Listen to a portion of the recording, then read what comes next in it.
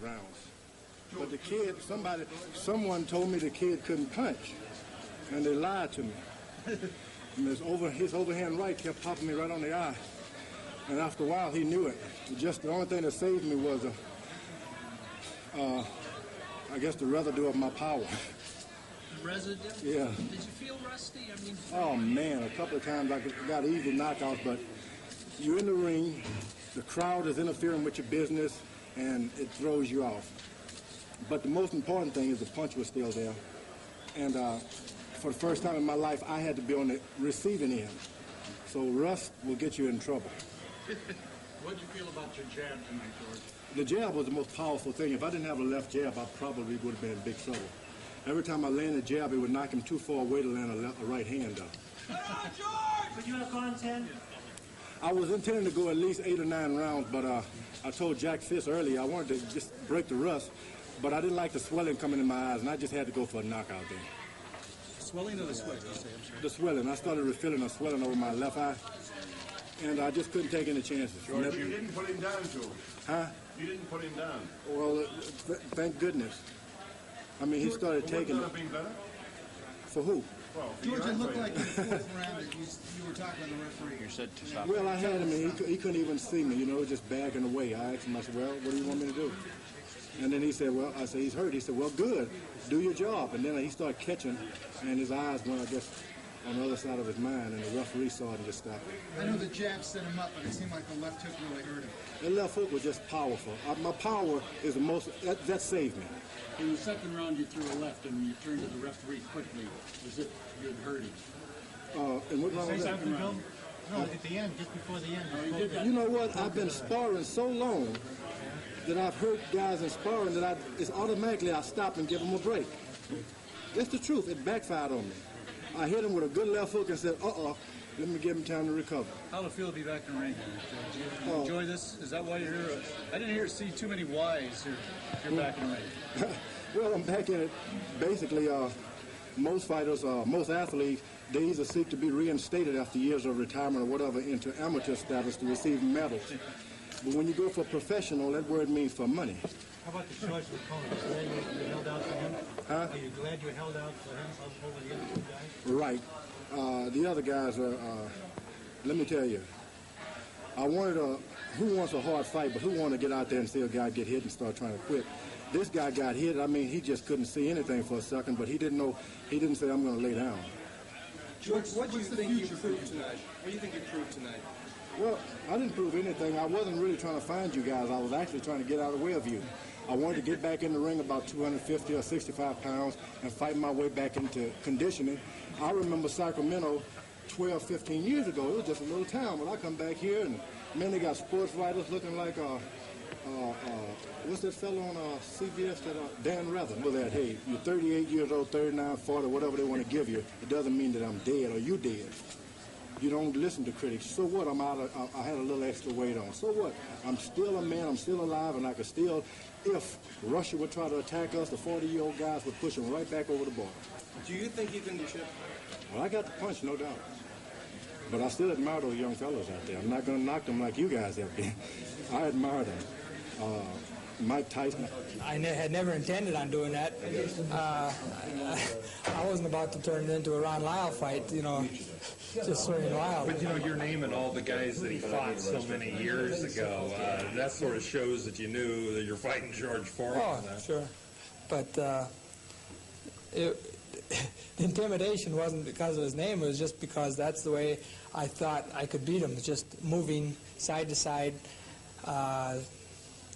and punching off of those moves, you know, letting him swing and miss me and then me counterpunch. And I just didn't have my timing. Maybe it's about time I started thinking about the end of a career, because last couple of fights, I haven't had a lot of sparring, but I'm sure that would help too. But I had some this time, and I should have had better timing and thrown more punches. They just couldn't throw them. His size had a lot to do with it, and his strength. You know, even when I got inside a couple times, I was going to throw some. It didn't take much for those big arms to hold my arms down, or if I threw him over the top and just a little bit, he'd move that, and it was like running into a brick wall. You know, it was just right there. So he's still got, a little bit of, he's got some moves. One time he just took his jab almost and extended it and shoved it into the ring. Yeah. How long ago were you with the Petronellis? About 3.5 years. 3.5 years ago? Or? Yeah. How long were you with them Just total? about 4 years ago. Thank you. How long were you with them? 5 years. Just a minute ago, he said that he had a lot of respect for the young guys. You're one of the young guys. How does that make you feel? I don't feel like one of the young guys. It's I'm getting very close to the end of my career, and You're not Denise, are you? No. I'm ready. He's, I'm glad to hear he's got some respect for me. I've got plenty for him, certainly. It takes a lot to come back. Hell, I'm 32, and it's hard to train. He's 38. Of course, I wish that's all I had to do was train, and not, I wish I didn't have to worry about working too, and then be able to train a lot harder. But I have a lot of respect for the guy. He's still got some skills, and he's got the size and the power. You can beat some fighters.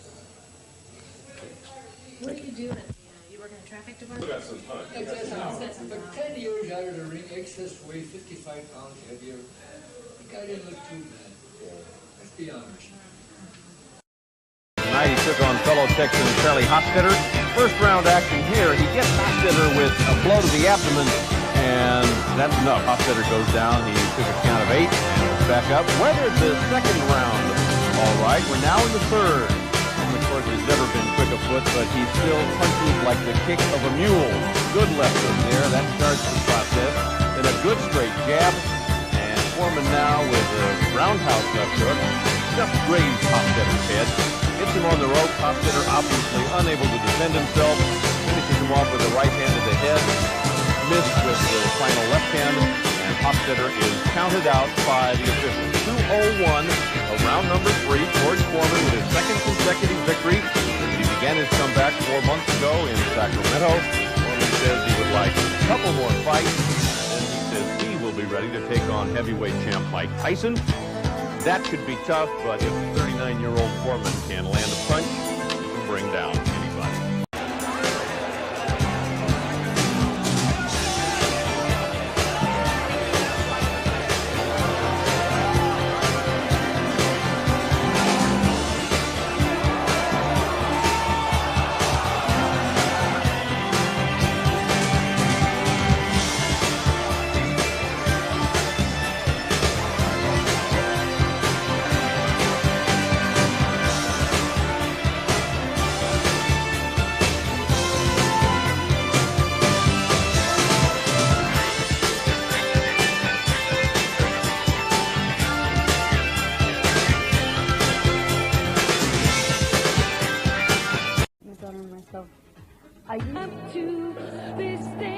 Così dunque sul ring con Guido Trane inquadrato, e questo è George Foreman, l'ex campione del mondo, 40 anni, ma un record di 51 vittorie e 2 sole sconfitte. È la prima ripresa dal Caesars Palace di Las Vegas. Guido Trane nettamente inferiore come statura, vedete, concede all'avversario alcuni centimetri e quasi 12 kg. 97.800 trane al peso, 110 kg George Foreman.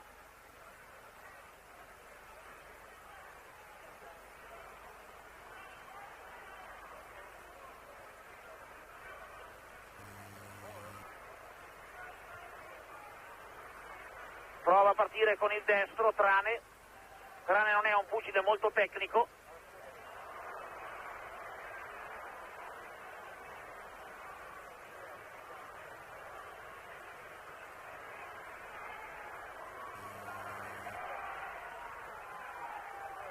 Tenta ancora con il destro Trane, mentre Foreman mantiene il controllo del centro del quadrato. Prova con il montante destro Foreman, poi col jab sinistro, ancora col jab sinistro Foreman.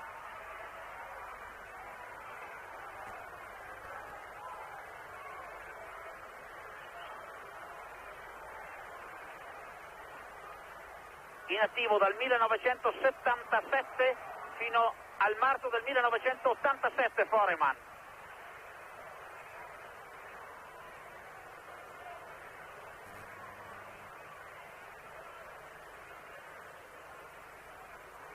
Col jab sinistro Foreman.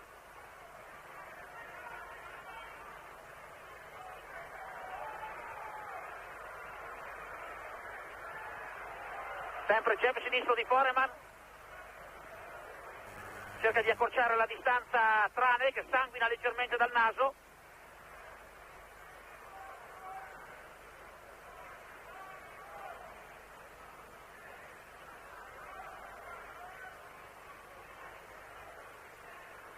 Ovviamente piuttosto lenta l'azione di Foreman, non si può pretendere la velocità da un uomo di 40 anni.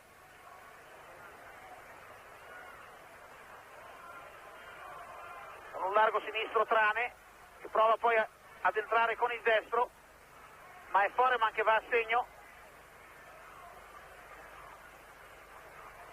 Foreman spinge Trane col destro, poi col sinistro.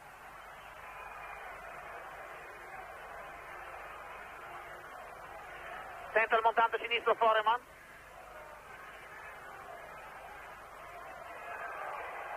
Fuori misura con un largo destro Trane, contratto dal sinistro di Foreman.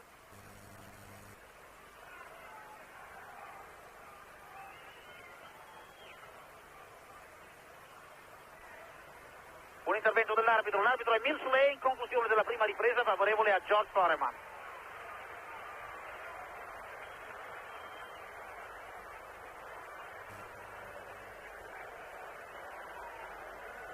Ecco qui Guido Trane nel suo angolo, vedete che sanguina leggermente dal naso. Il jab sinistro di Foreman ha lasciato qualche segno al suo angolo Francesco De Tomaso, che è il suo maestro, mentre il manager di Trane, Bonistalli, non ha potuto essere a bordo ring perché è colpito da un attacco influenzale.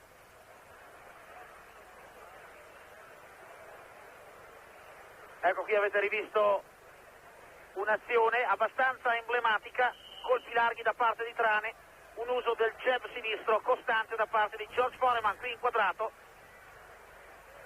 e questo è un primo piano di Guido Trane. Dal Caesars Palace di Las Vegas è la seconda ripresa, pesi massimi, match sulla distanza dei 10 round. George Foreman, ex campione del mondo, tenta un clamoroso rientro all'età di 40 anni, affronta il campione d'Italia dei pesi massimi Guido Trane.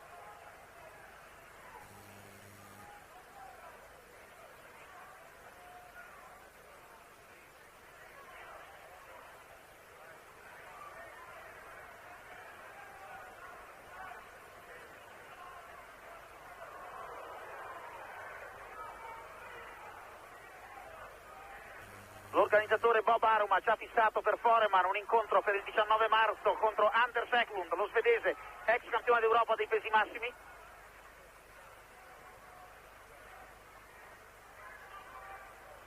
E spera addirittura di arrivare a far combattere Foreman contro Mike Tyson. Comunque per il momento i programmi di Tyson sono diversi. 21 marzo a Tokyo, Tyson contro Tony Tubbs. E poi forse in giugno il match con Michael Spinks. Ma torniamo a Foreman col jab sinistro.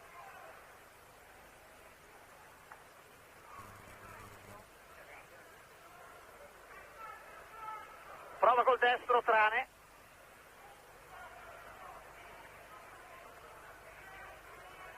Dovrebbe cercare di dare un po' più di ritmo al match a Trane, consente a Foreman un atteggiamento piuttosto statico, col jab sinistro Foreman anticipa Trane.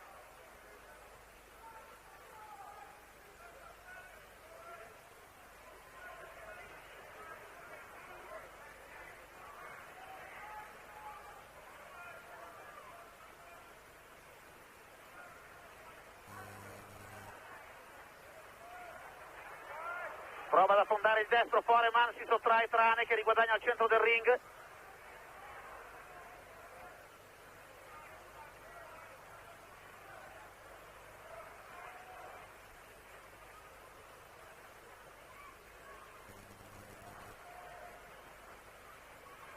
Punge sempre il jab sinistro di Foreman.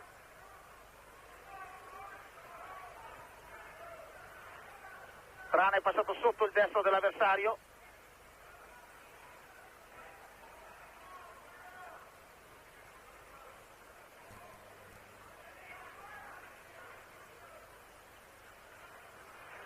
C'è un problema dei pantaloncini di Trane che stavano quasi cadendo, l'arbitro Miss Lane li ha messi a posto, si riprende. Jab sinistro di Foreman che detta il match.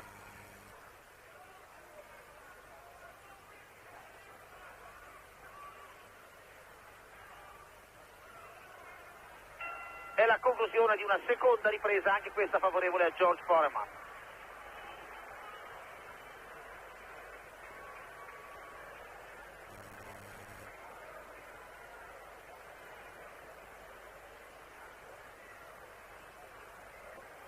Ecco qui George Foreman, all'angolo di Foreman c'è anche il vecchio, indimenticabile, una leggenda del ring, Archie Moore.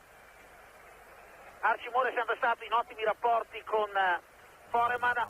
Un tempo il manager di Foreman era Dick Sadler, che era poi l'uomo che ha portato Archie Moore a Roma quando Archie Moore ha incontrato Giulio Rinaldi nell'ormai lontano 1960. Ecco riproposte alcune fasi della seconda ripresa.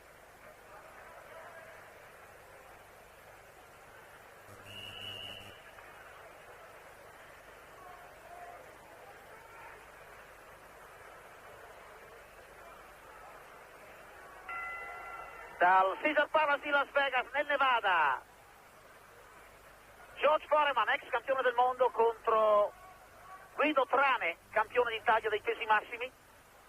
Favorevoli a Foreman le prime due riprese. Trane non è stato particolarmente in difficoltà, ma Foreman ha imposto la sua legge con un buon uso del jab sinistro, anche perché Trane, a mio giudizio, gli consente un atteggiamento troppo statico, che è quello più conveniente ad un uomo di 40 anni che naturalmente deve economizzare le proprie energie. Avete visto la percentuale delle vittorie prima del limite, il 39% di Trane, il 91% di Foreman. Foreman ha vinto 48 volte per KO su 51 incontri vinti e 2 persi, uno con Muhammad Ali nello Zaire nel 1974 ed uno ai punti con Jimmy Young, match del 1977, l'ultimo della prima parte della carriera di Foreman. Tornato sul ring nel marzo del 1987, vincitore di 6 volte prima del limite, da quando ha ripreso a combattere. Montante destro di Foreman, combinazioni molto semplici, jab sinistro e montante destro. Foreman parte con un largo destro Trane, ma non sono colpi che riescono a fermare Foreman. Comunque questo gancio sinistro un po' più efficace di Trane.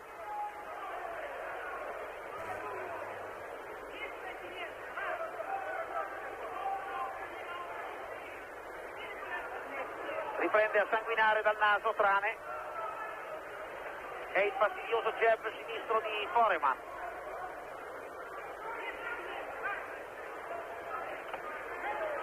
Un gancio sinistro di Trane, in uscita ancora con sinistro Trane, poi prova col destro.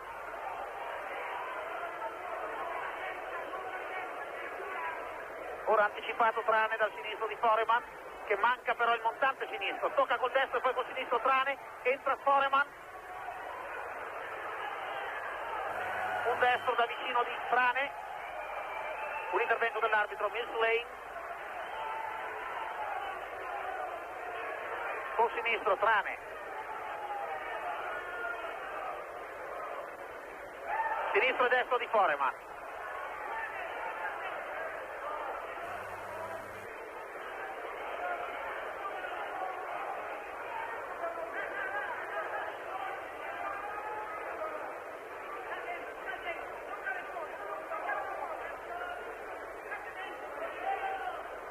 Non riesce a doppiare col destro Foreman, tocca ora col sinistro al corpo, forse un po' basso, e l'arbitro Miss Lane richiama Foreman. Bloccato un sinistro di Trane da Foreman e la conclusione di una terza ripresa, anche questa favorevole a George Foreman.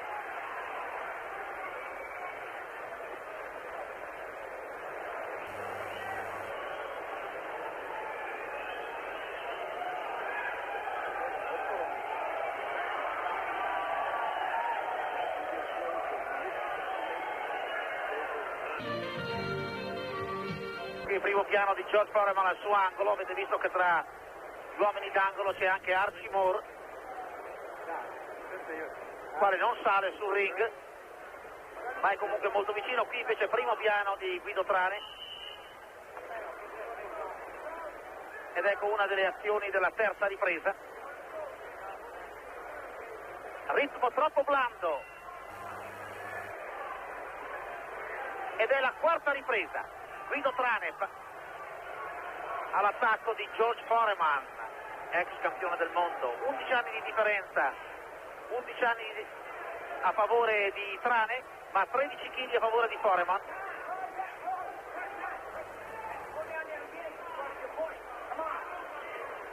Un altro richiamo volante a Foreman, gli ha detto l'arbitro: guarda che sono costretto ad ammonirti ufficialmente se colpisci ancora basso.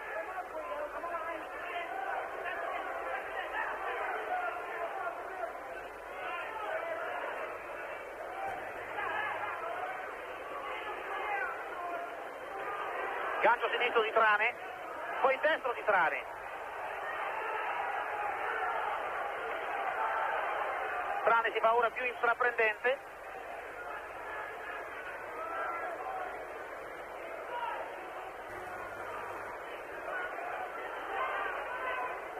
Col jab sinistro Foreman. Largo destro di Trane a segno.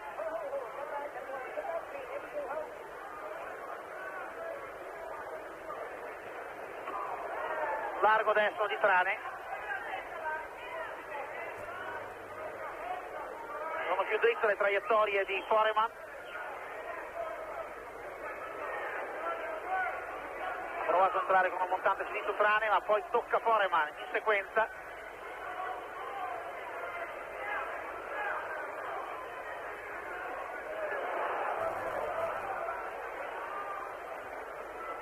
Col destro Trane, montante destro di Foreman.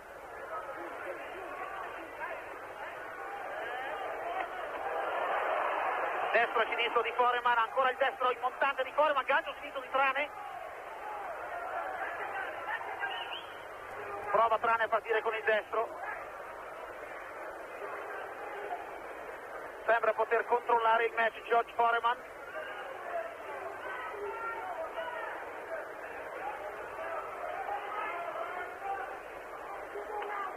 Largo destro di Trane.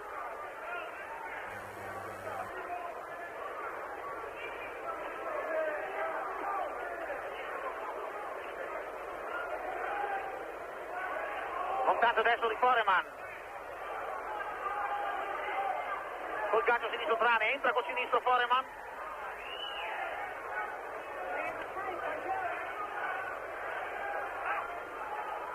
Ora il jab sinistro di Foreman. Contra col destro Trane. Foreman due volte col sinistro.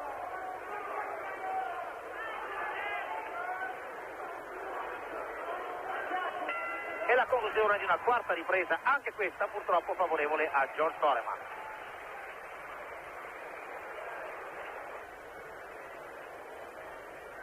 Ecco di nuovo riproposto il destro di Trane.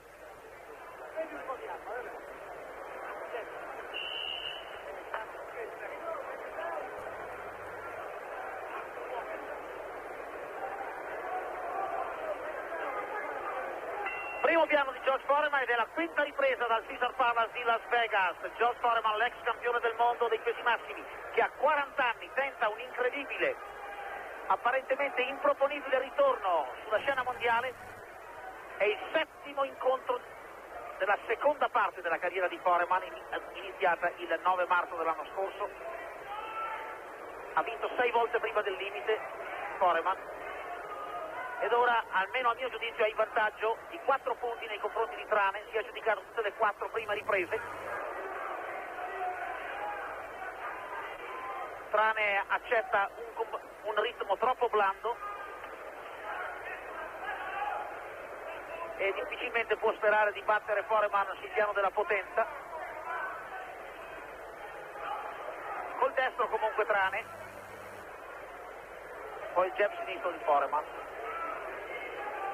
A vuoto Foreman e lo contra col sinistro Trane.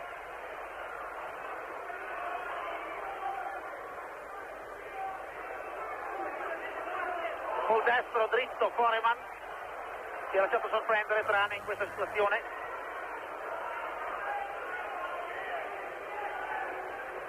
Fuori misura col gancio sinistro Trane.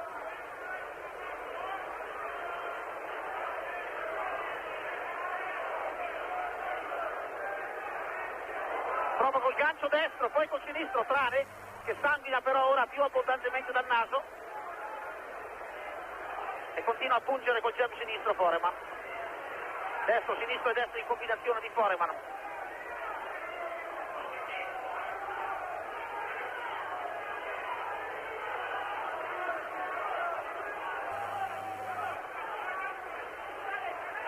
Due volte col sinistro al corpo Trane.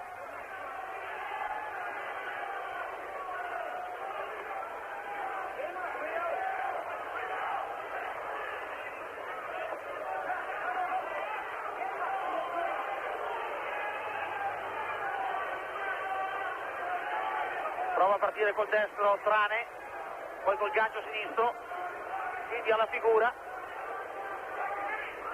poi col destro Foreman. C'è una netta differenza di potenza tra i due pugili.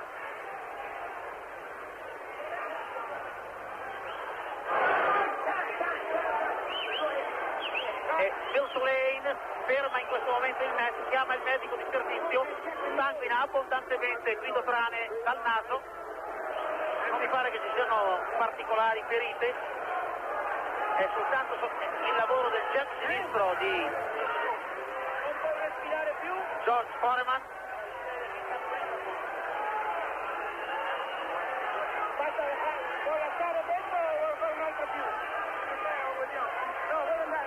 Gli hanno chiesto: vuoi smettere o vuoi provare a continuare?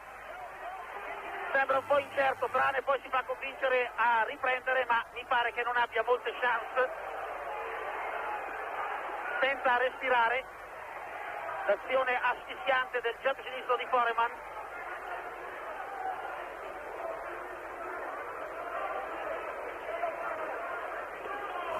Gancio sinistro di Trane, che però stuzzica Foreman, la cui reazione ora è più efficace. 2 colpi di Foreman scuotono Trane, e questa volta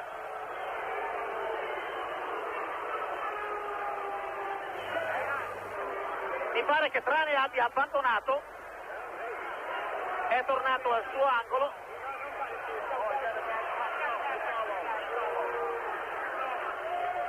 E abbandona Guido Trane. Niente da fare, vince alla quinta ripresa George Foreman.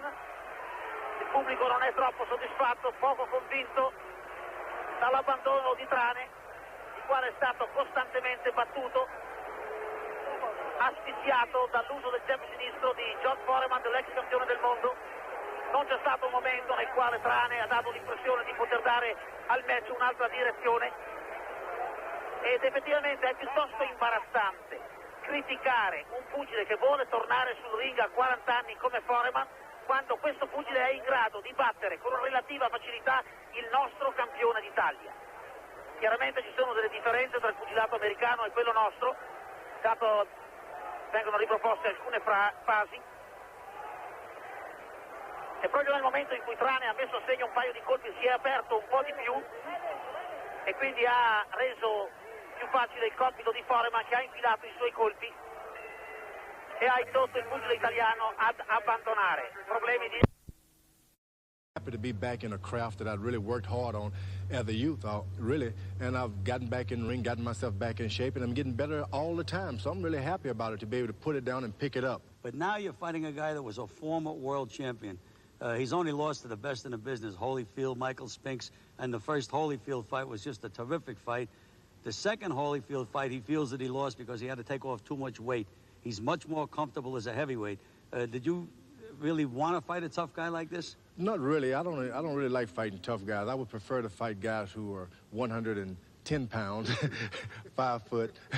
But it just so happened that as you keep moving around, the promoters, they have a lot to do with who they match you with, and you want to match as evenly as you can. And I think this kind of fight is really, basically, I'm ready for these kind of fights. Well, you know, George, after this, in my opinion, you have to fight a guy in the top 10. And from there, Tyson is right around the corner. That's right. I hope to keep fighting as often, as much as once or twice per month.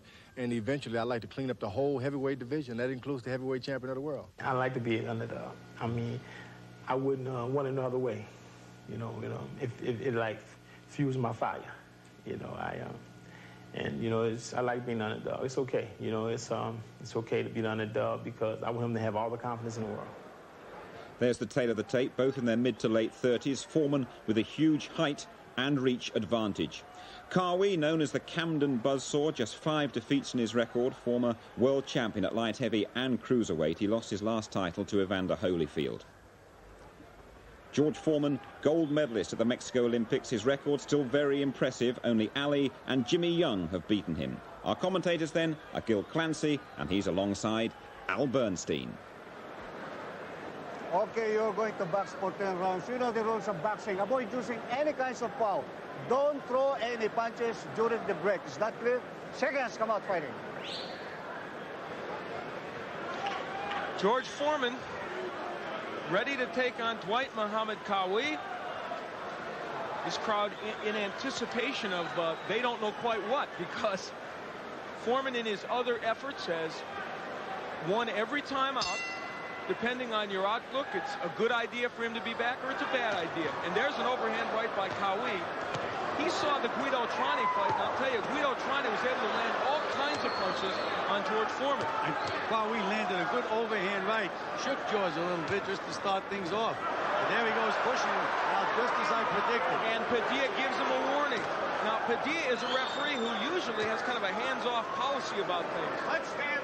I don't know why George isn't working that left jab. He's allowing Kawi to take liberties. Kawi, who is thick around the middle, make no question about that, able to pretty much walk in. I don't understand Foreman's strategy at all, Al. He should be keeping this little guy away from him. Just keep snapping that great jab that he has in his face. There it is. And, of course, the uppercut you would expect to see from George Foreman. Foreman looks like he's kind of toying with Braxton, or with Kawi. And there's the jab from Foreman. No, he's not snapping that jab, Al. Good right by Kawi. Well, I did the fight in which Guido Trani, who was knocked out by Foreman, fought him, and Trani, who is nowhere near what Kawi is, was able to bounce lefts and rights off the head of Foreman. George has to keep it out there with that left jab. If he starts to stay inside, he can get himself in a lot of trouble. The jab and the uppercut, his two most important weapons, he just missed with them there. You know, you mentioned the fact that the Kawi is thick around the middle.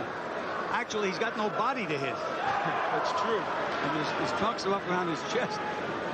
If anything Foreman throws to the body, you'll be a low blow. George is allowing Kawi to take too many liberties. Kawi can hit him with the overhand right. It looks like just about any time. I don't think he doesn't have a good left hook behind that right hand. Foreman lands the hook. I think the key question, Gil, is what will happen to Kawi when Foreman lands something, if he lands something big. Look at the jab of Kawi. He may be short, but as you've said many times, it's timing that makes a left jab. Absolutely correct. I've seen many a short guy out-jab these big, tall guys. He can come in behind the other guy's jab.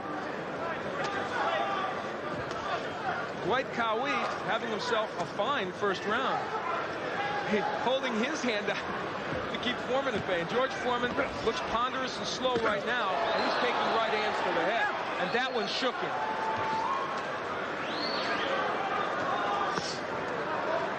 Body shot by Foreman. Two good body shots, Al. Well, this fight starting as Kawi would like it to. It's not the same very busy Kawi that we saw as a cruiserweight and a light heavyweight. But he's landing. There's the right and the left by Foreman. Hey, guess what? It did knock Kawi down. That'll do it for round one. The crowd is kind of hushed because what they're seeing here is not exactly, I don't think, what they thought they'd see. You know, I think a very more confident Kawi went back to the corner if he saw the way that first round went. That's true, and let's hear what they're telling him. How you feel, champ? All right? You okay, though? You hear me saying? You hear me saying to you? Yeah. You go down in the stomach, you okay? Try to kill the stomach first. Hit this big son of a bitch in the stomach. It's here to come down to you then. All right? You're reaching up for him, all right? All right? All you got to do is keep moving. Slim Robinson and Wesley Muzan, not too many better cornermen. That's all. Tops in the business. They really know their business. And Eddie Aliano in there to work cuts. That's a good trio of men. Well, that means they're taking this fight very seriously, as they should. And in George Foreman's corner, he stood up for the entire round, which I completely disagree with. You can take advantage of that minute rest, and you can get the guy's attention better when he's sitting down in front of him. George just stands there and, well, he's his own man. He does his own thing. And you had first-hand experience with that when you trained him. He has won all his fights in this comeback effort. In truth, it hasn't been a glittering group that he's beaten. But he's won them all. He won them all by knockout. The thing with George Foreman in this fight is he's not snapping that jab. He's trying to think a little too much. And Kawi's giving him a lot of head motion. Now the question, it may seem early to talk about stamina, but it isn't, because you saw Kawi in training get tired very quickly. Well, he's carrying all that extra weight. He figures that George Foreman has never been known for his strategy, but he has been improving in that area, I guess because he's a little more relaxed. And I saw him box 12 straight minutes in the gym without a rest, which I also disagree with, but they have him doing it. Well, at least it shows he can do it. Uh-oh. For Kawi, the left hook lands, and if he keeps getting hit with those punches, he's going to have a problem. George is trying to time him, and just a little bit of head motion that Kawi is giving him is throwing Foreman all off. He's just got to let his punches go, miss one or two, and land a third one. But the left hook uppercut is starting to get there against Kawi. In the old days, the Dwight Muhammad Kawi that was so skilled as a light heavyweight and a cruiserweight would probably not be hit with those. He was very tough to hit. Right now, he's getting nailed by Foreman. And it's taking its toll, I would think. Although he's standing in there with him. Oh, that one hurt Kawi. He's hurt now. Padilla steps in, but Dwight Kawi is definitely stunned.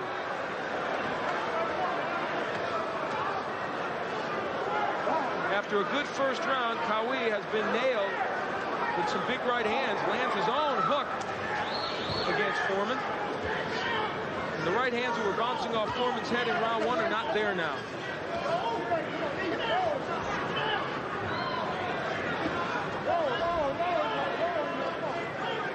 A much slower Dwight Muhammad Kawi, but it's a pretty slow Foreman as well. There's the jab by Foreman. That's what he should be using. Good left hook by Kawi, and another good left hook. Foreman pushes him off on a right hand and another right hand. George Foreman felt those punches. He is getting nailed with some big shots now by Kawi, and Kawi with the jab that lands. And Kawi is talking to him. Kawi was hurt earlier, and now he's back against the ropes. Well, an interesting round two, to say the least. Certainly was. George looked like he was getting it to him pretty good, starting to get his timing down a little bit. Kawi came back with a series of punches, and they all landed. And Foreman continues to stand in between the rounds. I'll put that thing in my nose. Dwight Cowie did land some big ones in the last round. Let's take a look at a little action from that last round. There's George very lazy with a jab, and he gets countered by a left hook. In a round. And another left hook. And George is trying to push him off. And that, a very familiar posture for Foreman. But you counter it. You counter it with your right hand, okay? Right? But get the chin down. I want your eyes on him all the time. Let him go the right hand. Not the right hand. We're headed to round 3. That is George Foreman, the 39-year-old ex-champ, trying to recapture that glory. Looking across at what looks like kind of a tired Dwight Muhammad Cowie, but a Cowie that's landed some big shots in the first couple of rounds. Cowie, the former light heavyweight and cruiserweight champion. Gets another right hand home. That's because George is not using that jab. What they should be telling him to do is jab at Cowie's chest. He's not going to miss him if he hits him on the chest, and he's going to knock him off balance where he can throw a couple of combinations. And there's the jab that you talked about. Well, he just pushed it, though, Al. He's got to snap that jab. Right hand by Cowie, and that woke up the crowd and woke up Foreman a little, but he doesn't back up. He keeps coming. Throws a bizarre right hand to the back of... Oh, there goes... Something hurt Cowie to the back of the head. Looked to me like it got hit in the back on the kidneys, Al. Now, is that a knockdown or not? I guess not. I guess whatever it was. Boy, it was very tough to see what that was.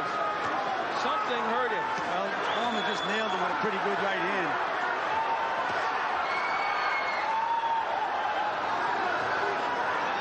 You may be right, Gil. It was something to the kidneys that drove him out of the ring. You know, he was holding the back of his head. It was not called a knockdown, apparently. There was no... Well, the referee didn't give us any indication of what it was. There was no 8 count. So with Cowie on the deck, he should have at least given us some kind of... And now Cowie is landing some pretty good short punches himself. Uppercut hurt Cowie, but we've said that before, and he seems to come back. Foreman under the microscope, to be sure. People looking at what he has and what he doesn't have.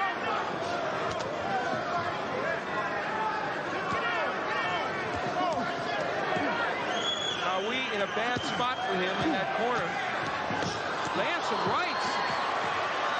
That left hook was a go-home left hook, but it missed. Under a minute left to go in round 3. In a round in which both men have landed big shots just like the second round. Again, the right by Cowie, a counter right. George doesn't seem to have any snap in his punches at all, Al. They're so ponderous, they're pushing punches. And that's probably why Cowie's still standing, because he's landed some big shots. There it is again, the right hand. Those are not tremendous punches, because as Gil said, they're not being delivered properly. His big punch, his best punch is still that left jab, but he's not using it. Big left hook by Cowie. Dwight Cowie doing what Guido Trani did so well, those overhand hooks and overhand rights, getting there. For George Foreman, defense is not his strong suit right now. Well, because he pulls his hand so far back before he punches out. And he is, but that has always been the case with him, and he's always had that problem. You got him bleeding. All right. Come on. Bring those out your mouth. Maybe we ain't going to do it. Bring those out your mouth. Let it out. Come on, real hard. Give it a smart. Keep pumping. Give it a smart. Coming into your territory now, Dwight. Yeah. All right, boy, come on now. You can do it now, man. Let's take a look and see about that mysterious knockdown.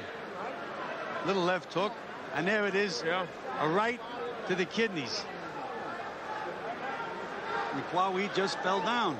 It was that strange right hand. It was a delayed reaction, which is why it was tough to tell what did it. He must have hit him pretty hard in the kidneys. You know, I guess. George Foreman can hit.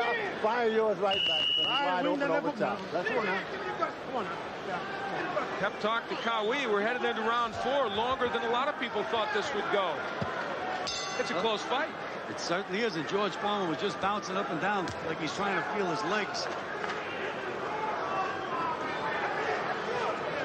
There's all that pushing that I was telling you about that they were working on in the gym. In my opinion, you should be just working on punching with George, not pushing.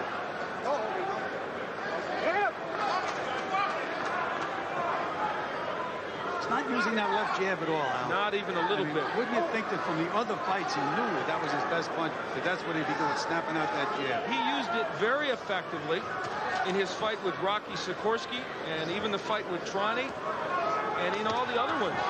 Not here. And Kawi gets in a left hand. It's weird slapping right hand, and Padilla appropriately gives Foreman a warning for backhanding. Well, it was a backhand.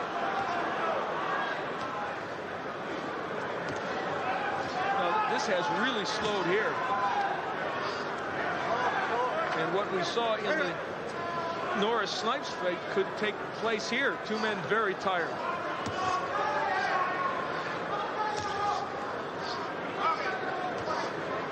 They're telling George in the corner, rough him. I'd be telling him to punch him. I think that might be a better idea. Rough him. Kawi not much on his punches right now. In fact, nobody's really punching. They're just The funny thing is, Kawi's strategy says if he can get George into the later rounds, George would be tired. George's corner strategy is to rough Kawi to make him tired. I mean, why don't they just depend on fighting ability instead of seeing if we can get him tired first? Maybe we should skip right. Good right hand counter by Kawi. Good combinations by Dwight Kawi. He's able to hold George off with one hand and throw that right hand with the other hand. Foreman better start punching. There's the jab. Uppercut by Kawi. And so what has been landed in this round primarily has been landed by Kawi. Left hook by Kawi. Now he's taunting George just a bit. Well, Foreman is going to have to start putting a little snap, especially the left jab. There isn't much on George Foreman's punches right now. And George is starting to gasp for air, Al. Right hand by George Foreman that does very little damage to Kawi, or it appears. George looks disinterested, looking over at his corner. Lands the uppercut, not much there. Well, for the cynics that didn't think George Foreman should be doing this, they're probably making their case right now because he's not looking good. They have to remember, as heavy as Kawi has become, he still was able to go 15 rounds with a guy like an Evander Holyfield. He has abilities. Oh, yes, he definitely does. There's no question about that. Now, he was hit with 3 good shots by Foreman. Gil, I don't know about you, but I have my answer. I think that Foreman is not going to knock him out with one punch. If he's going to do it, it'll have to be with a series of punches. He's going to have to start, again, snapping that left jab, really get some snap into it, get him on the end of the jab. If he can't do that, he's in for a long night. Let's hear what they're saying. Now, let's listen to Foreman's corner. To get back further on it. Spinning when he lay on the spin. Spinning, go to the side. There's no leg rest. Once the punch field, a little low. Then go down hard. Big jab.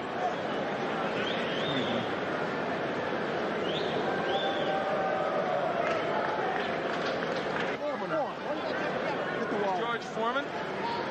Charlie Shipes has been not real active in his corner, talking to him, but pretty subdued.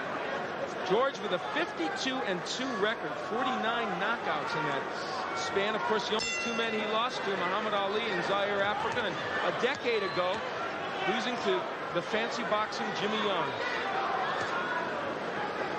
in the heat in, I believe, San Juan, Puerto Rico, correct? San Juan, Puerto Rico, 100 degrees in the building. You were there. You know about that heat. Well, that was about as much snap as I've seen George have on a punch tonight. A little left hook. He has not gotten leverage on his punches. He's landed some big ones, warning the Kawi for low blows. Kawi landing a couple of good shots.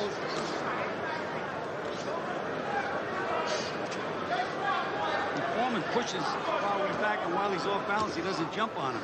And that takes some energy to be pushing that 222 pounds around all the time. Well, Kawi just relaxes, steps straight back, and George doesn't look to punch him. Time after time. That tactic started when he did so effectively to Joe Frazier and pushed him off his rhythm. But in this instance, it seems that's not necessary. He could just stand back and punch like that. George is looking to find it. You can move your head all night, Al, but your body doesn't move. George throws some real bombs downstairs. He's really not trying to hit the body of Kawi. He's landing in this round, no question about that. He's having a good 6th round. And he got nailed. Kawi lands a short right hand and a left hook. Another hook by Kawi. Foreman just pushes him off. But you have to start thinking decision here if this fight keeps going and start talking about who's landing more punches. Foreman's had a pretty good 6th round, but Kawi came with a couple of big shots. Well, if this fight continues this way, I think we're going to see a very controversial decision. It does have split decision written all over it. Right hand by Foreman, and that uppercut hurt. He faked him out. Wow. He faked out Foreman, then came back with a right hand. That was fascinating. I've never seen a fighter fake that much. No, it looked like he was going down. Wow. We've all seen Ali fake being hurt, but not quite in that posture. And now George turned around and looked at his corner. Gil, do you feel like everything is kind of in slow motion here? Yes, I certainly do. We're watching a fight as if you could stop it and use a still every 10 or 12 seconds. There's 22 seconds left in round 6, and that left hook did hurt him. That's a knockdown because no, it isn't. It should have been. He went against the ropes. Against the ropes, right? That's correct. That should have been a knockdown. Instead, Foreman stopped punching. Kawi got up. Oh, there's been some odd things in this round. Kawi went down a couple of rounds ago. No, nothing was called.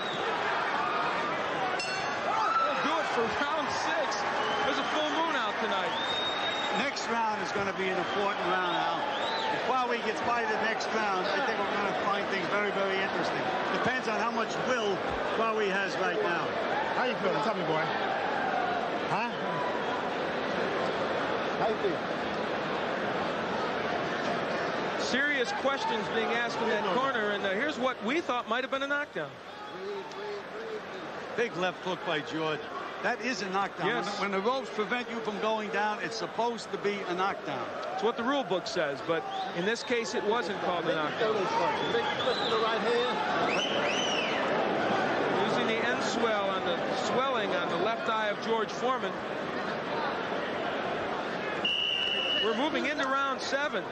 Been a bout in which that man George Foreman has hurt Kawi a couple times, but Kawi has also nailed him. I think this is the key round right now.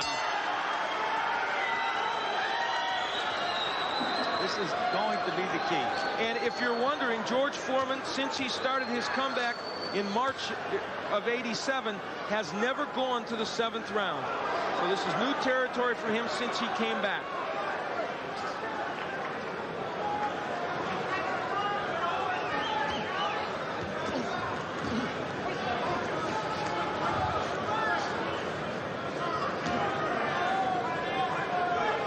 Blood on the front of Kawi's trunks, but I can't spot where he's bleeding from now.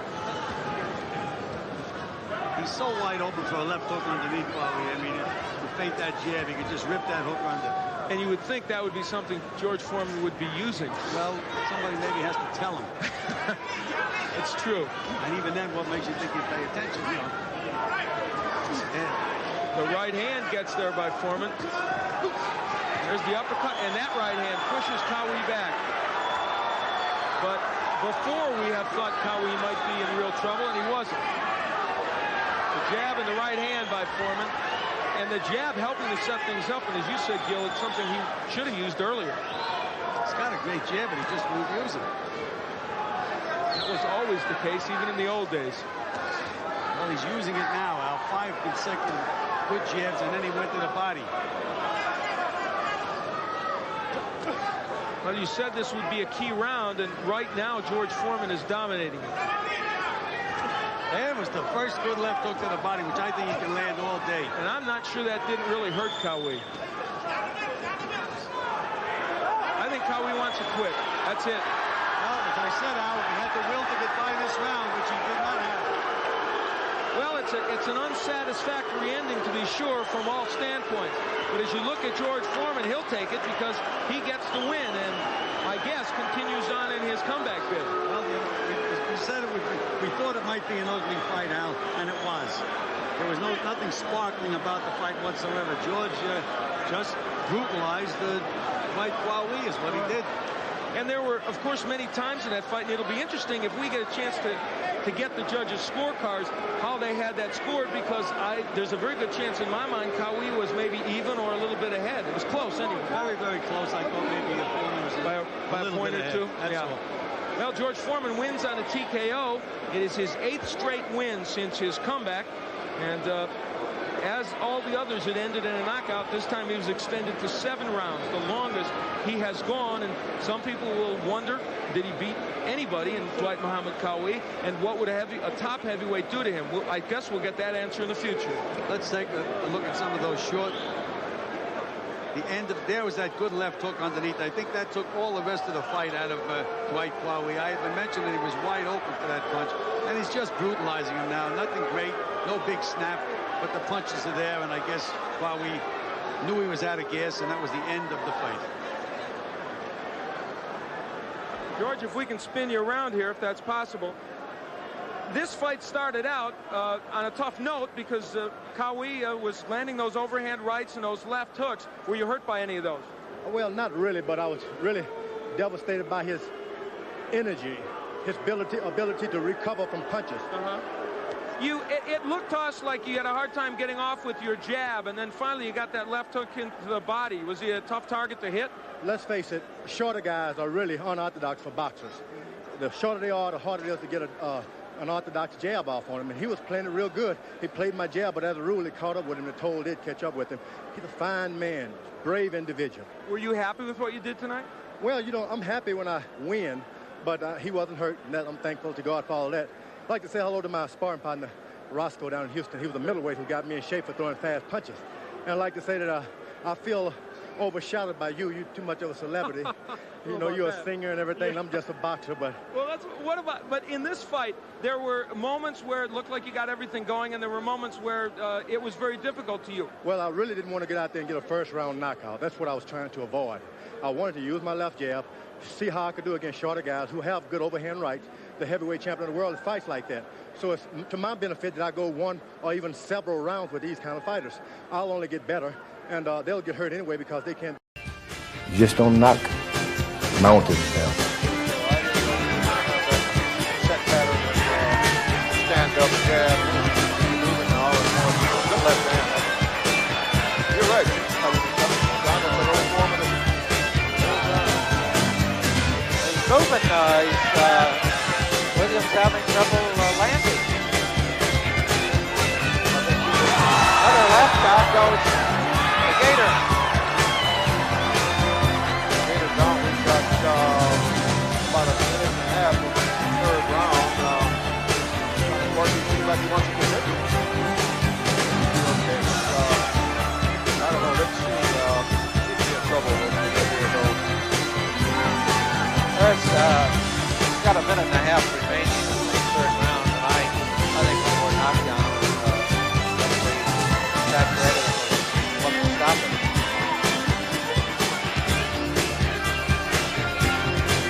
Foreman is 5 minutes to the right now.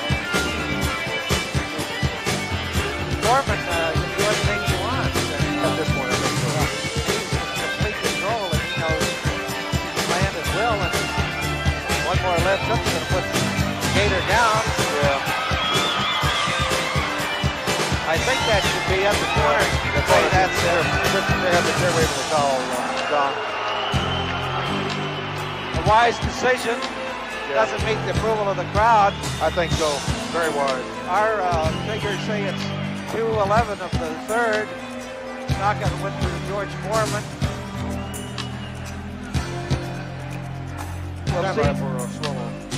We'll see that knockout.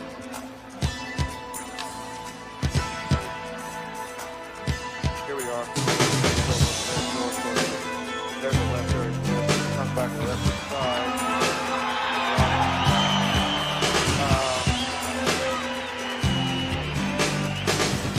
Dal Caesars Palace di Las Vegas. Vito Trane nettamente inferiore come statura, vedete, concede all'avversario alcuni centimetri e quasi 12 kg.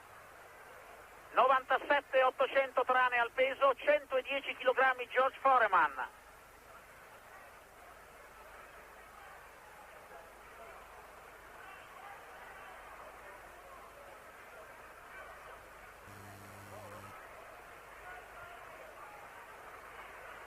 a partire con il destro Trane non è un pugile molto tecnico,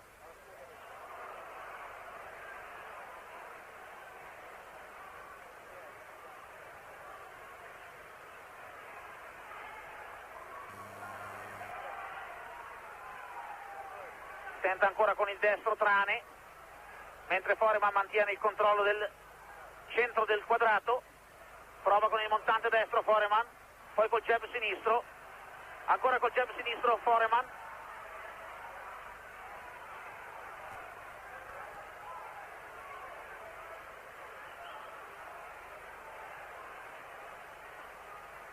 in attivo dal 1977 fino al marzo del 1987 Foreman.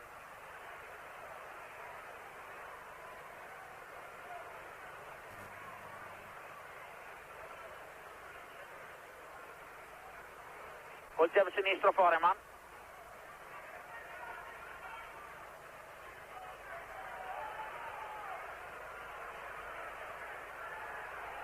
Sempre jab sinistro di Foreman. Cerca di accorciare la distanza Trane che sanguina leggermente dal naso.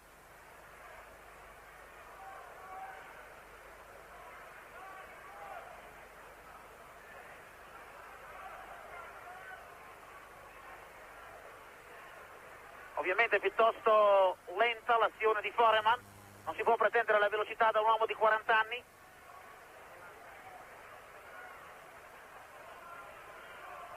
Con un largo sinistro Trane che prova poi ad entrare con il destro, ma è Foreman che va a segno. Foreman spinge Trane col destro, poi col sinistro.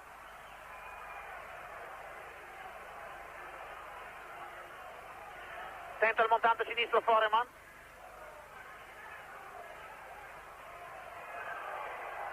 Fuori misura con un largo destro Trane, contratto dal sinistro di Foreman.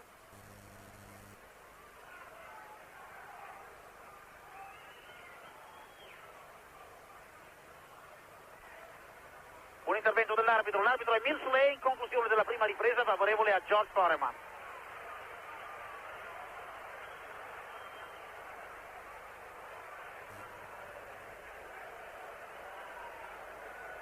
Ecco qui Guido Trane nel suo angolo, vedete che sanguina leggermente dal naso, il jab sinistro di Foreman ha lasciato qualche segno al suo angolo Francesco De Tomaso che è il suo maestro, mentre il manager di Trane, Bonistalli, non ha potuto essere a bordo ring perché è colpito da un attacco influenzale.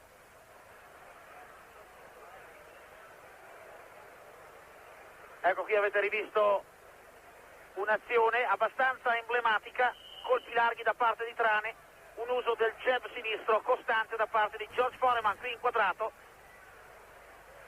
e questo è un primo piano di Guido Trane. Dal Caesars Palace di Las Vegas è la seconda ripresa, pesi massimi, match sulla distanza dei 10 round. George Foreman, ex campione del mondo, tenta un clamoroso rientro all'età di 40 anni, affronta il campione d'Italia dei pesi massimi Guido Trane.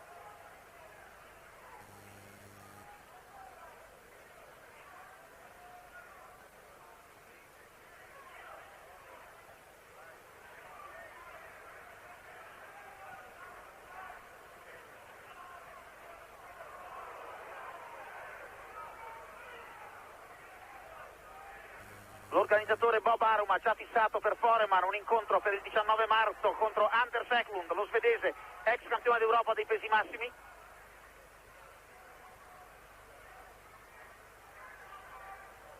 E spera addirittura di arrivare a far combattere Foreman contro Mike Tyson. Comunque per il momento i programmi di Tyson sono diversi. 21 marzo a Tokyo, Tyson contro Tony Tubbs. E poi forse in giugno il match con Michael Spinks. Ma torniamo a Foreman col jab sinistro.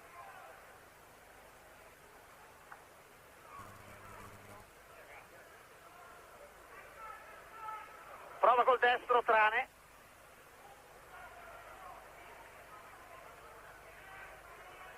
Dovrebbe cercare di dare un po' più di ritmo al match a Trane. Consente a Foreman un atteggiamento piuttosto statico. Col jab sinistro Foreman anticipa Trane.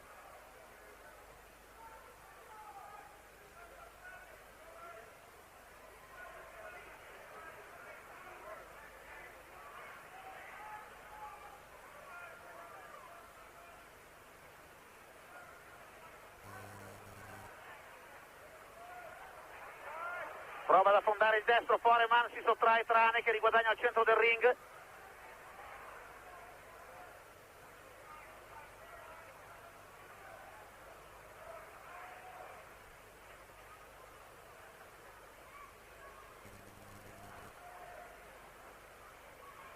Punge sempre il jab sinistro di Foreman.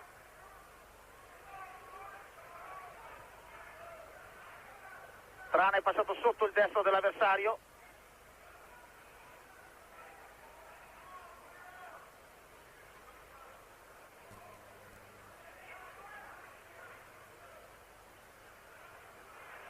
C'è un problema dei pantaloncini di Trane che stavano quasi cadendo, l'arbitro Miss Lane li ha messi a posto, si riprende. Jab sinistro di Foreman che detta il match.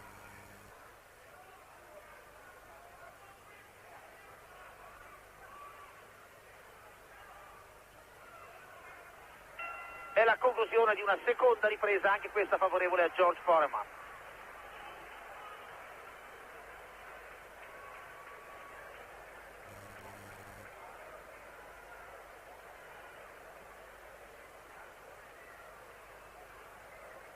Ecco qui George Foreman, all'angolo di Foreman c'è anche il vecchio, indimenticabile, una leggenda del ring, Archie Moore. Archie Moore è sempre stato in ottimi rapporti con Foreman. Un tempo il manager di Foreman era Dick Sadler, che era poi l'uomo che ha portato Archie Moore a Roma quando Archie Moore ha incontrato Giulio Rinaldi nell'ormai lontano 1960. Ecco riproposte alcune fasi della seconda ripresa.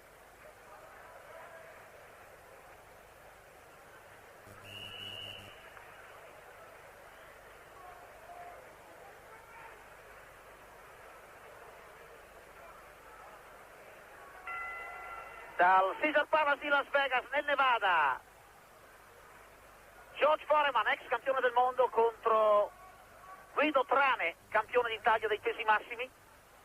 Favorevoli a Foreman le prime due riprese. Trane non è stato particolarmente in difficoltà, ma Foreman ha imposto la sua legge con un buon uso del jab sinistro, anche perché Trane, a mio giudizio, gli consente un atteggiamento troppo statico, che è quello più conveniente ad un uomo di 40 anni che naturalmente deve economizzare le proprie energie.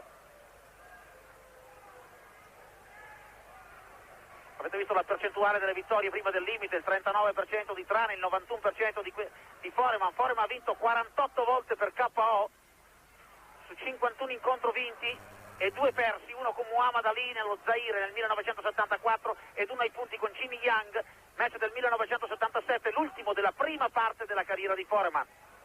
Tornato sul ring nel marzo del 1987, vincitore 6 volte prima del limite, da quando ha ripreso a combattere. Montante destro di Foreman, combinazioni molto semplici, jab sinistro e montante destro. Foreman parte con un largo destro Trane, ma non sono colpi che riescono a fermare Foreman. Comunque questo gancio sinistro un po' più efficace di Trane.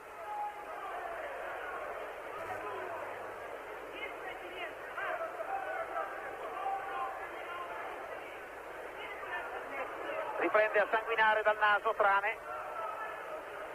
È il fastidioso jab sinistro di Foreman.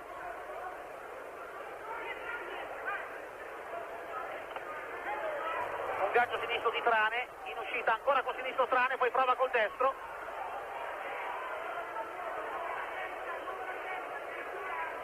Ora anticipato Trane dal sinistro di Foreman, che manca però il montante sinistro. Tocca col destro e poi col sinistro Trane, entra Foreman. Un destro da vicino di Trane, un intervento dell'arbitro Miss Lane. Con sinistro Trane, sinistro e destro di Foreman.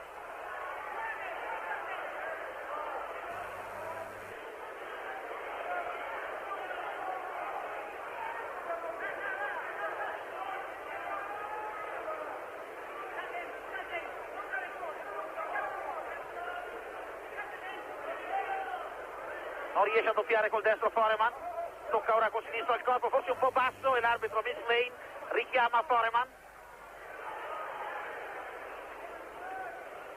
bloccato un sinistro di Trane da Foreman, e la conclusione di una terza ripresa, anche questa favorevole a George Foreman.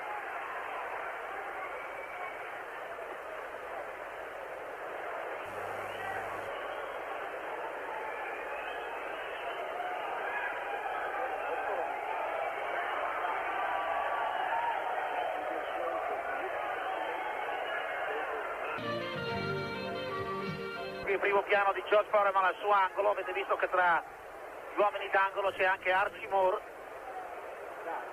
il quale non sale sul ring, ma è comunque molto vicino. Qui invece primo piano di Guido Trane,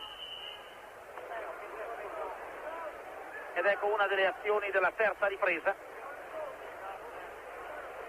Ritmo troppo blando,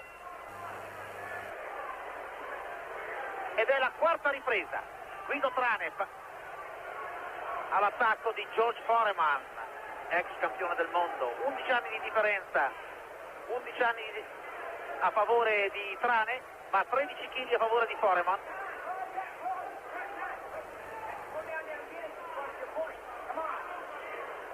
Un altro richiamo volante a Foreman, gli ha detto l'arbitro: guarda che sono costretto ad ammonirti ufficialmente se colpisci ancora basso.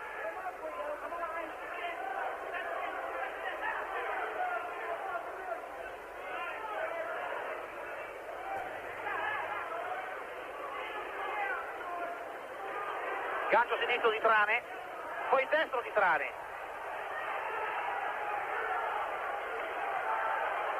Trane si fa ora più intraprendente.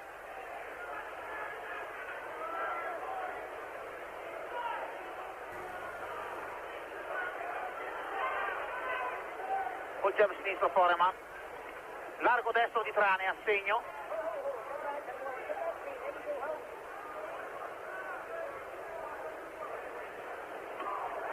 Largo destro di Trane. Sono più dritte le traiettorie di Foreman. Ha provato a entrare con un montante sinistro Trane, ma poi tocca Foreman in sequenza.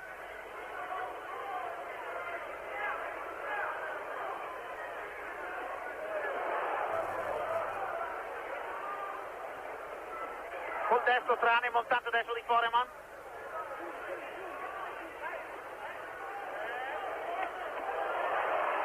Destro e sinistro di Foreman, ancora il destro in montante di Foreman, gancio sinistro di Trane. Prova Trane a partire con il destro. Sembra poter controllare il match George Foreman.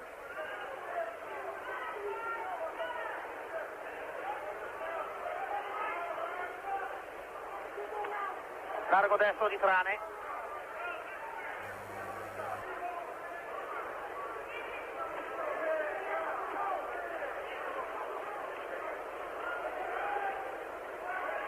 Montante destro di Foreman.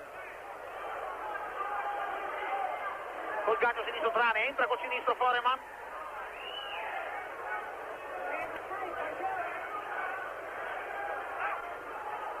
Ancora il jab sinistro di Foreman.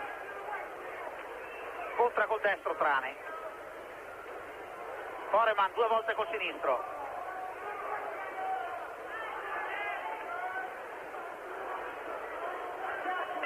E la conclusione di una quarta ripresa, anche questa purtroppo favorevole a George Foreman.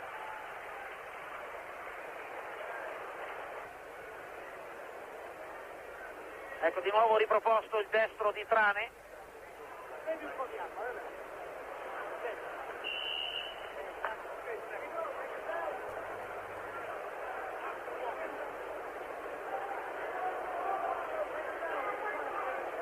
Primo piano di George Foreman, ed è la quinta ripresa dal Caesars Palace di Las Vegas. George Foreman, l'ex campione del mondo dei pesi massimi, che a 40 anni tenta un incredibile, apparentemente improponibile ritorno sulla scena mondiale. È il settimo incontro della seconda parte della carriera di Foreman, iniziata il 9 marzo dell'anno scorso. Ha vinto 6 volte prima del limite Foreman, ed ora, almeno a mio giudizio, ha in vantaggio di 4 punti nei confronti di Trane. Si è aggiudicato tutte le 4 prime riprese. Trane accetta un ritmo troppo blando e difficilmente può sperare di battere Foreman sul piano della potenza. Col destro comunque Trane, poi il jab sinistro di Foreman. A vuoto Foreman e lo contra col sinistro Trane.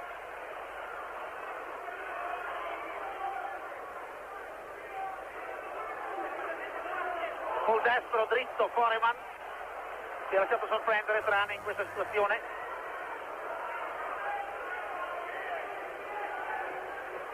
Fuori misura col gancio sinistro Trane.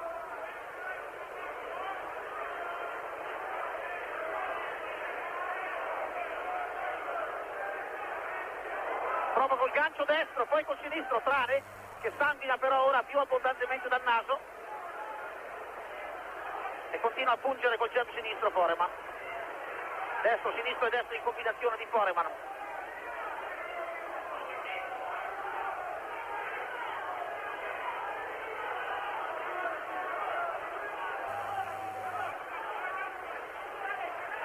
Due volte col sinistro al corpo Trane.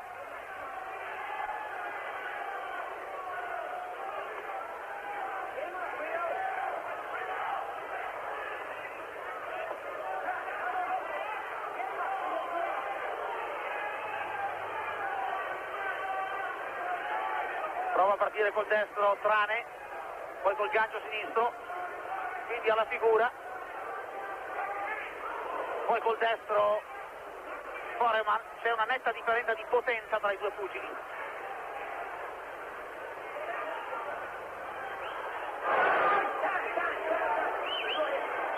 E Bill Tulane ferma in questo momento il match, chiama il medico di servizio, sanguina abbondantemente Guido Trane dal naso.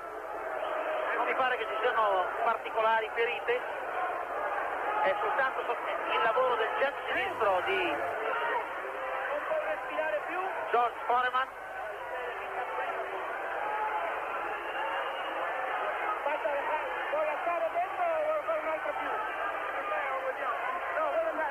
Gli hanno chiesto: vuoi smettere o vuoi provare a continuare? Sembra un po' incerto Trane, poi si fa convincere a riprendere, ma mi pare che non abbia molte chance. Tenta a respirare, l'azione asfissiante del jab sinistro di Foreman.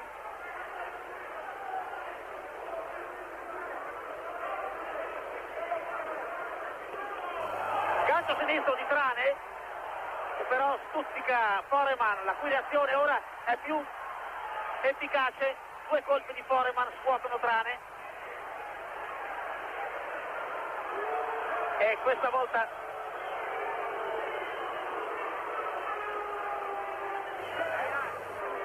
mi pare che Trane abbia abbandonato, è tornato al suo angolo.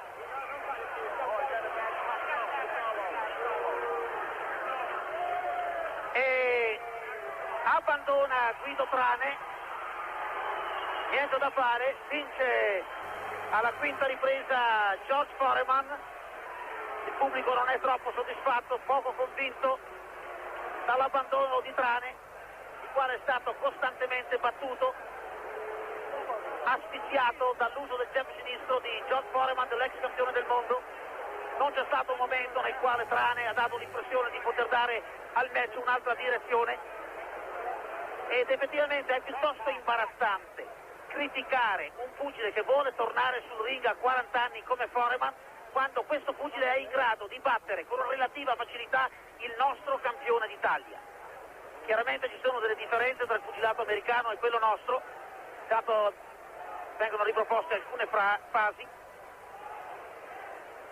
e proprio nel momento in cui Trane ha messo a segno un paio di colpi si è aperto un po' di più e quindi ha... As far as training was concerned over the course of the last few years, now he's with the Michael Spinks camp, and there is the power with the left, goes right at Foreman. Hernandez staggers Foreman in the opening seconds. Exactly what Hernandez said that he was going to do. He said he wasn't going to do anything special, just go out and fight Foreman. He has been imitating Mike Tyson as as a sparring partner for Spinks. He's been going 3-4 rounds a day against Michael Spinks heading into this one, looking for roundhouses. Foreman, in his first 9 fights, criticized for being too slow and the poor quality of his opponents. This is the best opponent he has faced. Muhammad Qawi, who was Dwight Qawi, actually the biggest name he has faced, but he had certainly ballooned and was out of his game. And Foreman is extremely slow. Hernandez went out, feinted the left jab, and came around with a wide hook. After Foreman tried to wipe away that jab, he dropped his right hand, left himself open. And consider Foreman is in the best shape in his comeback bid, down to 245, and he is being hit by Hernandez, just teeing off and connecting. We are just about halfway through round number 4, and Hernandez could be quickly stealing the first round. Foreman carrying his hands very low. Smartly, Hernandez going downstairs to the body on Foreman. He sees the weight that Foreman's carrying today. At the weigh-in this morning, Hernandez a little bit intimidated when he saw Foreman. He did not expect him to be in good shape. And I have to look at Foreman. Gosh, 15 years ago, he was such a technician. He wouldn't have gotten hit with those big punches that he's getting hit with tonight. Thing, as Sean pointed out before, the big punch, and that's what he's looking for. Ooh, the left shakes up Hernandez. It was a left jab, shook him up. Hernandez psychologically trying to tell Foreman, you didn't hurt me, come on, hit me. Shaking his head at Foreman. Foreman still has that power, and Hernandez showing us some power. He staggered Foreman here in this first round, putting pressure on Foreman and hitting him into the body well. Foreman may have been hit in this first round more than he has in his first 9 fights. Hernandez down, no, a push. Hernandez waves it off, as does referee Paul Venti. That was just a push. Anything you can do to get your opponent on the ground, that's what Foreman is doing. Just even if you have to push him down, make him visit that canvas. Let him get used to it and let him like it. Showing you the strength of George Foreman. Hernandez, 6 feet, 225 pounds. And he has to be very pleased with the first 3 minutes. That's right. I'll give him that first round. Foreman, one of the greatest technicians. Foreman standing up in the corner, trying to get as much air into his lungs as possible. Second round action. Hernandez, very little amateur background. He had only 3 fights, one of which was a victory over Marvis Frazier. He had been going from trainer to trainer, having problems in fights, not getting warm, and losing quickly. We mentioned Eddie Gregg in a big fight, the Boone Pultz in the USBA Cruiserweight title fight. But he is now in the best shape of his life. He has never had a regular training program. He is now in the Michael Spinks camp. He's sparring with Spinks. He's being taught by Spinks. He's being watched by Eddie Futch. And this could be, for Carlos Hernandez, the biggest moment in his life. It is still very early, and it is George Foreman. Looks like he is going through the motions so far in the early stages, not upset with being rocked in the early minute of the first round. Foreman is picking his shots. He is not wasting any punches at all. Not only does he have that punching power, but also he has that experience. Most of the experts say Foreman has to step in against a top 10 opponent to see exactly where he is. Foreman says none of them will fight him. Well, last night we had 2 of them, Razor Ruddock and Pinklin Thomas, who says that Foreman won't fight them. And Foreman pushing back on Hernandez like he did on Joe Frazier right there. That's what he says that he can do against Tyson, eventually knock Tyson out. Carlos Hernandez. His best punch so far tonight has been the jab. Hernandez rallying back. He's not giving up. A pivot by Hernandez. Hernandez has been working out in Spinks training camp. Michael Spinks. Eddie Futch is in the corner. The same corner man for Spinks. Big right hand by Foreman. Hernandez came into this fight with a swelled left eye. From the right hands of Foreman, it has swelled up bigger. We could see that eye closed and maybe even cut. Right on it again, Foreman throws that right hand. Again, right on the right hand. So far, Foreman, ho-hum, going about his manner, trying to dissect a game Carlos Hernandez. Foreman not really worrying about the power here in the second round, just trying to land those punches, get your opponent used to getting hit and make him like it. And there goes the mouthful in round 3. Former heavyweight champion George Foreman at the age of 40, looking to get into a position where he one day would fight Mike Tyson. Many of the critics just scoff at it. George Foreman taking himself seriously. Hernandez doing just exactly what he told us he would do. Nothing spectacular, just basic boxing. That's what he's trying to do. What he's trying to do is to move left and stay away from Foreman's right. Foreman's most effective punch, so this time, has been the left. The jab just moving Hernandez back. And Sean, Foreman going at it methodically, feels he is in no danger, although he was staggered, knocked off balance in the first round. He may be fooling himself when he starts talking about going up against Tyson. A swing and a miss by Hernandez. Tell me, how slow does George Foreman look to you? Even though he looked quick in making Carlos Hernandez miss that punch, that left hook, he is still extremely slow, and he wants to fight a fighter who is extremely fast in Mike Tyson. Title. He feels better as a cruiserweight, but now he's at 225. He was stopped on cuts in the 7th round by Ricky Parkey, and the bell sounds with a minute to go. There was a minute to go. A short round, no complaints by Foreman. And there is the clock still counting down the 3rd round. Well, I can understand being off a couple of seconds or so, but a whole minute off as we take a look at the timekeepers trying to figure that one out. And he is shaking his head. He knows he blew it. He just missed the count. They're keeping time on a stopwatch, and they watched that thing go around 3 times, and he just missed the count. It went around only 2 times. Well, we'll send him a Christmas present of the digital stopwatch. He knows it, too. They are human. And George Foreman has no complaints. At this point, I think he'd like to go 2 minutes every round. There's the clock still ticking it off. And this should be the end of the 3rd round right now. How ironic. Last night in our Super Fights 1, Hector Camacho knocked down for the first time in his career in round number 1. And here tonight, Foreman staggered in round number 1. But we have proceeded on to round 4. Now Foreman coming out this round with a little bit more intent on his face.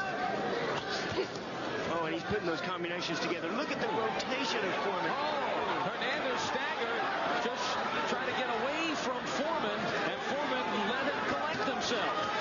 Now Hernandez trying to turn it on. He knows that it is a matter of time. The best defense is a good offense, and that's what Hernandez is trying to do. Foreman, the split-second timing, all that power, all that weight, comes from clinching of that fist, blocking of the elbow. Oh, Hernandez cannot stand in there with Foreman. Foreman just walking away from it. Hernandez says, come on, I can take it. Who's fooling who? Hernandez showing battle scars. Both eyes showed swelling. Got black eyes underneath both the eyes. And now his mouthpiece is gone. We're just a minute 15 into the round. George Foreman telling the referee, you better stop it now. What more do you want me to do to him? Foreman's telling the referee to pick up his mouthpiece. The mouthpiece of Carlos Hernandez came flying out with those combination Foreman is throwing. Hernandez, on the other hand, trying to press Foreman, takes a big uppercut. And that is it. Hernandez once more. Hernandez has been knocked into the twilight zone.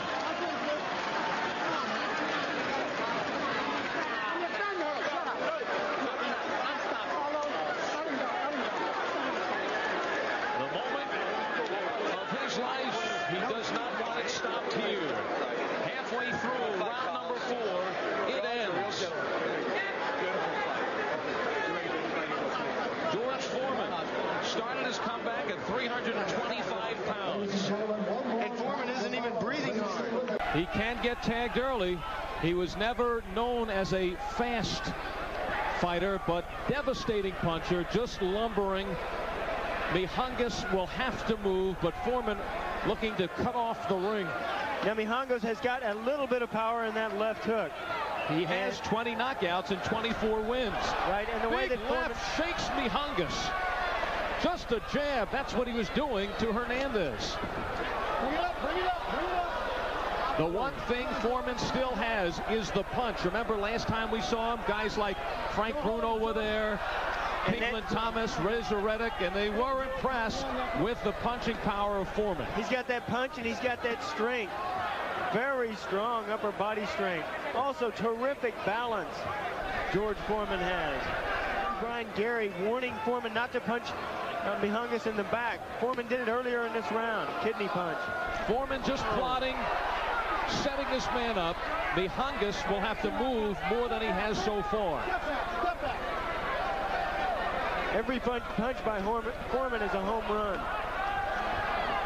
Don't push him, George. Get off his head now. Come on. Get off his head.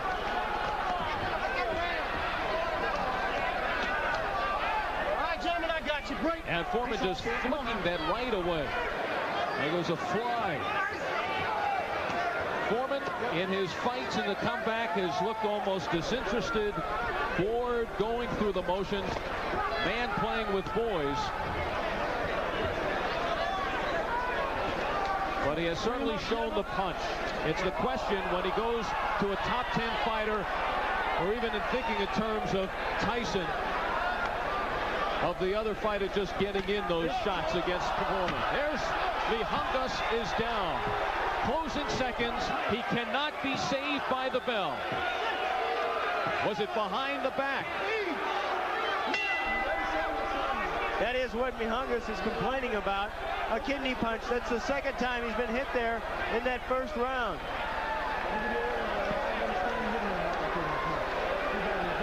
Referee Brian Gary visiting the corner of George Foreman, telling him to watch those kidney punches. Archie Moore in that corner. Here's a look at that kidney punch. Foreman, boom. Now in Foreman's defense, the way that Mihungus fights, he stands to his side. See how Mihungus, he's standing to the side. His feet are not parallel to, but they are parallel to Foreman's feet. Archie Moore, at the age of 75. He fought until he was 49 years of age. And what a perfect man to have in the corner of George Foreman, who is now nearing his 40th birthday. Foreman stood up between rounds with his foot on the stool.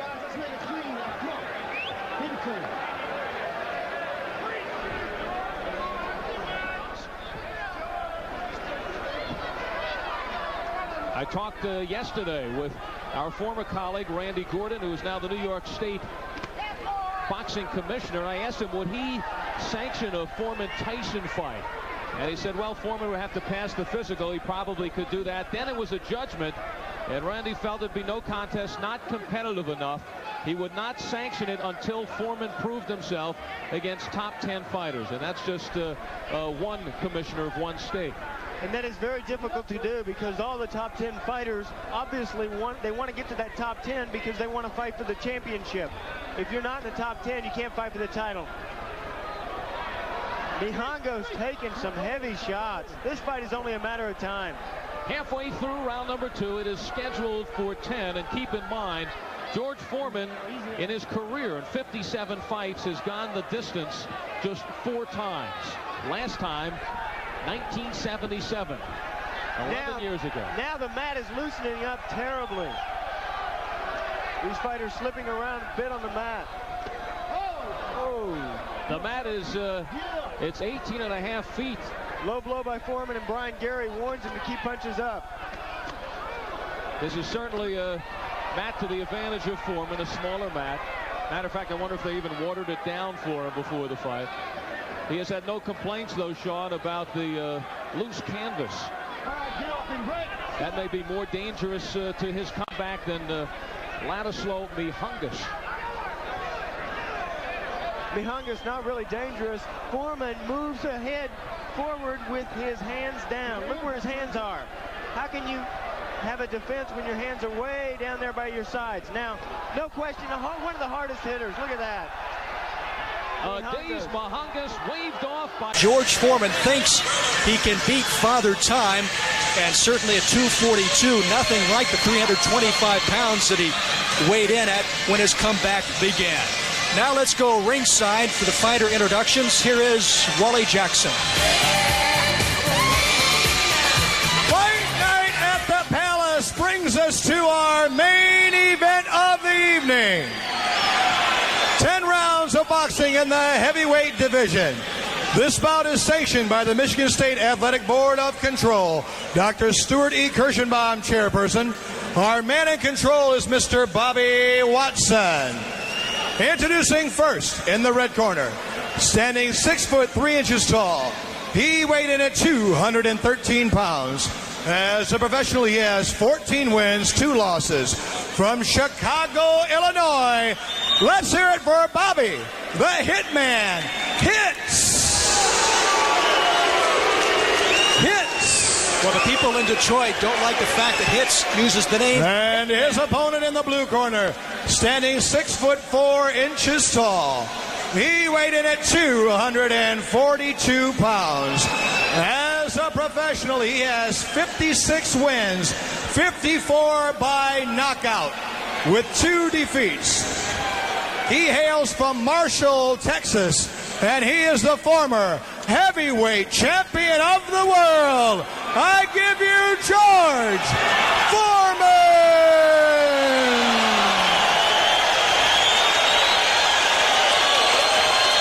This is 10 rounds. George Foreman brings back a little of the past tonight in Auburn Hills, Michigan. George Foreman fought 47 times before he was retired by Jimmy Young back in 1977, was out for 10 years.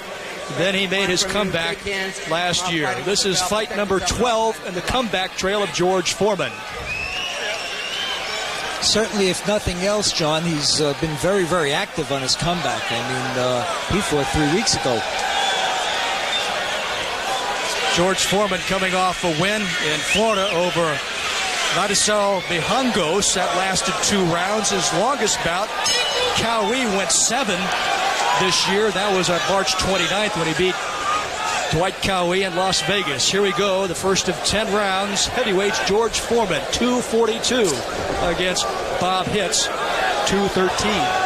Bob comes out doing just what he said he was going to do. He's circling to the left. Now he comes back to the right. Now he goes to the left.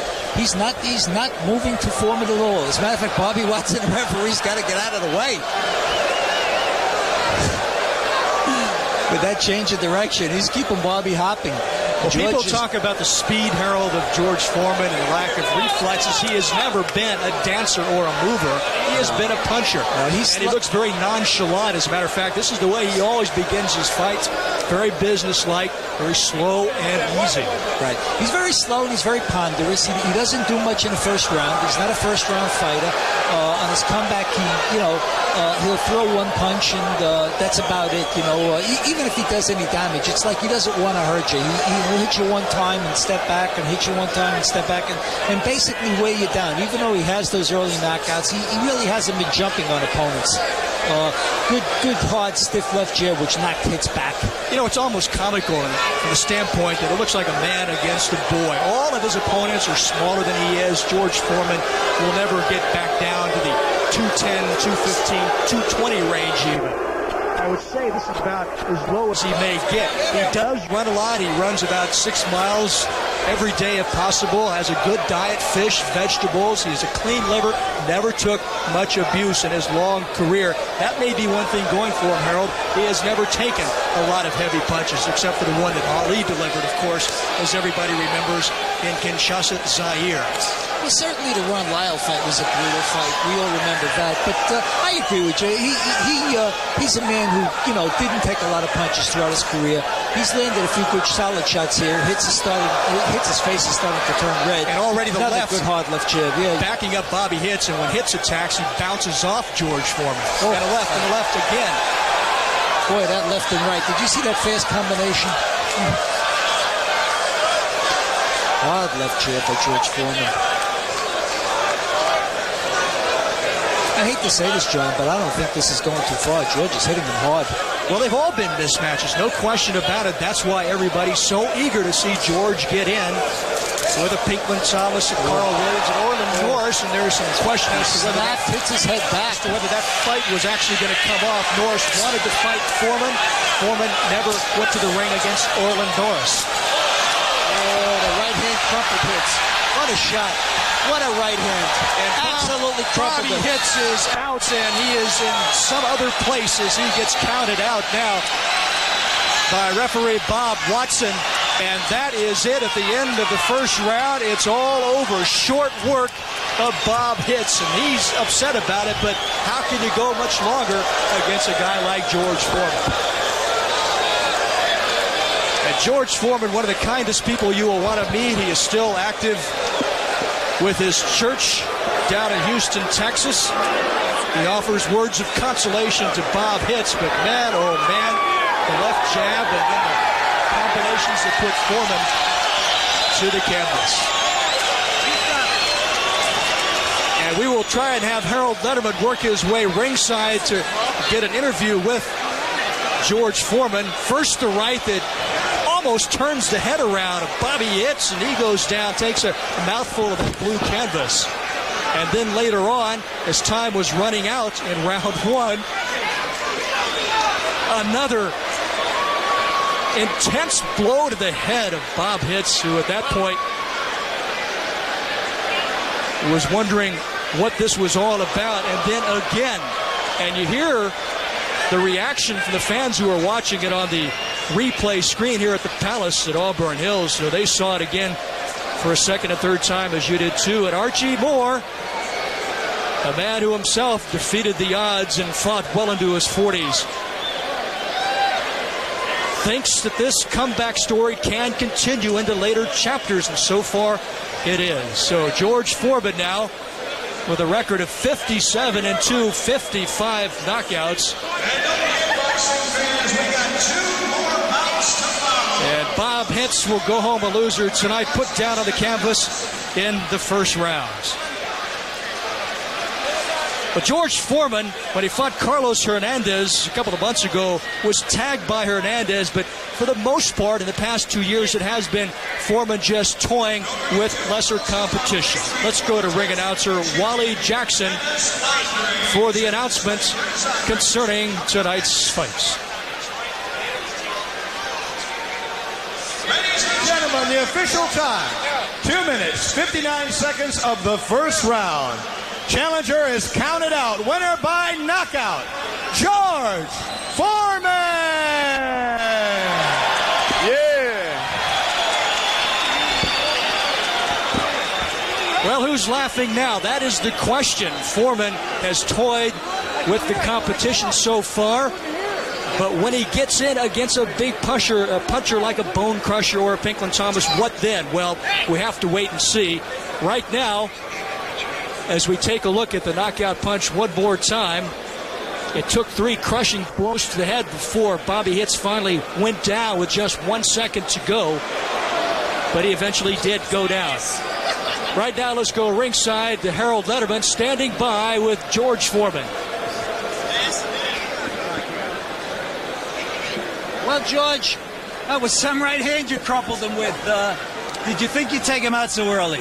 Well, I didn't expect him to be such a good mover, and he evidently had his work planned, and I had to get in there and get a little closer to him. But once I did and got him into an exchange, I picked my shots, and we're fortunate again tonight. Well, Champ, this was a very, very big ring. Did you have any problems cutting him off? Well, that was a problem because all of a sudden he started to move, and not only did he move, but he moved real swiftly.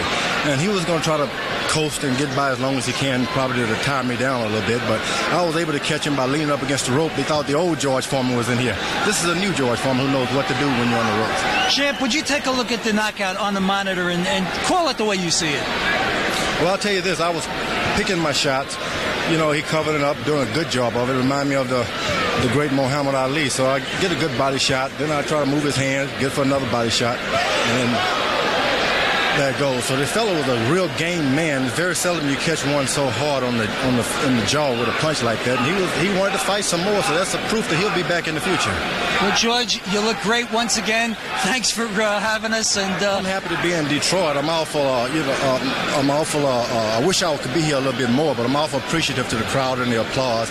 And hopefully they'll get me back in the ring with Mike Tyson. I don't want to fight this kid. I want to fight Mike Tyson. Well, I can't blame you, George. You certainly look devastating tonight. It was one of the really devastating performances they've seen in Detroit here in a long time, and that was some right hand you landed. Oh, well, I love Detroit. Thank you. Okay, we're back to... With a record of 59-2 against Mark Young. Round number 1 scheduled for 10. Foreman, who retired from boxing for 10 years, made his comeback 2 years ago. Comes in with a 14-0 record since the comeback. Always the possessor of a tremendous left jab. He hits you with the left jab, it's like getting hit with the right hook. Mark Young says he didn't come here to lose, and he certainly has the H factor on his side. Mark Young at 25, George Foreman at the age of 40. Well, if I were Mark, I'd get on that bicycle early.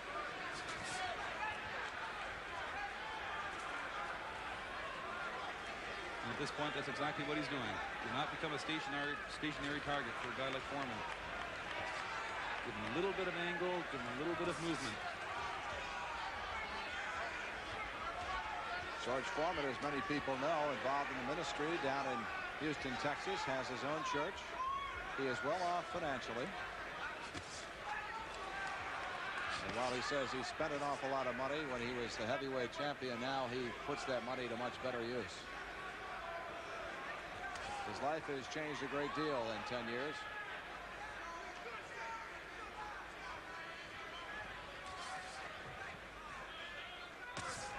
Again, George, very relaxed, just trying to cut off the ring.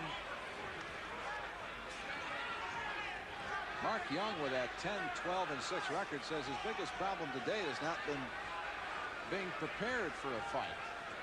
I don't know how a fighter cannot be prepared, but he says that's been one of his problems. He said it's different for this one. He's been training for 3 solid weeks for Foreman. Well, and thinks his best is yet to come. Well, let's sure hope so. And it better happen tonight. Foreman got the left jab in there. Under a minute left in round number 1.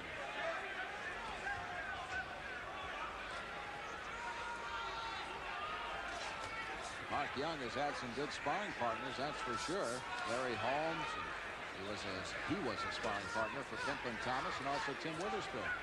Well, he's had good sparring. Let's hope he doesn't have the sparring partner mentality. He better come here to win. My goodness, those punches, that right hand to the body hurt Young already. Foreman is very formidable. He's such power. And those who talk about George Foreman also talk about his defense, and he was always a good defensive fighter. Well, he's only lost 2 times, so he didn't need a whole lot of defense. I guess not. But the power that this man possesses, it's scary. It really and truly is.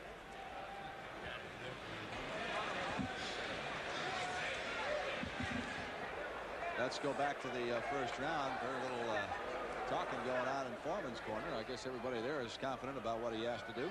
Well, they know what they have to do. It's no secret. Hit him with the right hand or the left hand. He's going to go. Any kind of clean shot. At George's age and the experience that he has, there's no need for talking in the corner.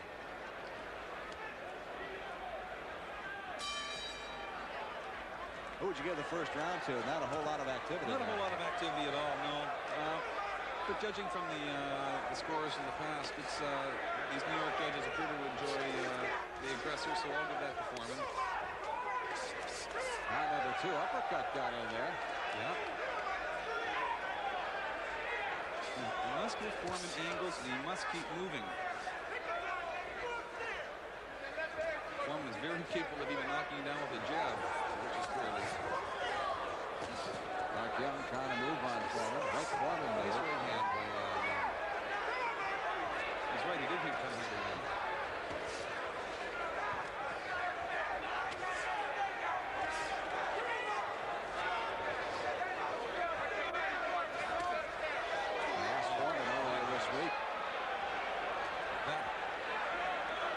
think is hurt. He's been dazed by a punch on the inside. And he's hanging on now.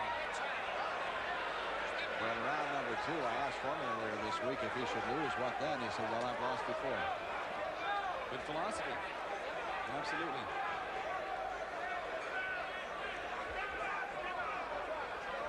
So the mission continues for George Foreman. Trying to make it 15 straight opponents. A lot of opponents were suggested to Randy Gordon, and a lot of them were denied by Randy Gordon until Mark Young came along. Well, Mark Young is making a big mistake right in that little flurry. Excuse me. He cannot stay in the ropes, and he cannot even think of trading with George Foreman. It's tantamount to suicide. Foreman, who ballooned to well over 300 pounds, checked in for this bout at 253 this morning. Mark Young at 231.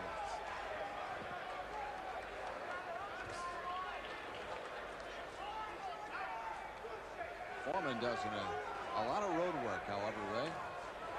Runs 7 to 10 miles a day, and he sparred right up until nice right hand. Right up until yesterday.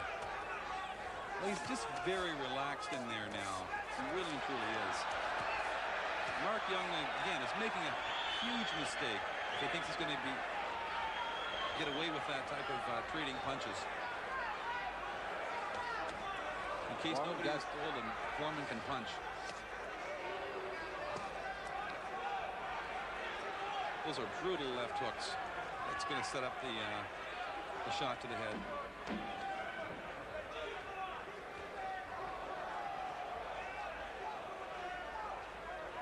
And the power of George Foreman comes from both hands. Truly does. That's the end of round number 2. His last win, George Foreman's last win, was in Bakersfield, California. A one-round knockout of Dave Jaco. Back in December 27th. Jaco, not a bad fighter, out of Hales out of Detroit, Michigan. Holds a win actually over Razor Reddick, the Canadian heavyweight champion. This is action from late in the round. A flurry by Young. And those punishing left hooks by Foreman. Mark Young took a good shot there in that second round, was able to hang on, however. And we go to round number 3. George Foreman, at the age of 40, says he's fighting to show everybody that you don't have to die at the age of 40. You don't smoke, you don't drink, you live a clean Christian life. He says he plans on living till he's 144. I hope he does. Somebody asked him this week if he thought there should be a mandatory retirement age in boxing. He said, yeah, 65.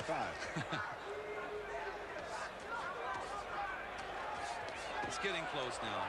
It's getting close. Mark Young is getting a little too brave.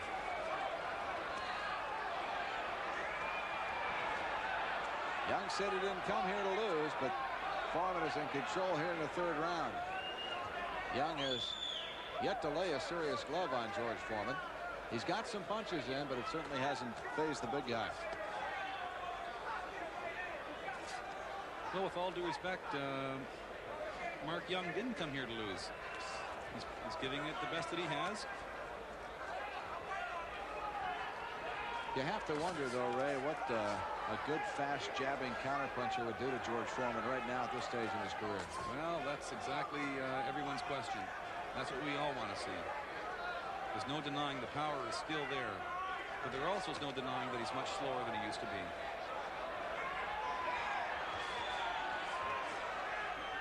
Foreman blocking everything up top, delivered by Mark Young. And Young is still there. Another left hook.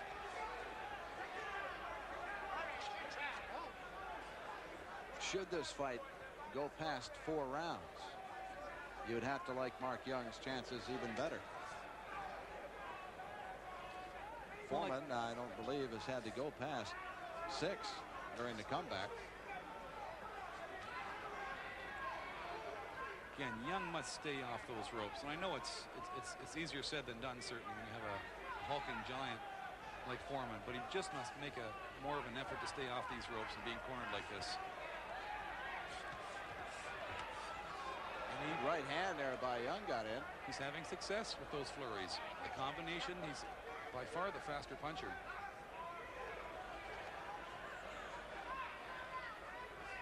I hope that just doesn't lure him into a false sense of security.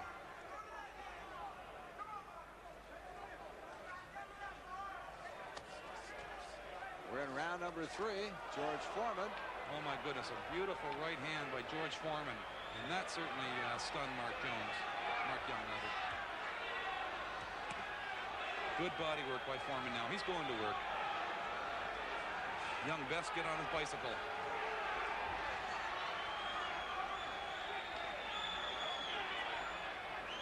Yet Mark Young appears to want to trade punches with Foreman, which is just suicidal. Foreman is letting it fly from his bootstraps right now.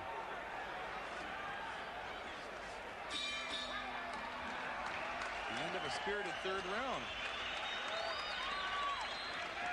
Young putting up a good fight, no question about it. I think he was lured into that false sense of security that I was speaking of. He was having success, or moderately so, with those combinations. Here we got a replay from earlier in the round. Nice right uppercut by Foreman.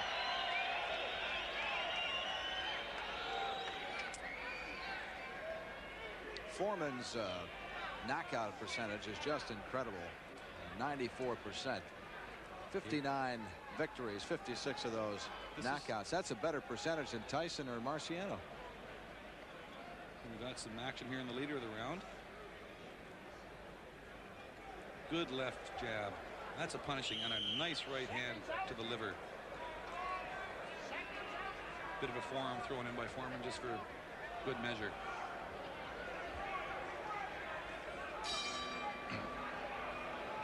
And we go to round number 4, scheduled for 10. Those body punches are taking its effect, and Mark Young has slowed, his leg speed is slowed appreciably, and that's probably going to be the beginning of the end if that happens. He just isn't gliding quite as smoothly as he was before.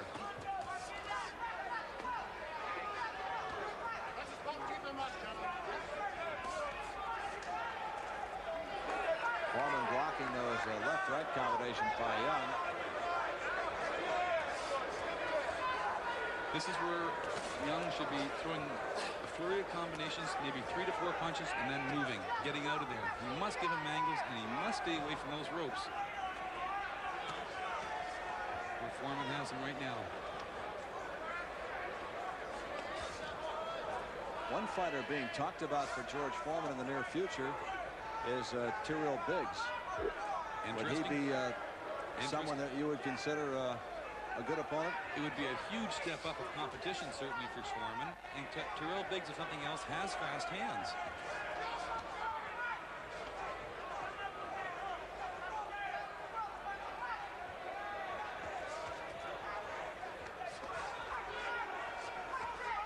Again, a combination again.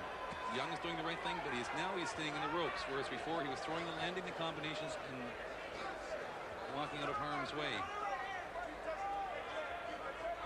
At this point, he just doesn't appear to be capable of getting out of the way of Foreman's punches in the ropes now.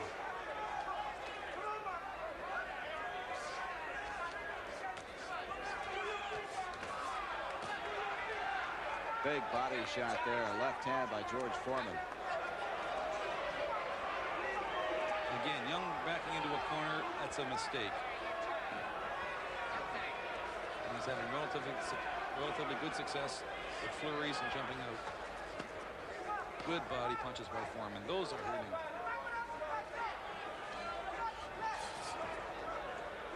One thing that Mark Young does have is the size to match George Foreman. And yeah, he's a big boy, I'm surprised. And good definition. He appears to be in good shape. And at 25, should have more stamina than the 40-year-old ex-heavyweight chap. Oh, a brutal right hand again to the liver of Young.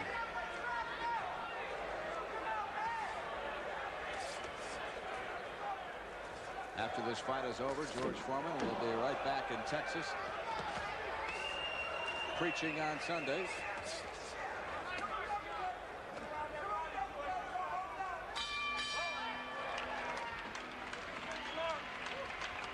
We've gone through 4 rounds on this Night of Legends.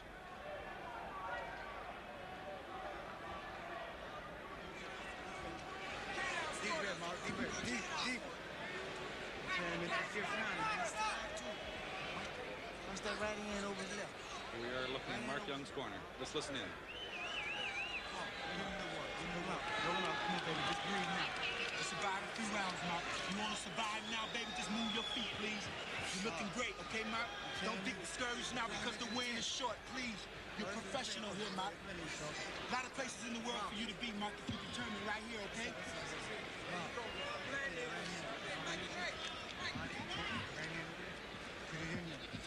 Mark Young's corner, coaxing, encouraging, trying to tell the young fighter that, yes, he does belong.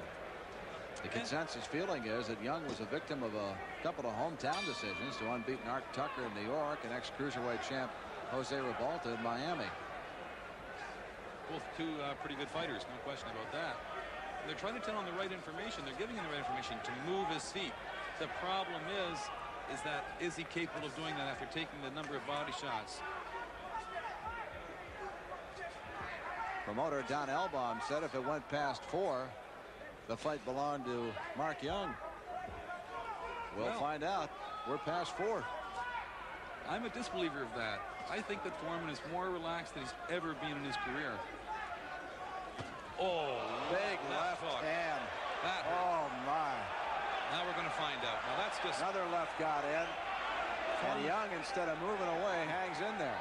Right hand got him. The chin. Oh, what a left hook to the liver. Lovely shot by Foreman. Young must get out of that corner or hold on. He should not fight back, certainly at this point. Left jab got there. Now Young fights back with a left. That's too brave. He's being too brave. He's on very shaky legs.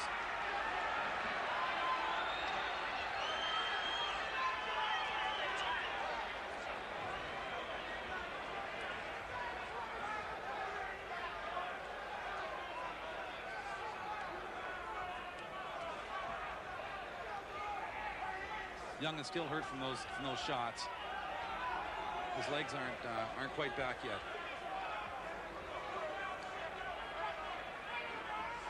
He just can't get out of the way of those ropes. I'll tell you one thing, Ray Rutter, that Mark Young has handled about the best shot he may face tonight from George Foreman. This could be interesting. There's no question that Mark Young came here to fight, and he came in shape. And he can take a punch. Again, another deceiving record.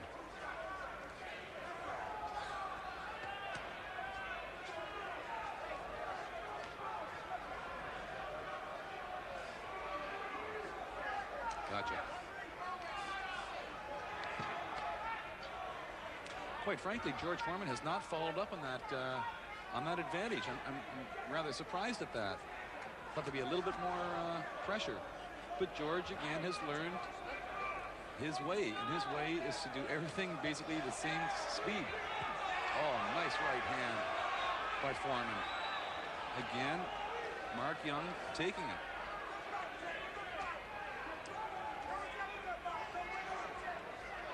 Winding down here in the round.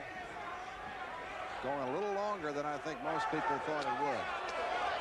But again, Don Elbaum and State Athletic Commission Chairman Randy Gordon were very careful about this matchup.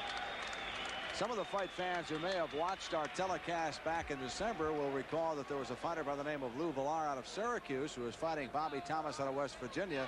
The winner of that bout was scheduled to get George Foreman here this month, but following that fight, Randy Gordon decided that neither of those two fighters were worthy of a bout with George Foreman. And according to Gordon, over a dozen fighters were rejected before they came up with Mark Young.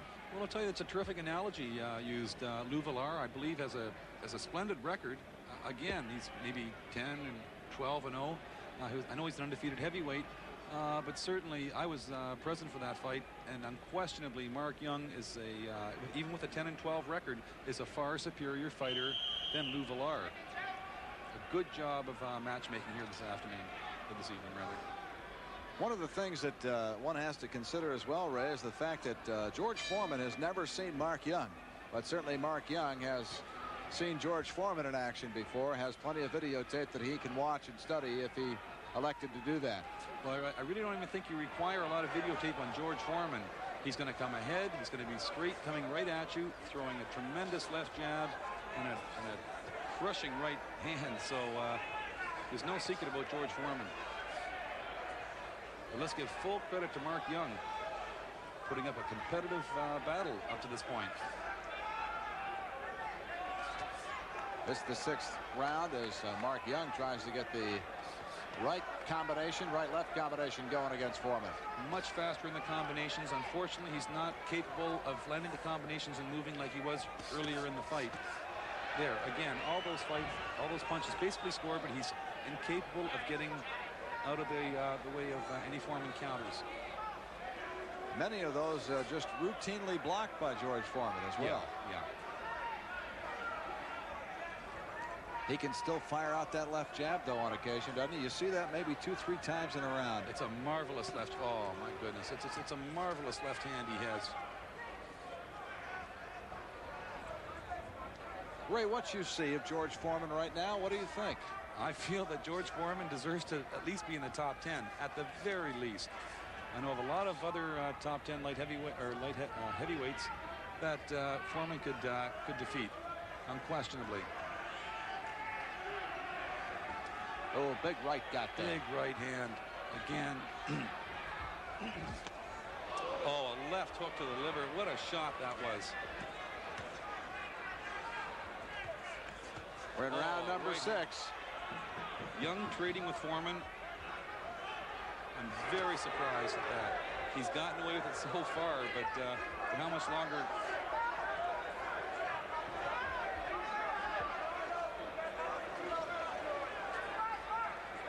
His legs are not the same as they were before. I'm referring to Young's.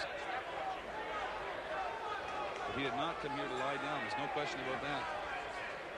Mark Young, born in Charlotte, North Carolina, now training and living in Miami, Florida. Graduate of Independence High School in Charlotte. A record of 10-12 with 6 knockouts.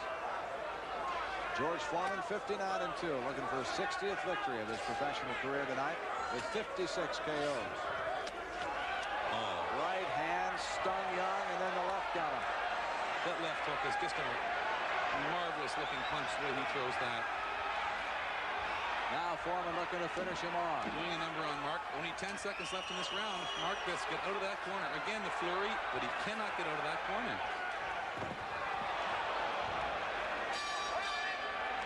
And the bell saves Young. George Foreman firing the howitzer here in round number 6. But Mark Young is hanging right in there. He surely is. He surely is. And although I don't suggest for a moment that he's winning this fight, he's been competitive. And he is trying.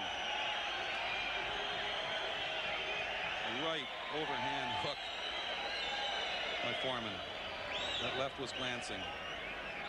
But that right hand is enough to shake anyone up. And you can see there, you can notice Mark Young's legs right there. They're a little unstable, to say the least.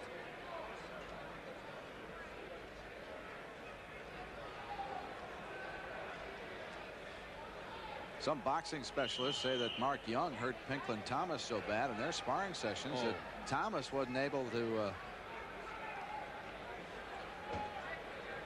get into his fight against Evander Holyfield. Well, I don't doubt that. Certainly the way that Pinklon Thomas displayed himself against Holyfield, something sure happened, that's for sure. But those were, in the highlights, it showed 2 crushing left hooks by Foreman to the liver. Left eye beginning to close now, Ray, on Mark Young. Doctor came up to take a look at it. Oh, Foreman got the punch in there again. Young currently training now in Miami with Trevor Burbeck. Foreman showing a little bit of his footwork. Again, not to be mistaken for Rudolf Nureyev. But at this point, it would even appear that his legs are moving a little swifter and a little bit more definite than Mark Young's. We're in round number 7 of this heavyweight battle. And it has been all George Foreman so far. Left jab got there, and a big left to the body, another left. Tremendous hooks to the body. They really and truly are. Oh, a left hook square in the jaw. And wow. Prime example. Young landed about 6 punches. Oh, what a right hand. Oh my gosh. That'll do it. A clean right hand as Young was spinning off the ropes. In round number 7. Let's get this guy credit. This Mark Young is one tough hombre. A huge right hand sends Young to the canvas here in the 7th round. The referee is letting it continue. I don't know why, quite frankly. Mark Young has nothing more to prove. Oh, another huge right hand. He's just teeing off. Yeah, that's the appropriate thing. His corner did the wise thing by waving the towel. And this one is over. George Foreman will score yet another victory. 15-0 since his comeback began 2 years ago. And the victory tonight over Mark Young, the 25-year-old, whose record now will go to 10-13. 10-13 with no draws. Foreman wins his 60th professional fight against 2 losses. Foreman was basically unfazed by Mark Young throughout the fight.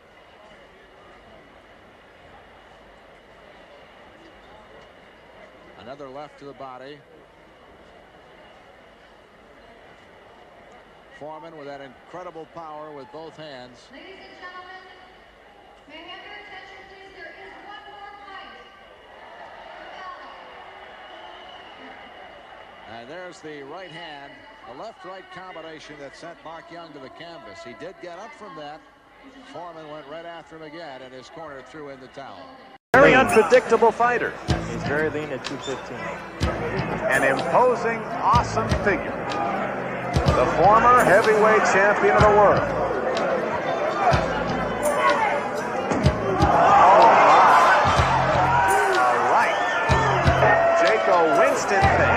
I think it went down to the canvas. I think it was more like a sledgehammer. Yes. Down again. Went down as he was trying to throw a counter punch. Flat on his back. Eyes looking up at referee Robert Bird. He's up. Been down twice now here in the first round. Does he have anything left? Down he goes from a left.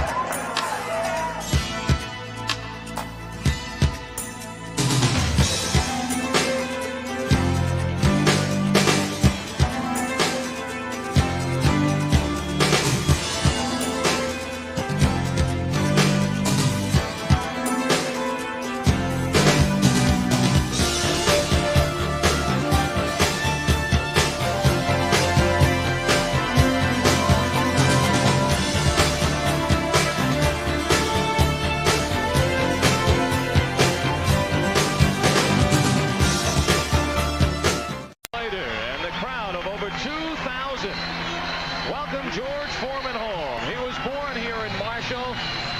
The age of 2 or 3, he moved to Houston with his folks. His father worked the railroad, and that's where the jobs were at that time, in Houston. But now he is back in Marshall. He has brought some property here. His folks live here sometime in Marshall. And George Foreman getting ready to enter the ring, and the crowd will respond.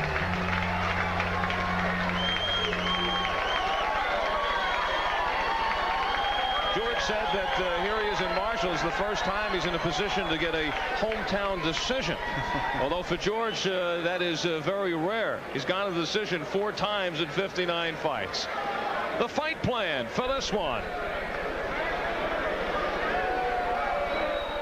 he's not going to be out there waiting to be intimidated by George Foreman. He's not as tall as me, so which means he's going to have that Tyson sort of thing. Try to keep your head low as possible and try to stay out of the range of my power, which is what everybody does anyway. I'm looking to throw punches. And, you know, he's a big farmer, and I'm looking forward to try to miss those and try to land mine. Well, as good a strategy as I've heard going up against George Foreman. For the introductions, let's go to our ring announcer, John Gordon. Ladies and gentlemen, introducing our main event of the evening. This bout scheduled for 10 rounds in the heavyweight division. Your referee from Houston, Barry Yates.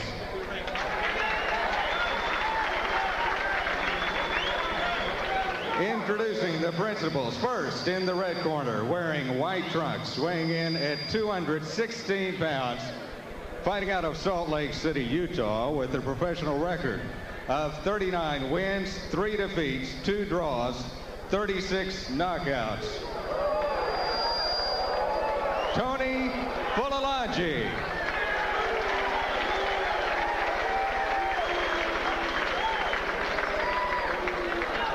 His opponent, fighting out of the blue corner, wearing the red trunks with blue trim.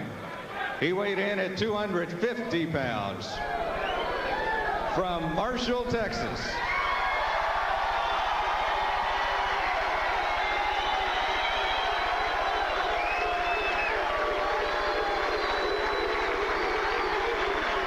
with a professional record of 57 wins, 2 defeats, 54 knockouts. Here is the former heavyweight champion of the world, George Foreman. 10 rounds heavyweight.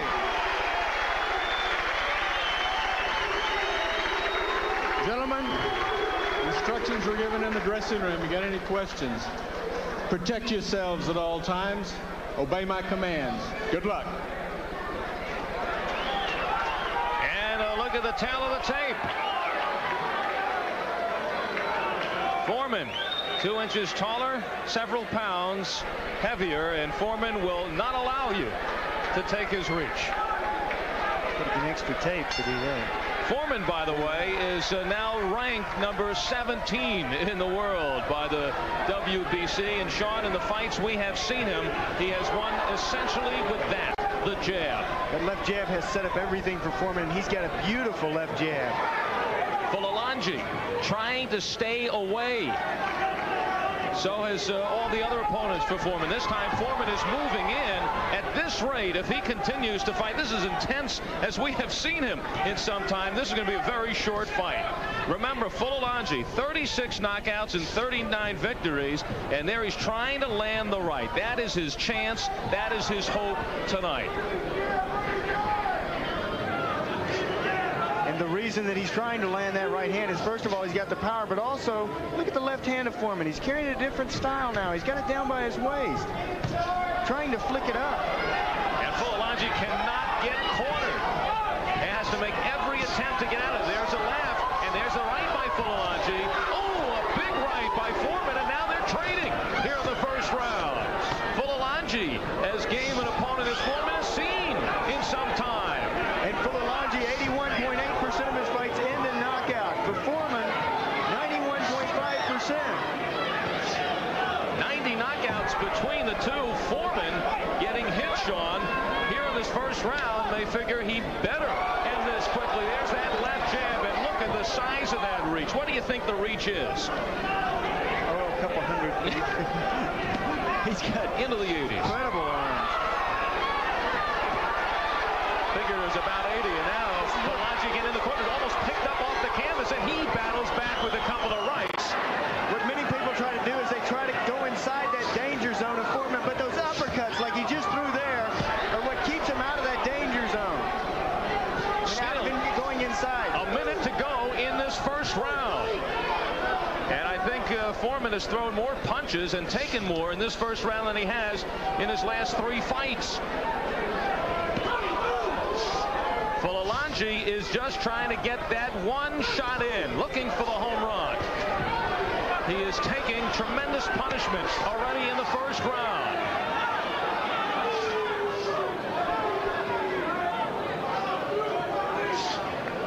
And now holding on with 30 seconds to go in the first.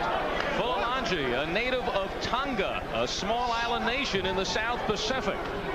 He moved to Phoenix in 1979, now fighting out of Salt Lake City. And he is game here in the first 3 minutes. And George Foreman just winds up and he throws those bombs. What power this man has.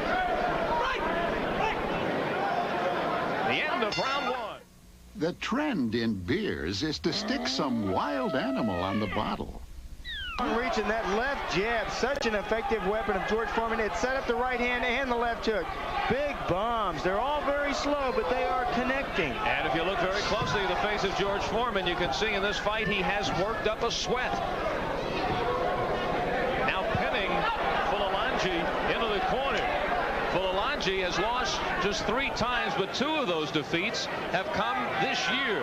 TKO'd in the 4th round by Bert Cooper in March, and then in July knocked out in the 2nd by Freddie Raftery in South Africa.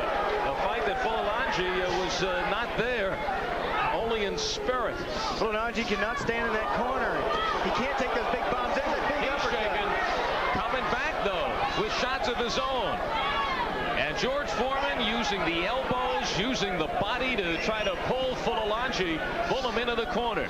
Foreman is so strong and he's got such fantastic balance. There's the uppercut. Folalongi content, Sean, of staying in the corner. And what Folalongi tries to do is he tries to lean over in his defense, crouch over. When he does, Foreman sees it and he goes for the uppercut. And he's down for the first time. 3 knockdown rule in effect. He is looking right at the timekeeper with a smile on his face. And he beats the clock. Playing with the timekeeper. And smiling. What a moment to be smiling. He's smiling, and that man will wipe the smile off your face. George Foreman, here he comes again with those big bombs. We have 1 minute 15 seconds still left in the second. And as concerted of an effort as we have seen Foreman in his last 3 or 4 fights. Foreman's trying to rough him up. There's a big right hand, and Folalongi needs the rest. He needs the 10 seconds here. 3 knockdown rule in effect. Now he's wobbly. He sees the count.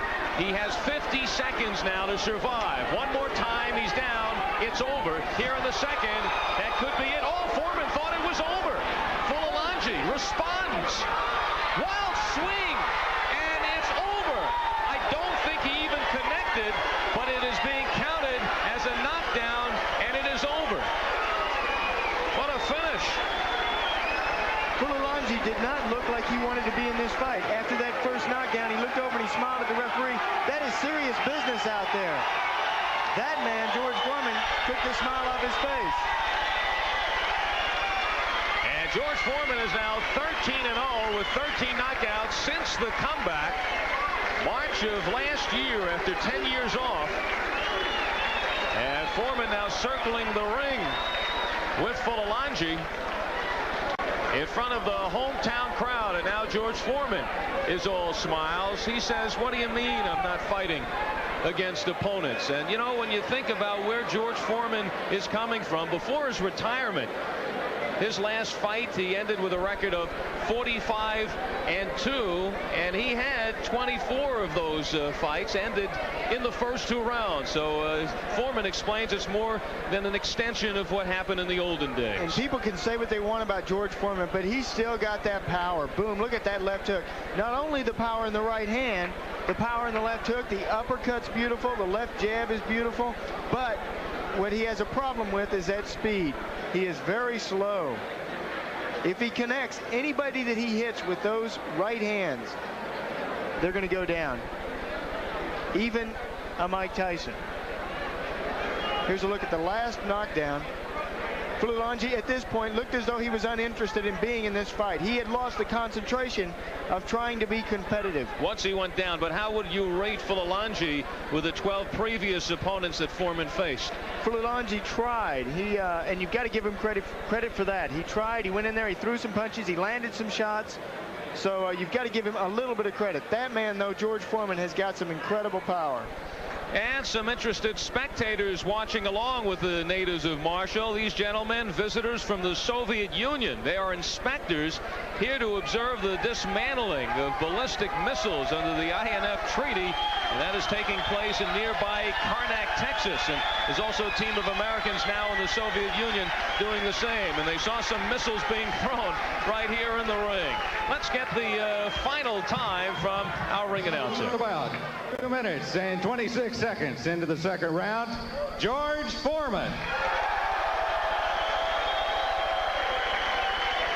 60th fight in his professional career, and George Foreman's record ups to 58 victories against 2 defeats, those against Muhammad Ali. George had told everybody to say hello to USA from Marshall, Texas, and that's exactly what they did. George, 226 in the second round. Any problems tonight? Right, he caught me with a couple of good right hands, and I thought that my left eye was going to start swelling, so I had to really go on for a knockout, although I didn't intend to do it earlier. The left jab was working, but I didn't expect him to have so much power. At 216, I guess you just can't play anybody cheap. You told me about that earlier today. Did he come at you like you expected? No, I didn't expect it. I thought he would be more cautious and he wouldn't have half the amount of power that he had. He's got some power in that right hand. That was catching you over the left eye. Yeah, it was shaking me up a little bit too. So we're going back in the gym and work on that because there are some hard hitters around. You just got to, hey, he's got knockouts too. Now tell me, what does a win over Tony Fulalongi do for George Foreman? Well, this was a top fight. He's been in with some top-rated fighters who fought contenders, and he should be a contender himself. So it's putting me in the top. This fight was approved for Las Vegas, Nevada, so this is a top-rated fighter. And now I'm willing to fight Mike Tyson anytime. That's been offered $12 million. Some promoters have offered him for Seattle, Washington to fight George Foreman. He's turned it down so far, at least his managers are. I want to fight Mike Tyson. I'm not interested in fighting contenders. I want to fight Mike Tyson. Why pretend? It's my understanding that you may be fighting Jose Ribalta next. What about him? Wouldn't that be wonderful? We're trying to get as many of the top-rated contenders as we can, and we want to bring them in places where they've never seen boxing. We hope to fight again in Mobile, Alabama, the great state of Alabama. That's where all the good people are.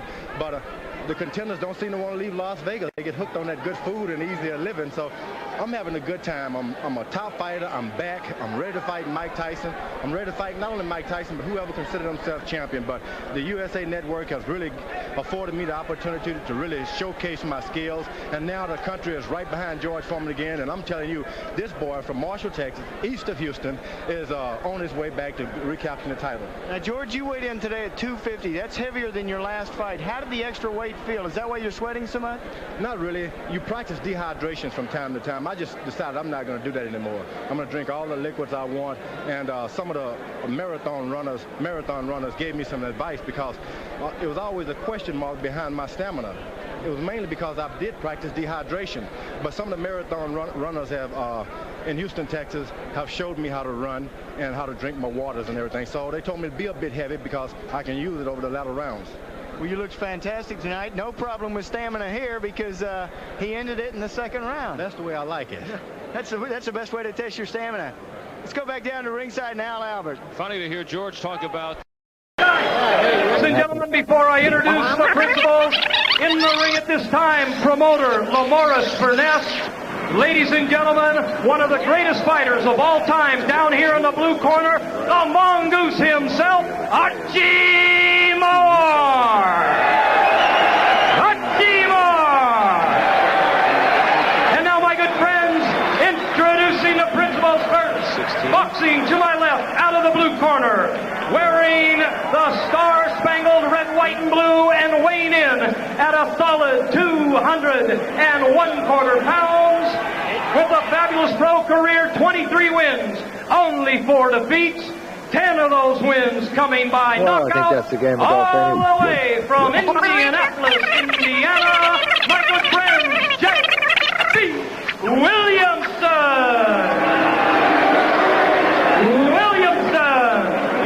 And his opponent. Boxing out of the blue corner. He too wearing the star-spangled red, white, and blue, and he needs no introduction to worldwide boxing fans. He electrified all of the world in 1968 in Mexico City, and he brought us home a gold medal. This man has went on to a brilliant pro career. He's the former world heavyweight champion with a fine pro career, 60 big wins and only 2 defeats. 58 of those 60 wins coming by knockout from the Bayou City, Houston, Texas, on his way back to one more world title. Ladies and gentlemen, I give you Foreman.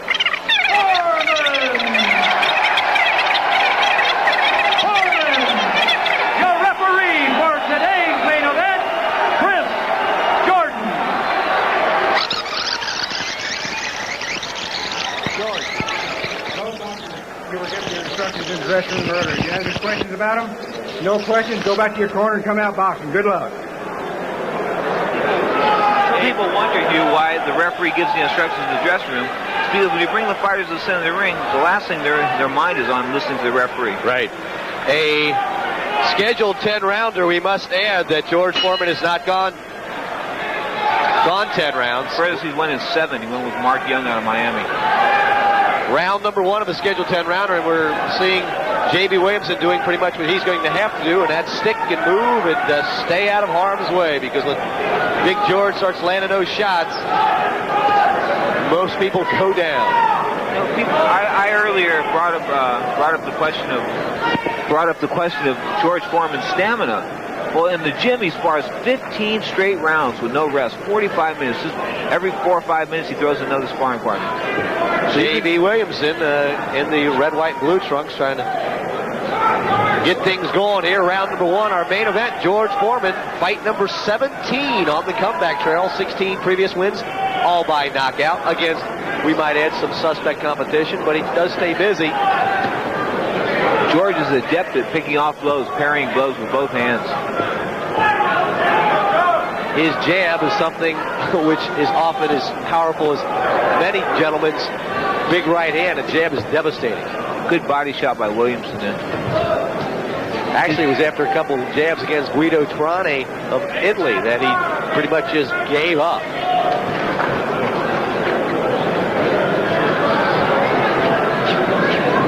George looks serious in here today. I mean, a lot of his fights he takes on with a comical tone, a smile on his face, and then today he looks a little serious. George got down to about 240, but now weighing in at 255. He feels his weight is not a factor. He's not a speed guy, never was. Big right hand landed by JB. Now he ties up George. JB's got to stay off those ropes. Good right hand by JB. This is like cutting down a redwood, though. I mean, you have to feel that for J.B. Williamson. Well, if George Foreman ever gets knocked down, you know what they're going to hear in the background? Timber! George going through the body with that left. Power in both hands. Good jabs to the body by J.B. Williamson. Jed Weirsham showing his boxing skills here in round number 1, staying outside. Using all of his 22-foot ring. George rocking JB slightly. George is so strong. One punch, and he lands it. To really appreciate the guy, you have to be at ringside, though, to see the power of this man. His jab can distort another fighter's face. Just his features become good right uppercut there.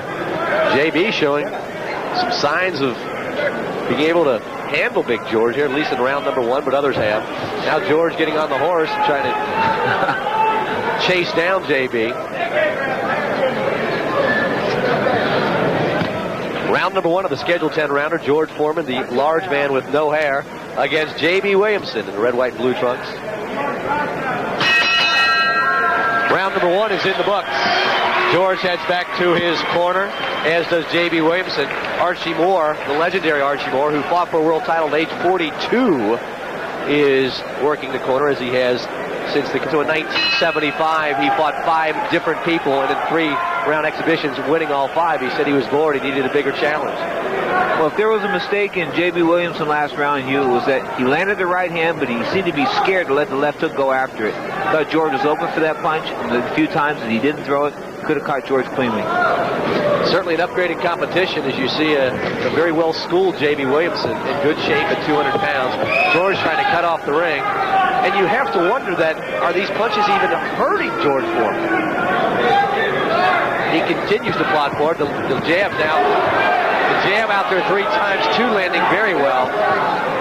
JB slightly off balance throwing blows there.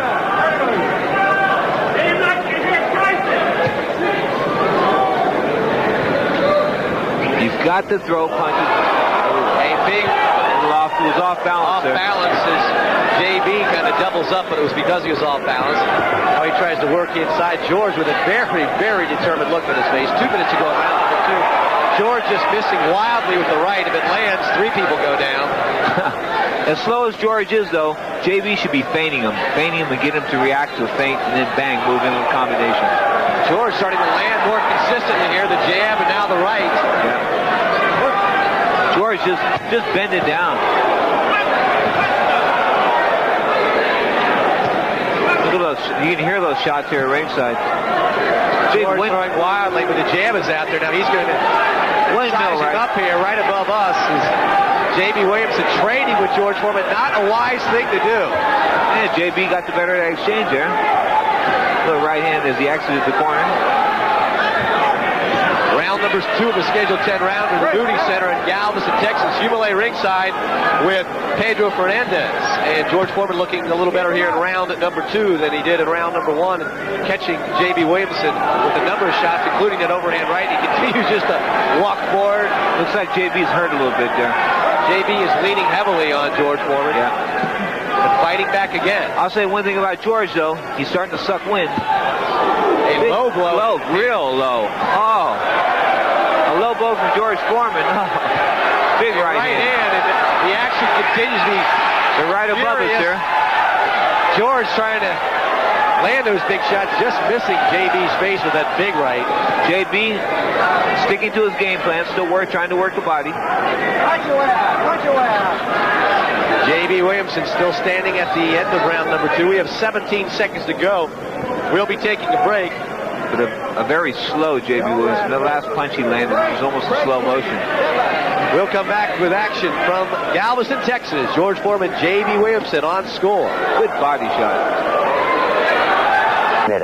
You dreamed of being your George Foreman, round number 3 against J.B. Williamson, the Moody Center in Galveston, Texas. And George Foreman had a lot better second round than he did first. And J.B. Williamson looked like he was sucking some air between rounds 2 and 3, but he's back on his toes and trying to stay outside. Well, J.B. Williamson fought March 17th in Bedford, Kentucky and scored a first-round knockout. Before that, his last fight was in April of 1986 when he lost the championship to Dennis Andrews. So he's been inactive. A lot of rust on J.B. tonight. And, of course, he had, according to the California Boxing Commission, he had a retinal problem. A big right hand landed over the glove of J.B. Williamson, and J.B.'s taking a lot more shots here in rounds 2 and 3 than he did in the initial round. Yeah. Well, you know, the thing with George is he doesn't have to land clean on you to kill you or knock you out. I mean, he just has to club you with shots, and they hurt. Just forearms will do you in. Yeah, you don't want to get hit with the Foreman elbow, definitely. George sticking that jab out there, going down low inside of the kidneys. A lot of low blows there. J.B. Williamson is rocked a little bit, but staying right there like the man he is. JB needs to get off these ropes, get out of that corner. He needs to get out of town, maybe. George, as he gets ropes, not a wise move by JB because George is not too worried about punching himself out. No, see, JB forgot a strategy. The strategy was to move George around on those 40-year-old legs, make him tire. Decent combination by J.B. Williamson. And you mentioned the fact earlier, Pedro, a 22-foot ring, and that's certainly to the advantage of J.B. Williamson. There he is moving now. He's got to stick and move. He's got to move. He has no choice. Against the ropes again, and not a good thing. He's just got to get off the ropes. He spins, but George continues to come forward.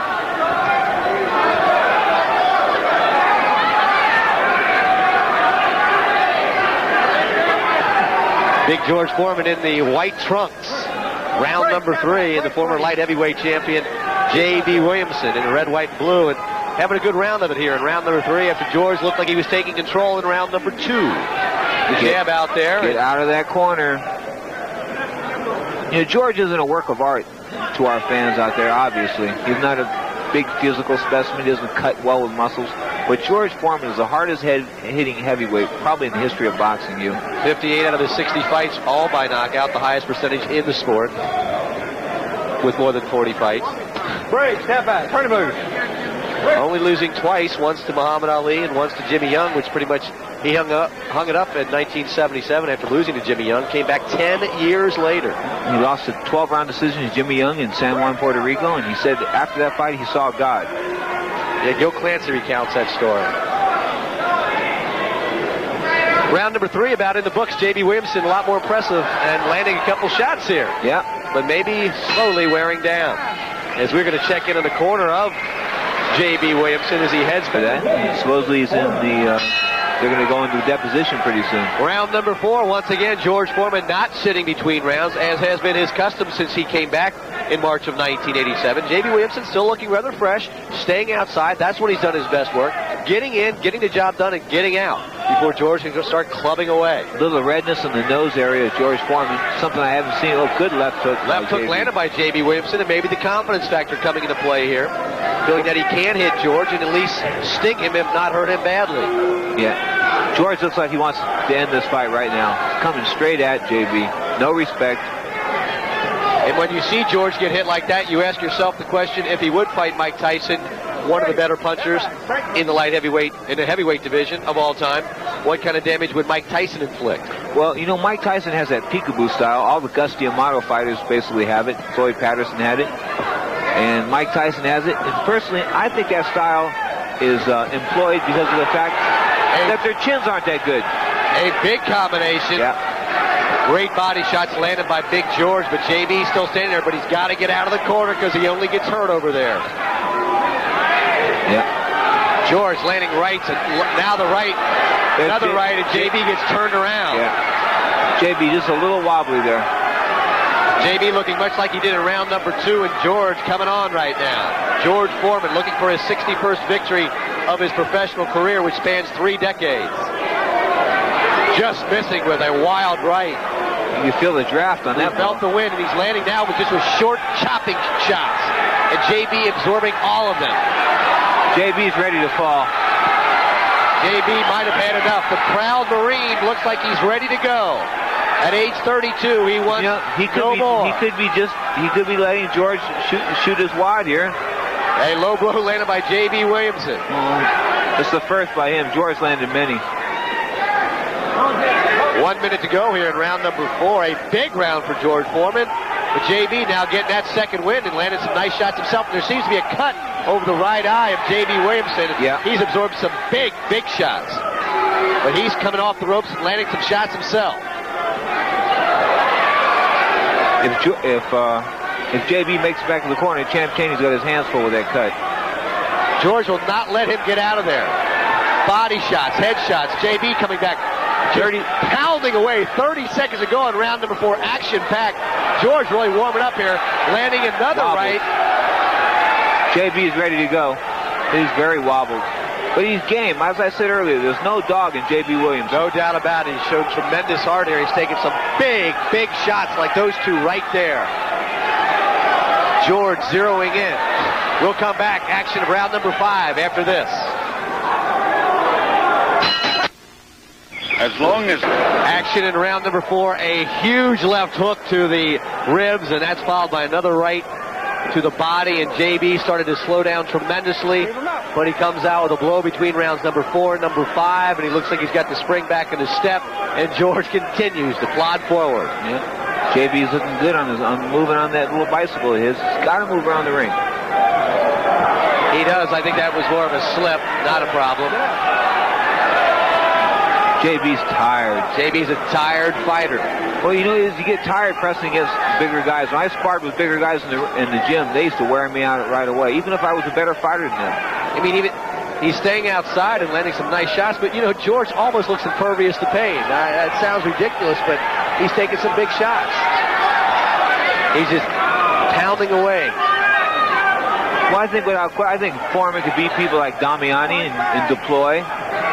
People like that. I really think that he's a legitimate challenger for heavyweight champion Mike Tyson. Speaking of Damiani and Deploy, they'll be fighting on Score next Saturday afternoon. Johnny Deploy and Francesco Damiani for Pesaro, Italy for the World Boxing Organization Heavyweight Championship. Next Saturday, May 6th on Score. Deploy, Damiani. The WBO title. Yes, sir. Oh, big left hook. JB's in trouble. JB is hurting. Maybe he's posturing here. He looked real. That's a weird posture if he's posturing. No, maybe you're right, Pedro. No, that's not. Big He's hurt. shots. He's ready. That referee stopped the fight away. Yeah. George Foreman gets at 140 of round number 5. The crowd not too happy with that. Pounding away as they embrace that center ring. Another impressive performance by that gentleman right there, all 255 pounds of him. It doesn't go down as an artistic success, but he continues to pound and pound away at his opponents, getting win number 61 of his career, 17 straight on the comeback trail. Your comment? Hugh, he's not an artist. He's a brute. He's a slugger. Yeah, and a 5th round knockout for George Foreman. The referee, of course, was Chris Jordan, who said, "I have seen enough." But here is the action. 140 into round number 5. The uppercut got things going as the left comes over, nails him on the top of the head, and then it was target practice for Big George, and that's certainly one of the more dangerous participation sports down here in Texas. George had actually walked past JB there on the ropes. But he goes right back to work, coming in. George was looking for the referee to stop the fight. George doesn't want to hurt people. He just wants to. He just wants to win. Yeah. There's the left, and then the right, and then another left, and the overhand right, and then the left. We go on and on that. Chris Jordan, referee, had seen enough of the brutality. George Foreman pretty much stepped back, took a look at his work. We'll come back and announce the official time of the knockout from Galveston Moody Center after this. Stay with us. This big Moody Center here on a Sunday afternoon on Score. George Foreman continue his amazing comeback, age 41, his 17th straight win by knockout since coming back in March of 1987. Today, at 140 of the 5th round, J.B. Williamson could take no more. Up the Gordon Wood for the official time. Boxing fans, the time, 1 minute, 37 seconds of the 5th round. Referee Chris Jordan calls a halt to this contest. The winner by technical knockout for his 61st win in 63 pro bouts, on his way to another world title, Reverend George Foreman! One more time for J.B. Williamson, ladies and gentlemen, former light heavyweight champion of the world. JB showing a little spring in his step even after that pounding. We're going to send you up inside the ring right now with Pedro Fernandez and the victorious George Foreman, win number 61. How do you feel, George? Feel really good. It gets kind of boring after a while. All these guys get in the ring with you and they ask for so much money and all they do is run from you. That's a photo of what you're going to look for in the future. Mike Tyson running from George Foreman in that same fashion. I guarantee you, if Mike Tyson does not run from me in that same fashion, I'll eat my hat. You'll eat your hat. Yeah. What about Tyrell Biggs? They talk about you fighting him. They said there'll be an offer on the table for that fight. Yeah, I think I'd like that fight. Tyrell Biggs, a wonderful fella.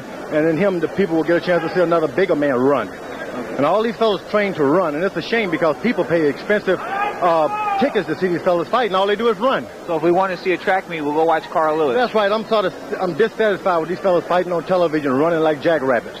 I want Mike Tyson. I dare him. I tell him he better not run from me because I'm getting tired of people running from me in the ring. Mike Tyson, Holyfield, you a bunch of bums. Stand up and be a man and fight a real fighter. That was pretty good, wasn't it? Yeah, good enough. I mean it. George, when will you fight again? When will you fight again? I hope to be fighting again by the 1st of June. We want Tyson! Well, the crowd yelling, we want Tyson. Come on, George wants Tyson. Tyson. Right now, I want you. Let's go back to you, Lillet, ringside. It's turned into bedlam here at the Moody Center as George Foreman pretty much putting it on the table. The crowd loving it. As you can see, everybody getting fired. Sugar Ray Leonard. Best action. Nevada is our stop tonight. In Las Vegas, we take a look back at that classic confrontation between Sugar Ray Leonard and Thomas Hearns. And we follow the fortunes of 42-year-old George Foreman, the man who never stops dreaming of the heavyweight championship of the world. I never did chase Mike Tyson per se. I was only after him and used his name because he was the heavyweight champ of the world. He's no longer heavyweight champ of the world, but I still desire to be heavyweight champ of the world. And I'm not going to be sidetracked by trying to chase down Mike Tyson. I want to be heavyweight champ of the world. So a determined George Foreman. In his spare time, he's a preacher in his hometown of Humble in Texas. Tonight, though, we'll see him going up against the tough Mike Jameson from San Jose in California, hoping to make it 21 wins in a row. And then we've that classic showdown from 1981, Sugar Ray Leonard against Thomas Hearns for the undisputed welterweight championship of the world. It was then the biggest grossing fight in boxing history, some $38 million. More of that later, but first, it's to Lake Tahoe for George Foreman against Mike Jameson.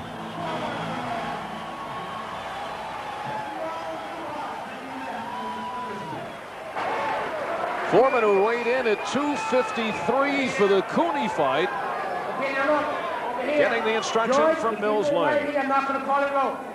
If you go right here, I'm not going to call it low, all right? We've already had our instructions in the dressing room. Any questions here? Any questions here? Let's get it on. Come on. And I guess only fitting at Lake Tahoe, one of the largest lakes in the world. Tonight we have George Foreman, one of the largest fighters in the world. And George actually likes weighing 260. He likes eating, and he says that heavyweights should be naturally big. His handlers, though, are quite the opposite. They don't like him being this heavy. Foreman said he's never been fast, never will be, so he'll try to turn big into an advantage. Now, what do we figure from Jameson? He has had the history of surviving here, immediately ties up Foreman, but he hasn't had a legitimate sanctioned fight in nearly 3 years. Well, this is just what we expect from him. A lot of movement, a lot of hanging on early, a lot of tying up, rolling with the punches. You'll see him get hit, and he'll just pull the power away from some of those shots from Foreman. Foreman has got to pinpoint his punches in order to be effective in this fight. Foreman comes into this fight. The betting line in this area has Foreman a 38-1 favorite. Yes, there is a line on this fight, but we may add that was somewhat of the neighborhood of Mike Tyson being a favorite over Buster Douglas. Well, the one thing that Mike Jameson has is a good left hook. You can ask Tony Tubbs and Michael Dokes about that. He put both of them to the canvas. The scenario, as we talked about before, George Foreman has a fight set for June against Adelson Rodriguez, who is ranked number 8 in the WBC. George, by the way, is now ranked at number 10. That same night, Mike Tyson is supposed to fight. The names talked about, Greg Page, Ronaldo Snipes. If they both win, they will then move on, sign a deal for September. Where is Jameson getting it? Jameson says, hey, I fought Tyson. I know what it's like to take a heavy punch, and I want to say that I could also dish it out. And I'm going to be looking to try to nail George Foreman. And look at Foreman bullying in there, wrestling around with Mike Jameson. So we talked about Foreman's size. Jameson at 233, and not what you call a well-chiseled look. Actually, when he fought Tyson 4 years ago, he weighed at 240. And Jameson was very happy coming in at 233. Well, you heard George Foreman's advice to Mike Tyson. He said, if I were Mike Tyson's manager, I'd tell him to take a year or two off, go on a cruise, relax, get far away from boxing.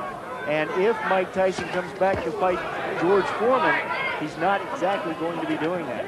Actually, you look at Jameson, outgoing guy, very gregarious, looks a little like Jerry Cooney in size. We'll see if he reminds Foreman of Cooney in the second round. 25 seconds ago in the first, Jameson, who started his career by winning his first 10 fights, then along the line he was dropped in 2 by Frank Bruno, went the distance with Michael Dokes and Tony Tubbs. He had Tubbs down in the 10th round, that was in '87, and lost to Adelson Rodriguez. But his last fight was 3 years ago, and he goes upstairs to Foreman to end the round.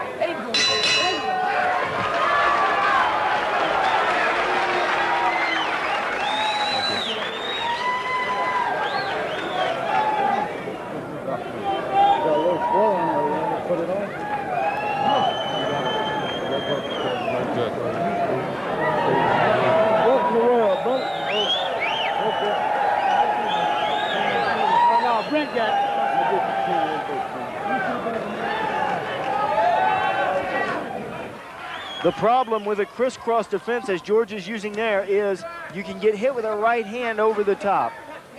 Jamison landed it. Now, Jamison has got most of his power in the left hook, but if he can get the right hand working, it'll be more advantageous for him to come back with a left hook, and he'll be able to use the left hook more.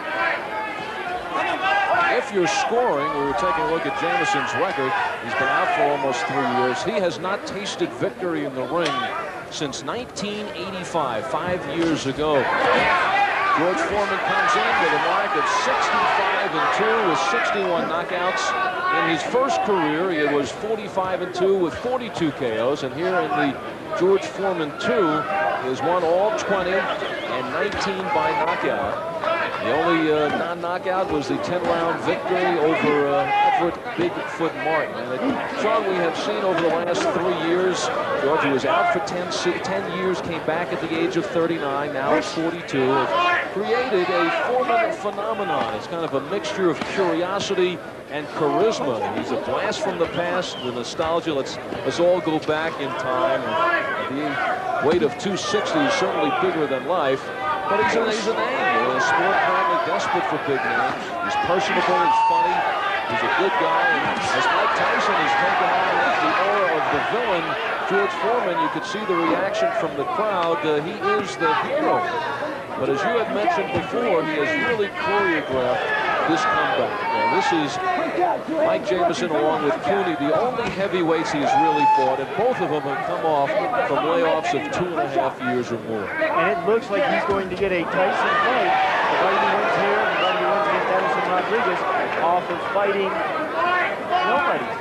Fighting a bunch of smaller men, like cruiserweights, pumped up like heavyweights, who's doing it in the heavyweight division. This is only, like you say, the second heavyweight he fought. He has done it his way. Jamison quickly holding on, and he is really now taking some punishment to the face. Foreman with the jab. We were wondering what Foreman would be see tonight. The Foreman we saw in his first 19 fights where he essentially did what he had to do, or the Foreman who came out intense against Cooney. And now Foreman is starting to wind it up here in the second round. What George Foreman has to have is somebody to get excited about, somebody that he's a little bit fearful of, a little on the edge, like a Jerry Cooney. Right now, he's in complete control. You know, in that first round, he did not come out like he did in the Cooney fight. And finally, in the second round, he is. It's the jab that is opening it up for George Foreman. Jamison said that he would move, stay away, but right now he's standing right in front of Foreman.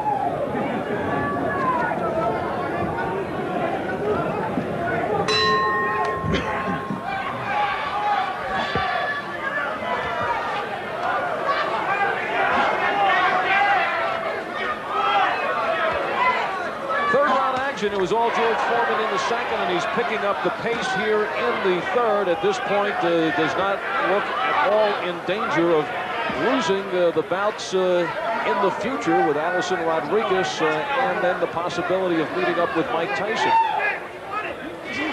Now, Foreman in 67 fights has fought only 2 more rounds than Jamison, and all you have to do is look at the knockout ledger. Foreman's 61 KOs, of which 43 of them have come in the first 3 rounds. And I talked about Jamison suffering from what is called sparring partner syndrome. He's so defensive that he can't get a good combination off on his opponent. He's not getting hit cleanly here in this third round, but he is getting hit. He's just doing enough to survive. He's holding on when he has to. He's moving backwards, taking the play away from those punches. Now, a sparring partner is paid, and he was paid by Tyson $2,000 a week to take punches. Sparring partners, when they rally and when they throw a lot of punches and they win the sparring session, they're fired. They're packing bags. Well, this may be the top-paying sparring partner performance for Jamison in his career. When Foreman started his comeback, that's about the time Jamison started his retirement. And in that span of the last 3 years, there goes the mouthpiece of Jamison. Foreman has been the busiest fighter, not just in the heavyweight division, but maybe all of boxing. And now Mills Lane steps in, and here in Nevada, the mouthpiece rule, when there is a lull in the action, they could put it in. So Mills had ample time anywhere along the line as this fight is becoming a complete lull in the action. Speaking of Mills Lane, it's interesting to see a little bitty short guy like Mills Lane, probably weighs in the welterweight class 147 pounds, into these two great big giant heavyweights. And the crowd comes alive as Jamison tries a right, and now Jamison trying to open up a little more. Foreman in 87 had 5 fights, in 88 had 9 fights, in 89 had 5 more, and here in 1990 is Foreman. And here Jamison does not know where he is right now. Instinctively covers up. There goes the mouthpiece.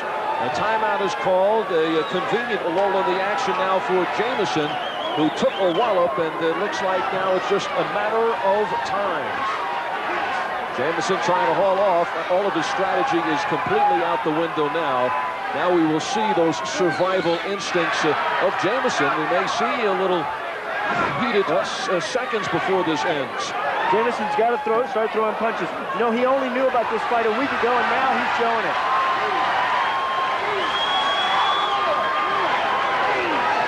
You cannot be saved by the bell unless it's the final round. Jamison now on the wobble. Lane could easily end this. Asking him some questions, he'll let it go. We'll see if Jamison can beat the clock. And Lane better stay close.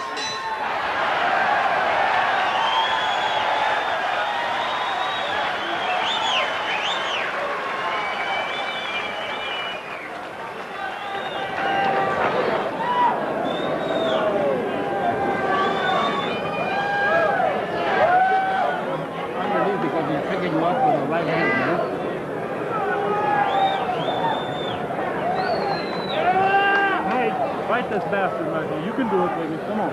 This fella was doing the elders do it now. He's sucking in. Get your hands down.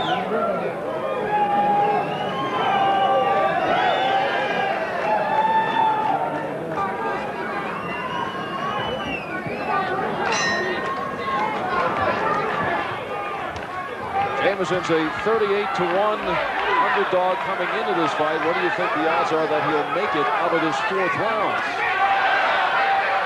There's the best thing he can do is get busy. Kick some leather in the face of Foreman. Now between rounds, Foreman is standing up in his corner, not doing the full advantage of that minute, but he's trying to get extra breath into his lungs. He's taking deep breaths over there. In comparison, Mike Jamison in his corner is sitting down, but they're not taking his mouthpiece out. He's having to breathe around that mouthpiece, which is what you do in training. There's a point. Well, that was a warning from Mills Lane, but before this fight, you see how high the trunks of Mike Jamison are. Before the fight, Mills Lane said, I'll let you go here, and that's around the belt there at the top of the trunk. Not to mention Foreman's also. You know, in sparring against Tyson, Jamison found that he was able to push Tyson away. He felt he could do that with Foreman, and that's just not the case. You're not going to push George at 260 pounds. And there goes the mouthpiece again. Now we're looking at a question of whether Jamison is intentionally dropping the mouthpiece to get a timeout, but Mills Lane will wait for a lull in the action. And is this it? Yes, it is. He sends Foreman to the corner. And here Foreman is turning it up. Look at the concentration now as compared with earlier in the fight. That man better take some deep breaths and get ready because Foreman's coming right after him. There's a cut over the left eye of Mike Jamison now. Jamison's known to have a good chin, but Foreman has hit him everywhere but the chin. Side and the side of the face, and now Mills Lane is asking the doctor to come in and examine that cut. And if he doesn't stop it now, it's just a matter of time. James McClellan, the doctor, at ringside with Mike Jamison. He's asking him some questions. Jamison looks like he went 10 rounds. Foreman looks like he's been 1. And they're going to let it continue. Jamison wants to continue. He said he took this fight. He's been in there against Tyson, felt that he's experienced what a good body shot is, and he looks at Foreman's success at his age and the scrambled heavyweight division, just to be in there with Foreman. Now Jamison from the ropes. And every time Jamison gets in trouble, he starts throwing punches. And it's the jab of Foreman that is picking Jamison apart. That is what keeps Mills Lane from stopping this fight. There he is. There it is from Mills Lane. That's all. That's enough. Foreman wound up for that final ride and stops it here in the 4th. And George Foreman makes it 21-0 on the comeback trail. And it's knockout number 20. Nobody goes to 66-2 with 62 knockouts. And now dealing with Mike Jamison, who might have taken more in 4 rounds with Foreman than he felt in hundreds of rounds sparring with Tyson. But Jamison said, this is really an honor for me to fight George. Finally I get someone to fight that's older than me. He said, I'm the young buck now, but that man, George Foreman, showed him why he has those big hands and heavy power. And this is where it ended, the final volley of George Foreman, who had Jamison in trouble from the 2nd round on. And Jamison here showing his survival instincts. Pulling away, look at him bend away from those punches. Boom, the left hook. Down he goes, that's it. Referees Mills Lane had seen enough. He's cut over the left eye.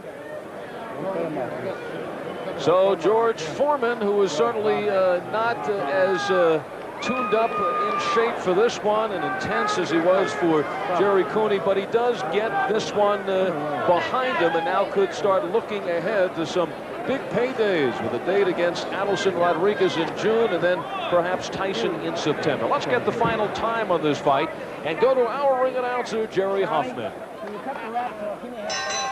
Ladies and gentlemen, at the 2:16 mark of the 4th round, the winner via knockout and still undefeated on the comeback trail, George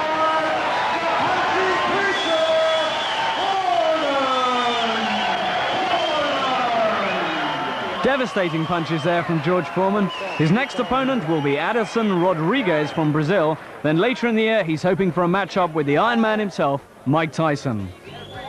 Knockouts, Smokin' Bert Cooper.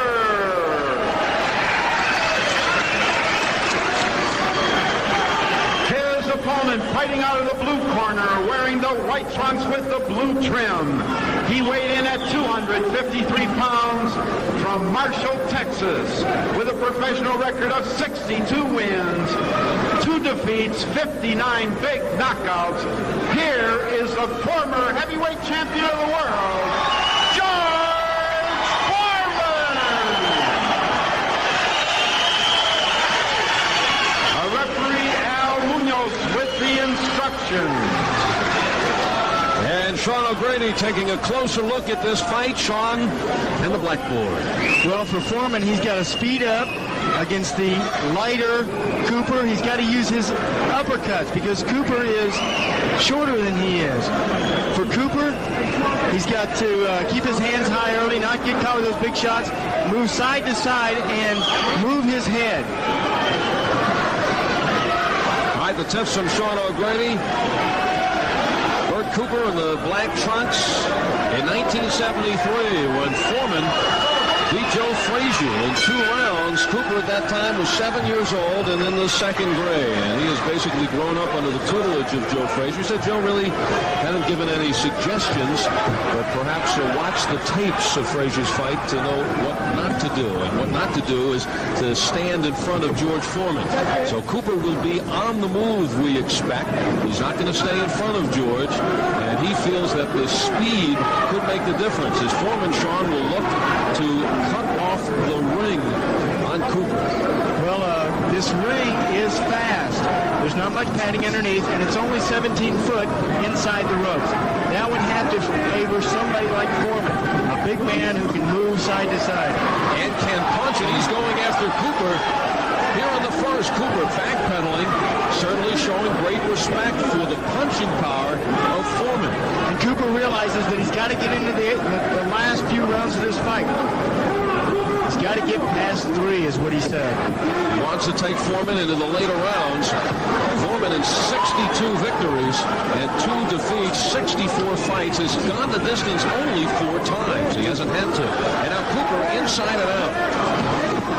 Foreman coming back. We have seen Big George hurt on a couple of occasions in the first few rounds when he fought Ladislav Hernandez and also Jose Hernandez. Cooper won the NABF Cruiserweight title in June of '86 with a 12-round decision over Olympic gold medalist Henry Tillman. He had a few defenses, then he went up to the heavyweights and went up to Canada and destroyed Canadian Olympian Doug DeWitt in 2 rounds. And Cooper then was a hot item.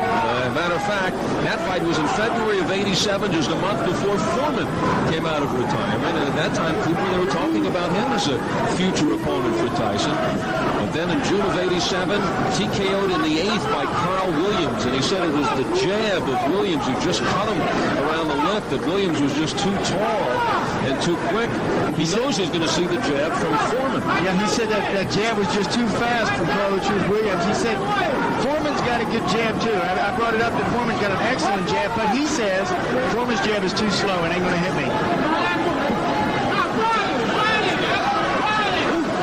Dave Miller losing the North American Boxing Federation Cruiserweight title in February, and he was rocked by Foreman. And that was a body blow, a sweeping right hand to the body on Cooper.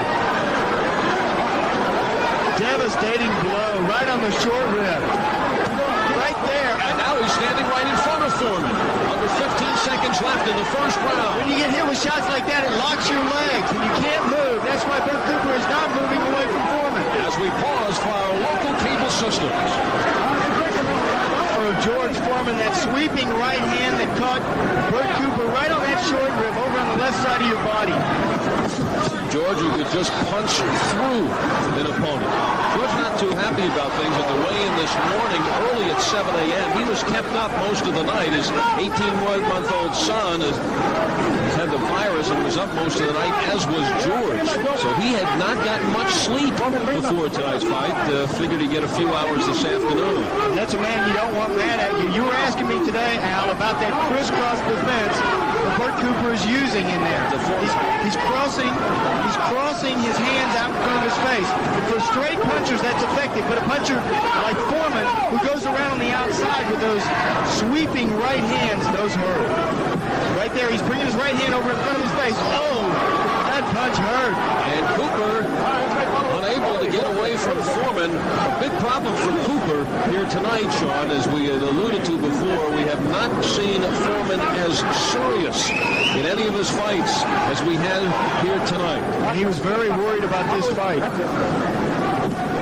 Now, Cooper, if you get hit underneath that left arm, you're going to start dropping that left arm to try to protect that rib. When he does, that's when Foreman's going to try to nail him. A couple of good shots by Bert Cooper. Foreman will then come upstairs. Foreman concentrating wisely on the body during this second round. And as before the fight, when George was asked if Cooper is the best opponent he's faced in the comeback, George answered, "If I said yes, will it sell tickets?" So George not feeling that Cooper will derail him, and George really bringing out the heavy artillery. Cooper can't stand in there against those shots. Cooper's got to move his head and then go in on the angles like he said he was going to do. He's trying to get on the angle of Foreman, but he can't make it inside that offensive Foreman. But Cooper realizes he has to just bide his time, let Foreman shoot those big punches and try to get into those later rounds. But he's got to stay away from those big shots at Foreman. Cooper grew up under the tutelage of Joe Frazier in Philly. And if we take you back to 1973, when Foreman won the championship against Frazier, he had Frazier down 3 times in the first, 3 times in the second, 6 times in all. And you could be be sure Bert Cooper did not want to follow that same strategy of coming in on Foreman, but he has found here that sometimes there's nowhere to go. Right, and they fought again in June 15th of '76, Uniondale, New York, when Foreman stopped Frazier in 5. Foreman said he changed his strategy then. He stayed away. He lasted 3 more rounds.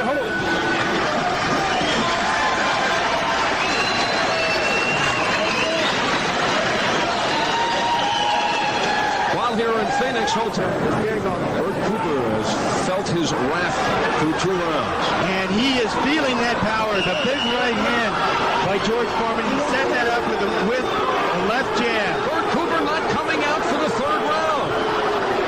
It is over.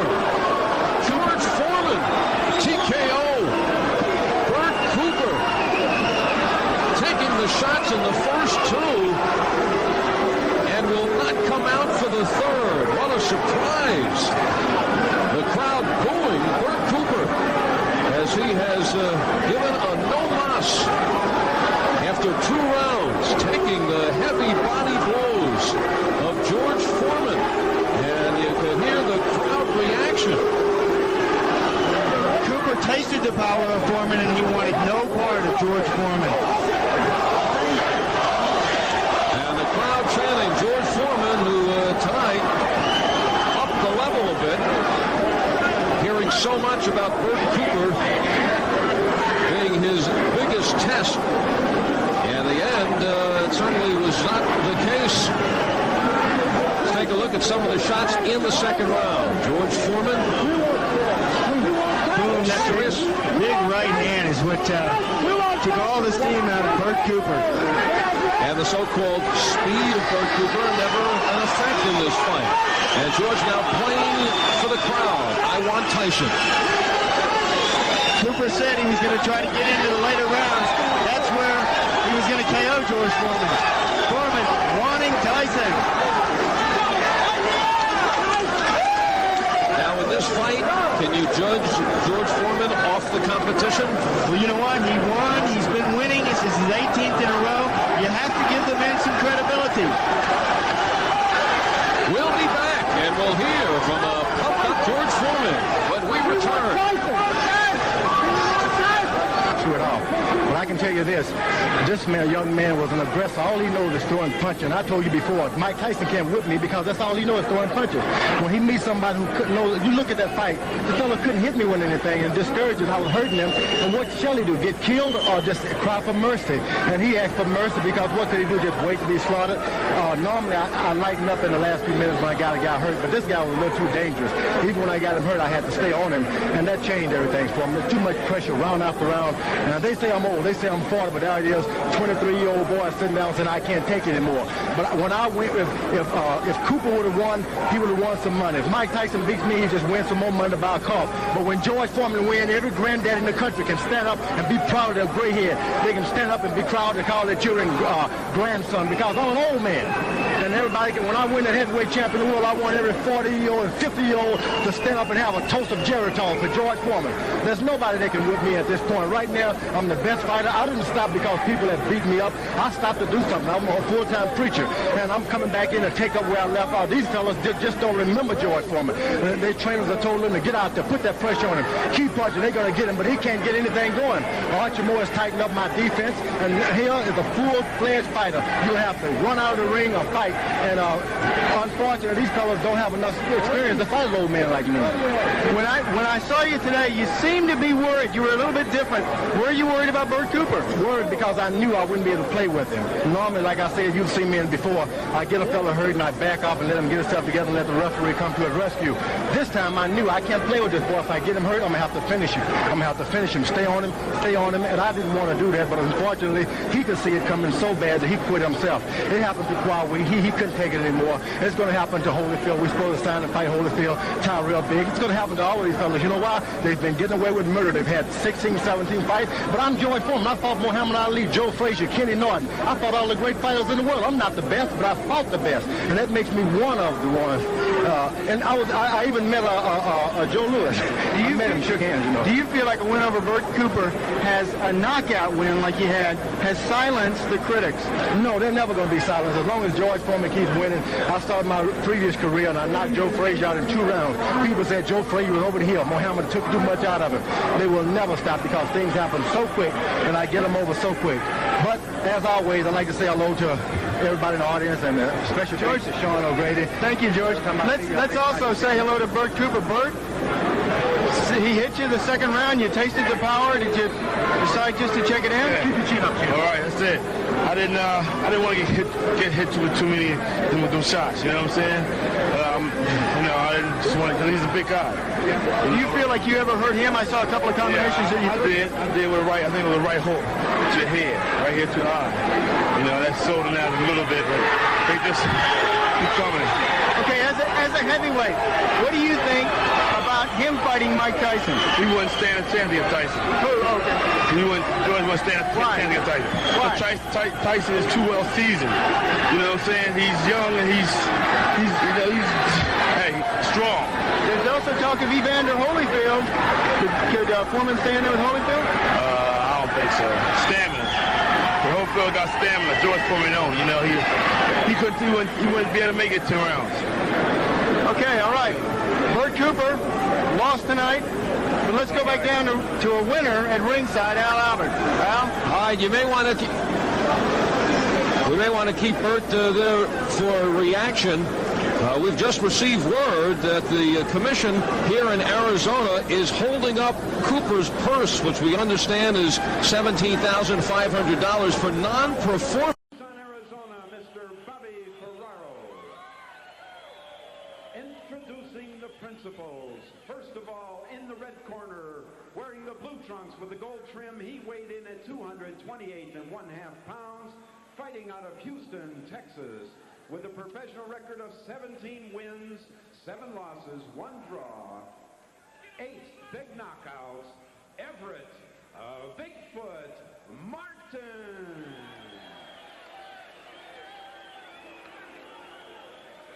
His opponent fighting out of the blue corner, wearing the white trunks with the red and blue trim, weighed in at 256 pounds, from Marshall, Texas, with a professional record of 63 wins, 2 losses, 60 big knockouts, ranked number 12 in the world, and he is the former heavyweight champion of the world, George Foreman!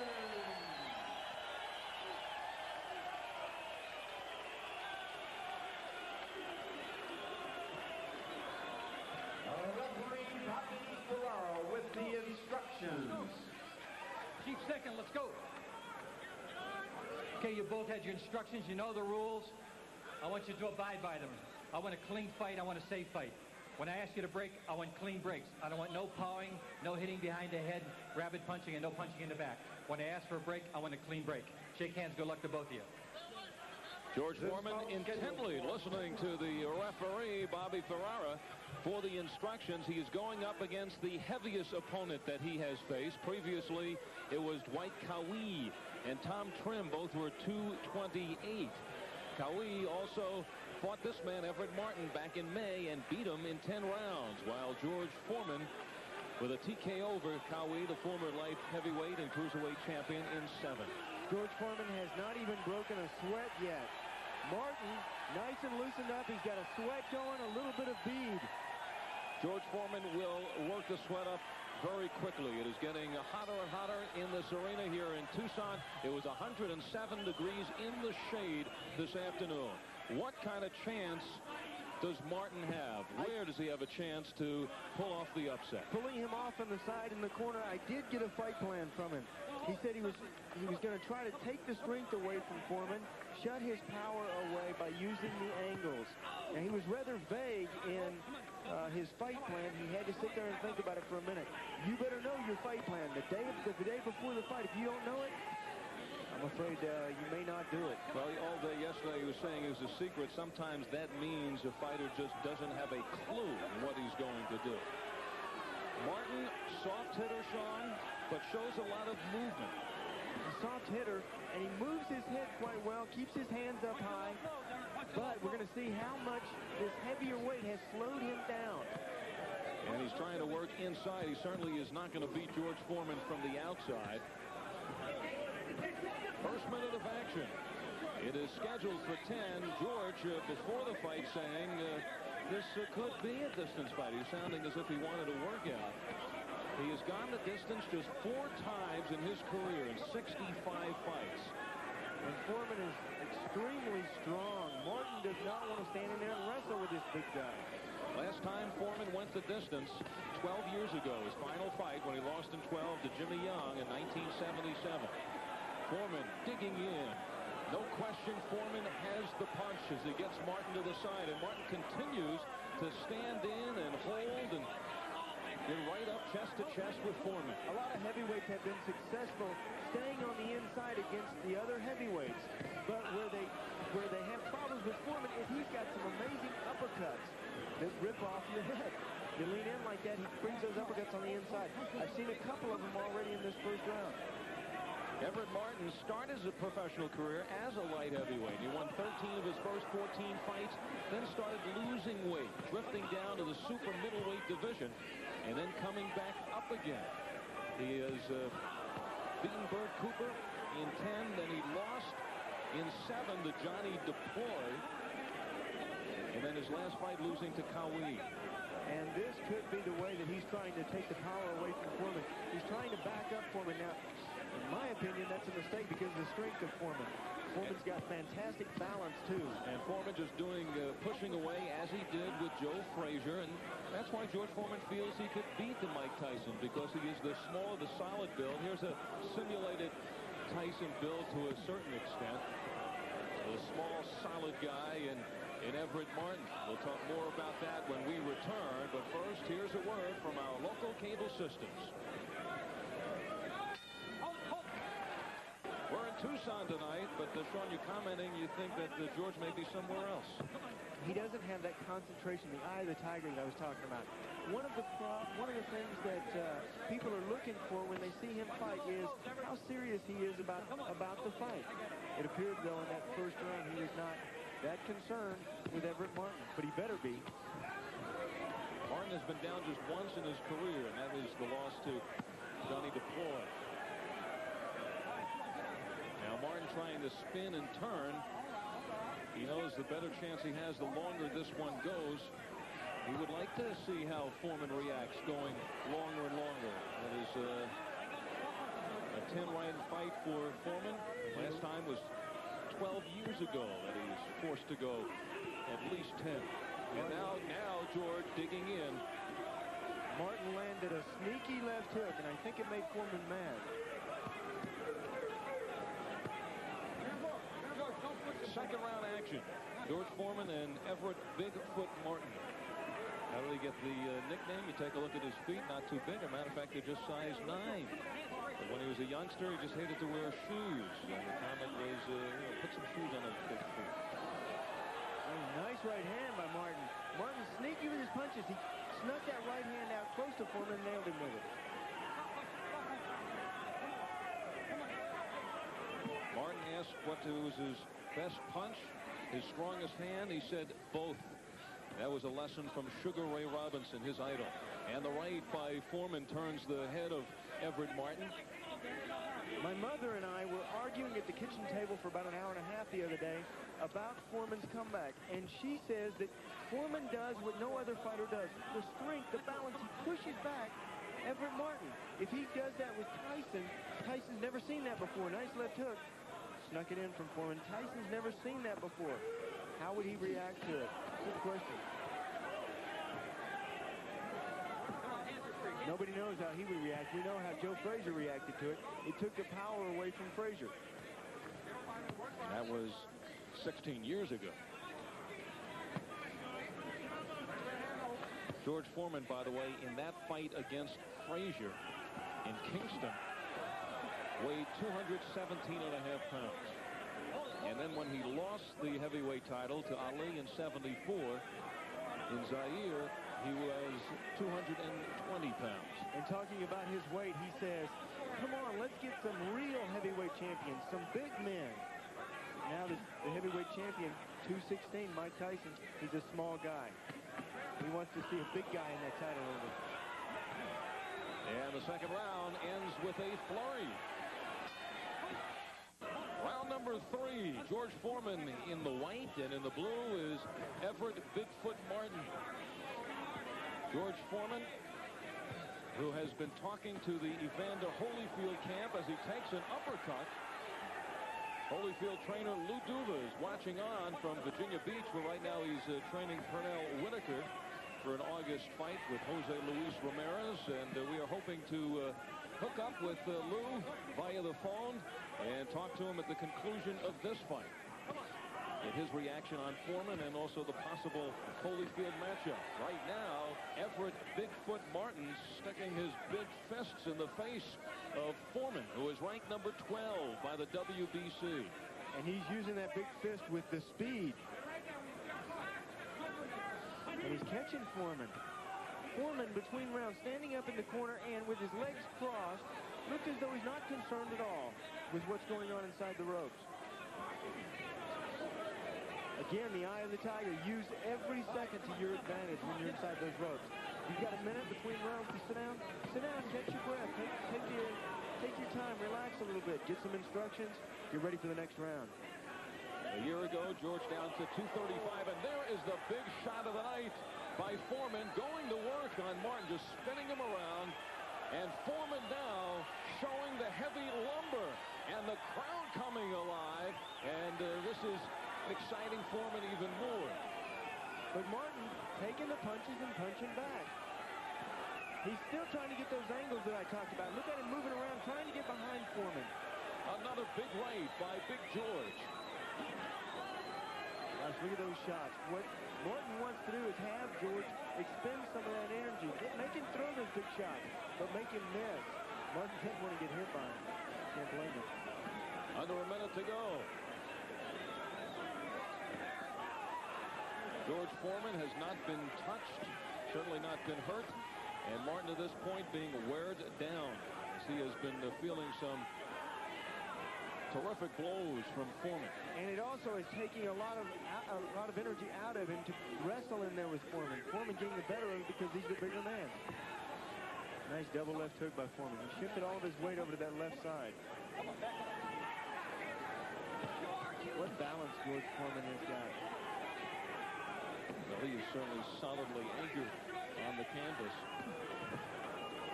We were talking about the ropes earlier, ropes that favor Foreman, but he has been in the middle of the ring throughout this fight. Well, this ring also would favor Foreman. It is a puncher's ring. And very loose ropes. Heavy mat underneath this canvas. The loose ropes. Foreman could even lean back over the top of them. Everett Martin can't because he's not as tall as Foreman. Foreman 6'3", Martin at 5'11". While in Tucson, hotel accommodations provided by Ramada Inn, located in downtown Tucson. It provides some of the finest hotel accommodations in the old Pueblo. Ramada Inn of Tucson. Most consecutive knockouts for a heavyweight champ. George Foreman ranks right up there behind the great John L. Sullivan. Foreman's 24 in a row started with a first-round knockout over Rufus Brazil in 1970 and ran all the way through 1973 against Ken Norton, the heavyweight title. It was snapped in Zaire by Muhammad Ali. And right now, Foreman in his second career has strung together 18 straight KOs and looks for number 19 tonight against Everett Martin. But George Foreman in the first 3 rounds, Sean, now has worked up that sweat. Well, it's been all Foreman his first 3 rounds. He's taken some shots, though. Martin wanted to get past this 3rd round, get into the 4th round, make Foreman work a little bit, get loosened up, take Foreman into a later round. George Foreman, who is calling for Mike Tyson. Our telephone poll is going on right now. We'll give you a tabulation at the end of tonight's telecast. But in actuality, in the comeback, George really hasn't faced a heavyweight that you would really put in the top 20 or 30, maybe even 40. Exactly, but what really worries me about George Foreman is he gets hit too much. And Martin comes back with a right. He lands a good left uppercut. Martin in his career has shown he can take a punch. He has been put down only once. Tell me a little bit about Everett Martin, who during his pro career had fought at times as a super middleweight. One of his losses, a matter of fact, a 12-round defeat at the hands of Vincent Boulware. But now fighting at 228.5. You would think 228 is a solid heavyweight, but he is really a cruiserweight blown up. What does that mean? Exactly. He's got most of his weight around the midsection. He should be a middleweight because it's all around the middle. But and so should George. He is super middleweight. He is a ballooned up. He has carried some of that speed with him, though, in this heavyweight division. One thing, though, he's not used to is getting those kind of shots from Foreman. From heavyweights. Now he's getting hit a lot. Early in his comeback, George looked kind of disinterested in the ring, going through the motion. It was a man versus boys, but the Cooper fight, a little more focus. Here you thought a little concentration in the early round. Yes, but now he's loosened up, he's broken a sweat, and it seems like now he's got more concentration. He's got his weight going forward, he's on his toes. But he still gets hit way too much. Look at that right hand. And the questions with the Holyfield or a Tyson. You know Foreman's going to get hit even more. Well, when he gets hit with one, by those two fighters, he'll be hit with four. And it's the conglomerate of punches that put the guy down and out. In most cases. Under 30 seconds left in round number 4. There's a push from Foreman trying to keep Martin off balance, keep him backing up. Trying to go away from that power, and also you get him out on the end of your punch. 90% of the power on the punch, that last 6 inches. So Everett Martin so far has gone 4. And getting ready for number 5. Nice combination by George Foreman.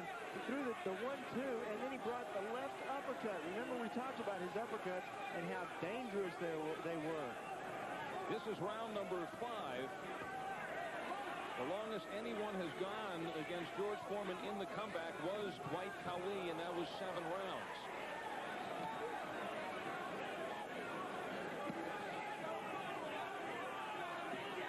Foreman says he wants to be big. He's never fast, never will be, so he's trying to turn big into an advantage. And that right hand rocks Foreman.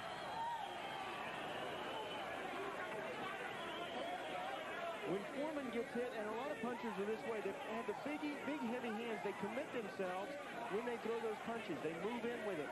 And unfortunately, a lot of times, they get hit solidly. A lot of the guys who have little punch use their movement well, and they go away from the punch, taking the power away. Now remember, the last fight for Foreman was a defeat, only his second. He's lost just to Jimmy Young and Muhammad Ali. And in that fight against Jimmy Young, he was dehydrated, he was taking the distance, and went in against a guy who moved around. Same circumstances tonight. And this is what kind of fighter that George Foreman does not want to face. A guy who moves side to side like Everett Martin's doing. 5th round action.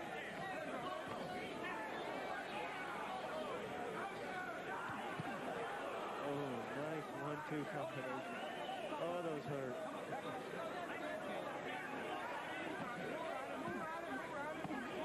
Again, the big right hand from Foreman. He throws that right hand straight, and he also throws it as a sweeping hook, a right cross hook.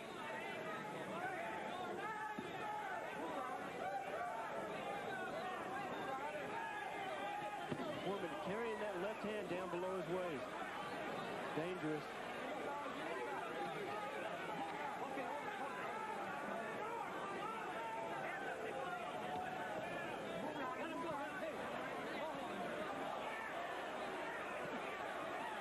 There's the jab. Early in his comeback, Sean, Foreman was winning fights on jabs alone. But that was more a reflection on the opponents. Down to 30 seconds in the 5th round. George Foreman came to my home and when I was living in Oklahoma City one time, stayed with me and my family in our home before his fight in Oklahoma City against Lou Bailey. And when he stayed there, I noticed one thing about him. He always read comic books, never read books, magazines about the fight or newspaper articles about the fight. He's the one who taught me not to listen to the press. He never listens to the negative publicity, doesn't read a newspaper article, doesn't even like to watch boxing. Foreman likes to have those boxing people in his corner. Shives, also Archie Moore's over there in his corner. As we have talked about before, Archie gives him lots of inspiration. Archie's been down the path before, knows how to make a comeback at a late age. Well, he held on to the light heavyweight championship at 48, 49 years of age. Foreman 41, the Geritol Kid. Richard Woodbury, who wrote the article in Time magazine that calls George a middle-aged Rocky. Sixth round. Everett Bigfoot Martin hanging in there. And Martin just stumbled. I don't quite know why, but he may be hurt here. Coming back, shooting the right at Foreman was Martin. George said before the fight he felt this had the possibility of going the distance. He wouldn't mind it, looking for the workout. But what would be the reflection as far as the critics are concerned? With Everett Martin taking you the distance, what would happen against Holyfield and Tyson? And Foreman may also be the one that's wanting a workout out here. He came into this ring tonight, not loosened up. He more or less coasted the first 2 rounds. Finally, in the 3rd round, as Bobby Farrar, they're taping up the glove. The two are wrestling around a lot, and they've got tape on the glove. With that wrestling and also the sweat from their bodies getting underneath the tape, it'll sometimes come loose. The referee, Bobby Farrar, right on top of the action. What he does not want to happen is for that tape to catch in Foreman's eye.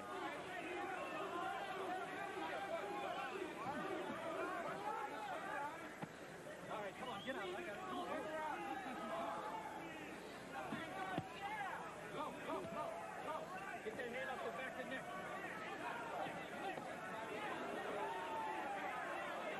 Nice right hand. What Martin has done, too, is he's stunned Foreman. He's shocked him with those punches like that right hand he just threw. He takes a right hand, but he comes back with a combination of his own.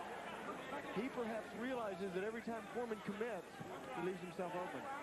George Foreman has been the busiest fighter around. This is his 19th fight in the past 28 months.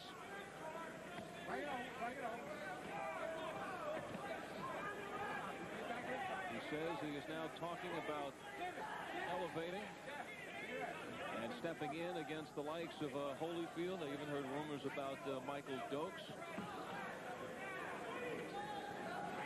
And we'll be talking to Lee Dubin, trainer of Holyfield, coming off the convincing victory over Alison Rodriguez last weekend.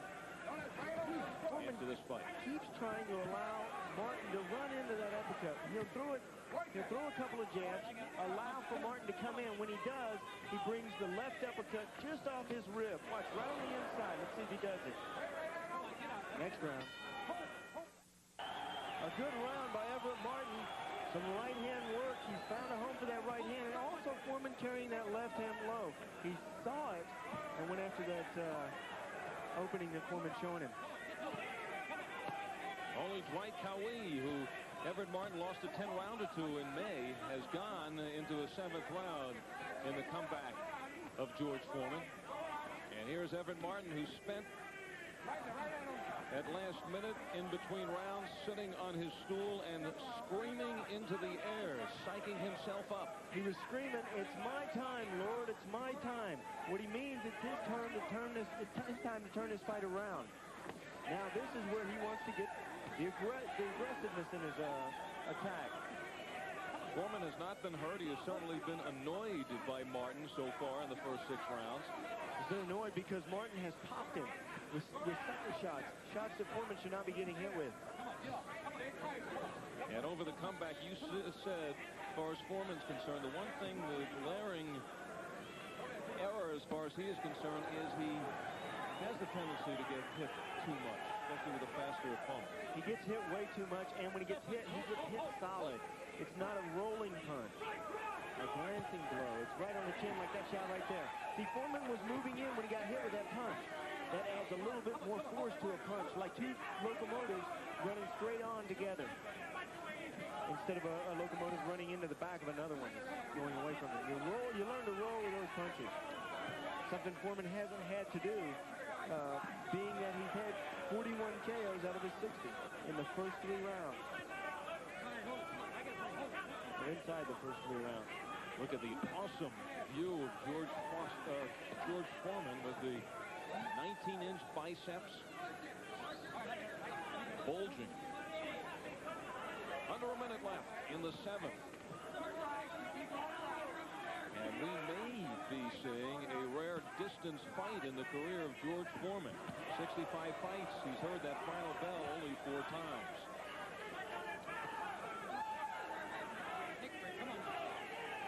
And Everett Martin has to be pleased with himself here in this 7th round. He's still fighting, still throwing punches in there against the former heavyweight champion of the world. Boom, nice right hand. He's taking right hands like that. Every time he gets hit, he fires back with a couple of punches.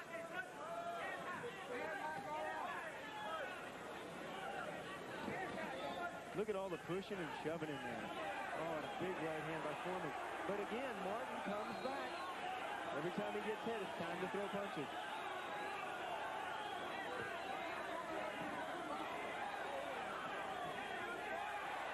Oh, nice right hand by Martin. Perhaps his best, 2 of them. And Foreman came back with a right, and Martin now gaining some support from the crowd here in Tucson. He has completed 7 rounds with 3 over the horizon. He will take George Foreman longer than any opponent in the Foreman comeback. USA is proud to present the best in international golf competition. The United States will meet a team of Europeans in the prestigious Ryder Cup from Belfry. Coverage begins September 22nd. The U.S. team consists of the top 10 PGA Tour players. Now, here's a look at the current top 10 American players. This is through the Anheuser-Busch Classic. The Ryder Cup will be seen right here on USA. Everett Martin gaining in confidence also. He's in the 7th, into the 7th, the 8th round now. Finished 7. Takes a deep breath, still psyching himself up over in that corner. And George Foreman licking his lips.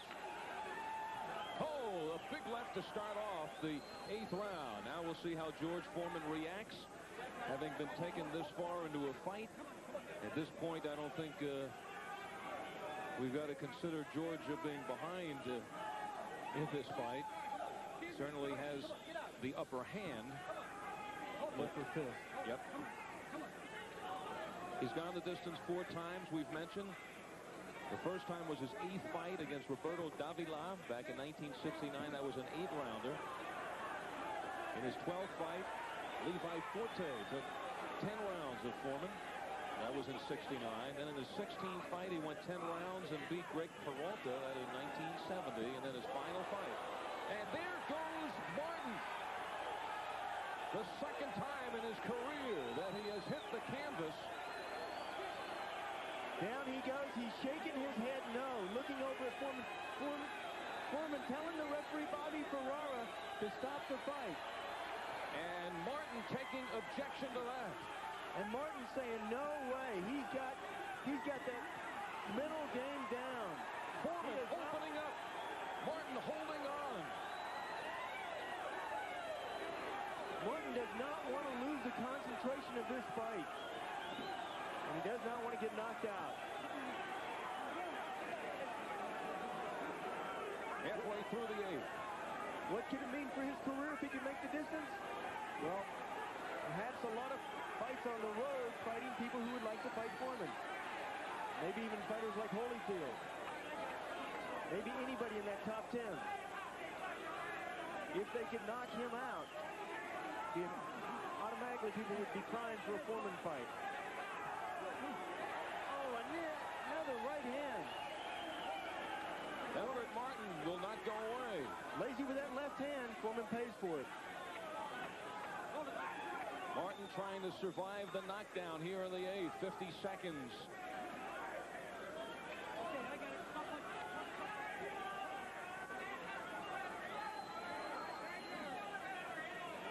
Low blow by Martin, but and there's another one. But look how high the trunks are.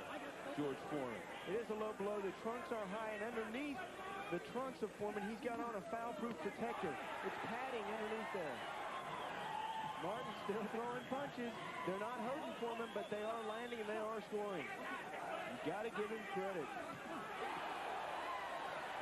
And the crowd cheering every score by Martin. We pause now for a word from our local cable systems. Onward to round number 9.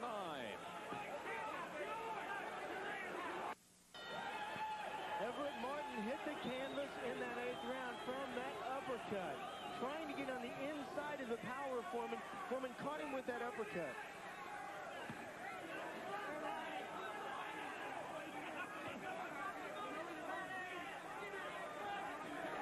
Live action, 9th round.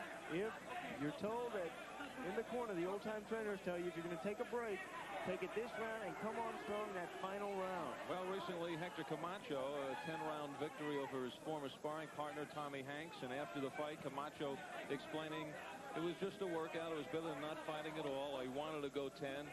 What do you think George Foreman's going to say? He could be saying that, but I would have to wonder, you know, if he gets hit with shots like that, you know, against Everett Martin, who has little in the way of power, what's he going to do when he gets hit by someone with some power? Someone like Holyfield or someone like Tyson. We have Lou Duva, Holyfield's trainer, watching on in Virginia Beach, and we hope we have a chance to get to Lou after this fight and get his reactions.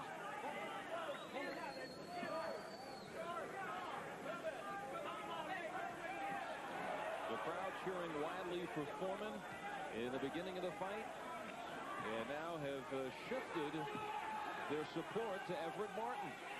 Still cranking those punches is George Foreman.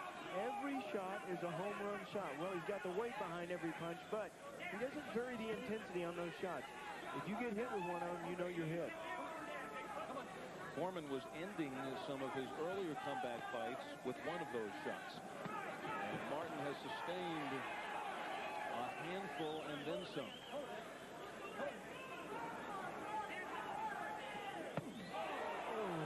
You heard that. Ouch. His body shot to add up. Foreman has certainly thrown it all to try to end this fight. Slicing right. Look at the right hand. Look at the hands of Foreman. He threw the right hand and he left his hands down by his waist. Nice rotation. The rotation in the shoulder. All that power is coming again from the shoulder as well as everything on that right side of the body. Nice left hook. Everett Martin pesky with his little punches. They're not hurting Foreman, but they are stunning him. They're shocking him that he's getting hit with those. Everett Martin will be sleeping for days after this. Martin was down once in the fight.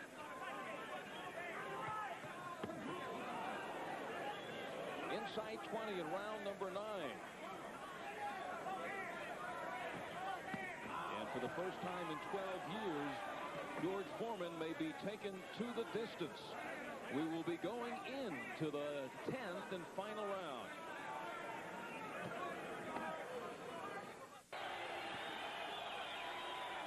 And the crowd responding to this 10th and final round. George Foreman really wanted nothing of touching gloves.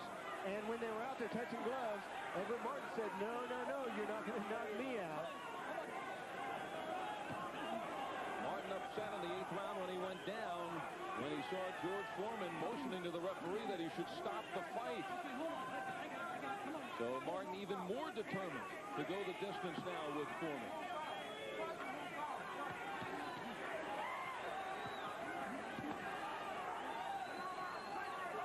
Foreman is getting tagged a lot in this fight. Martin's taking some shots, but he's retaliating every time he gets hit. Has George Foreman ever been down? Ask Muhammad Ali and Jimmy Young and Ron Lyle. The answer is yes. All three. But the last time down was 12 years ago to Jimmy Young. Doesn't appear that he's in danger here tonight. He has put Martin down for only the second time in Bigfoot's career. He's not really been in danger, but he may be exposing himself. Everett could be going. And Everett wisely ties up. Standing here a little too far away from George. George able to make his extension. Will Everett Martin beat the clock and go the distance? Foreman pouring it on here in the 10th round. Here's the time remaining. George peering in. He wants to take him out.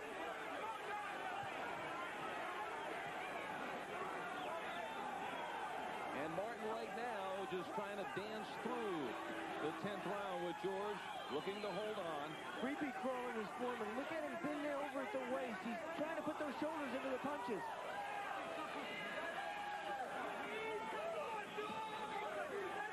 Here he comes again. He rounds those shoulders to get him into the power of this punch.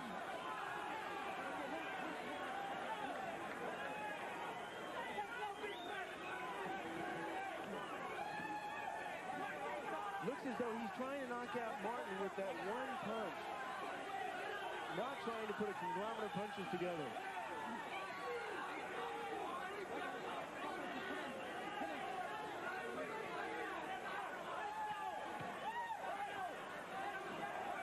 And you got to give Everett Bigfoot Martin credit. He's taking some shots. Every time he gets hit, he fires back. He's still in there slugging it out in the 10th round.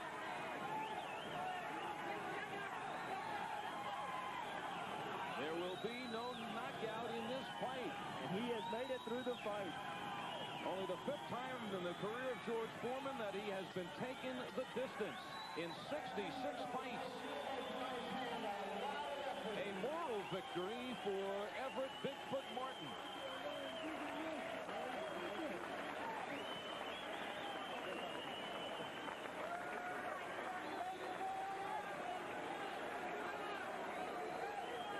We'll talk to George Foreman. We'll get the decision.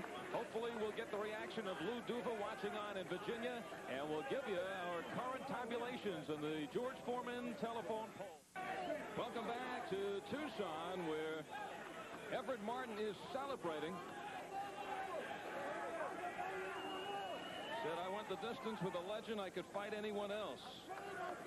I proved myself, says Everett Martin, but he probably fell to his 8th defeat in 17 fights. As George Foreman just calmly, after the 10-round workout, awaiting the decision, which should hand him his 64th victory. He was never in trouble. Just a pesky Martin was always in his face. Went down once, but survived. Bigfoot, who once fought as a super middleweight, came into this fight at 228.5. The heaviest fighter that Foreman has fought in this comeback, but will be the 19th victim unless there is some major surprise in the scoring. And now George playing to the crowd, starting the We Want Tyson chant.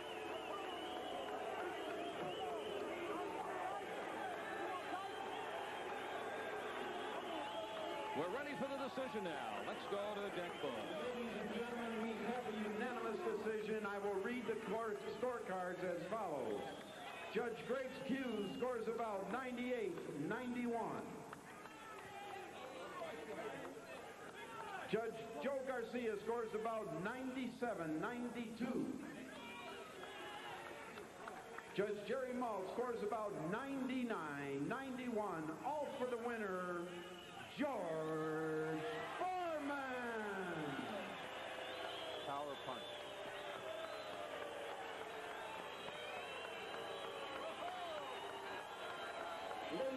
Everett Martin showing the last burst of strength, and that could have been the greatest accomplishment of the night, picking up George Foreman. The unanimous decision met by a smattering of boos. And the hand now was for Everett Martin, who stole the show as far as this crowd is concerned. And that streak of 18 straight knockouts for George Foreman in the comeback is stopped by a journeyman cruiserweight by the name of Everett Martin. Right now, Sean O'Grady in the ring with George Foreman.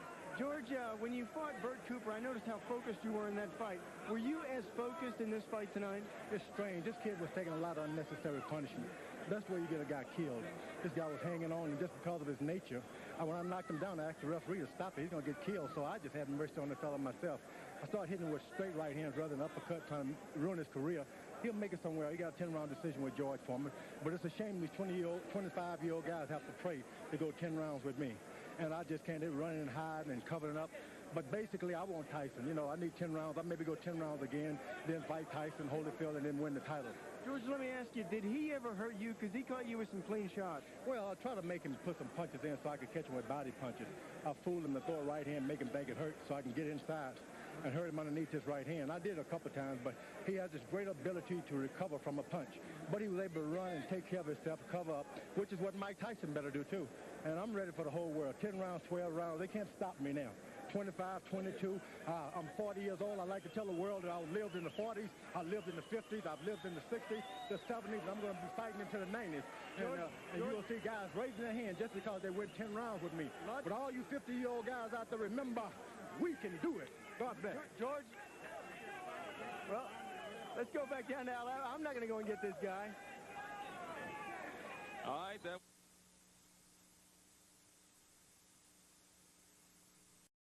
By way of Caesars in Atlantic City, the moment you've all been waiting for.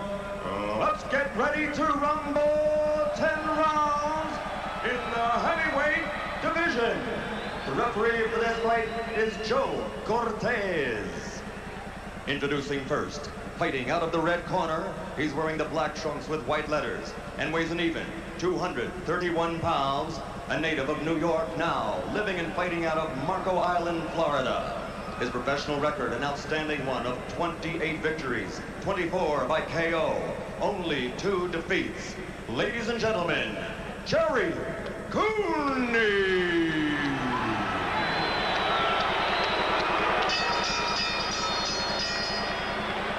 And his opponent, fighting out of the blue corner, he's wearing the white trunks with blue and red trim and weighs an even 253 pounds.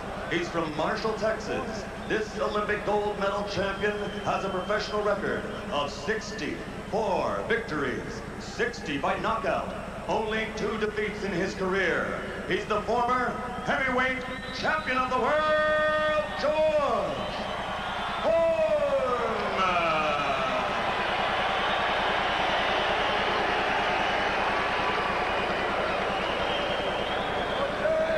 All right, Jerry and George, you both were given the rules earlier. I want a good, clean fight. Obey my commands at all times. Protect yourself at all times. Shake hands. Good luck to both of you. That was the closest Jerry Cooney has come to looking at an opponent during the referee's instructions. He almost looked George Foreman in the eye. And an odd crowd in attendance here tonight. Yeah, very subdued. I don't very think muted. they came to root. I think they came to watch. I'm sure they'll get behind whoever the aggressor is in the beginning, and here we go. George immediately going to the crossed arms, the stance that he's favored throughout his now 20-fight comeback.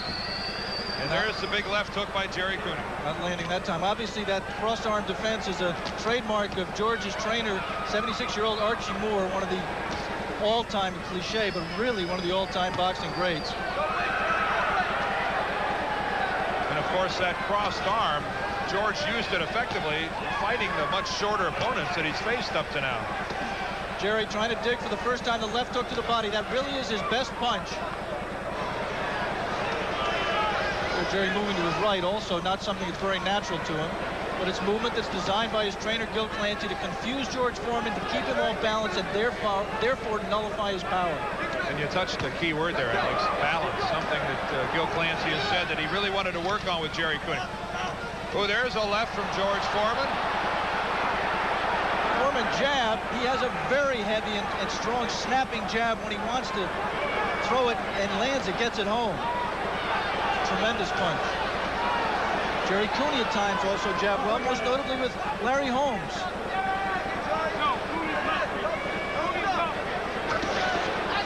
Good left to the body by Cooney, and then he came upstairs and Mouthpiece is out. We're going to replace the mouthpiece. George Foreman doesn't know what it is yet. Gil Clancy puts Jerry's mouthpiece in. Lost it about 20 seconds ago. George said, I'm not going to waste the energy walking all the way over to that corner. Got replacing the mouthpiece, a new rule. Ordinarily, the fighter would have to fight without the mouthpiece for the remainder of the round. Well, there's that jab of Foreman again getting in. George, we have to say right here, and not just in contrast to Jerry Cooney, George is a little bit quicker than he has been in his 19 fights of his comeback. That wild amateurist Foreman right to the body. He threw that punch when he was a world champion.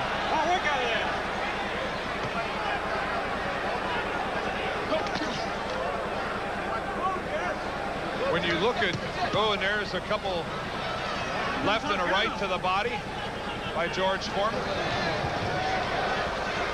That jab lands but really doesn't do anything, didn't have anything on it, and that's really a trademark of Foreman's punches, Alex. You could almost see Jerry Cooney thinking there a moment ago, damn, he was along the ropes. Wait a minute, I am not supposed to be on the ropes. Let me get out of here, and he did. Before Foreman was able to take advantage of it.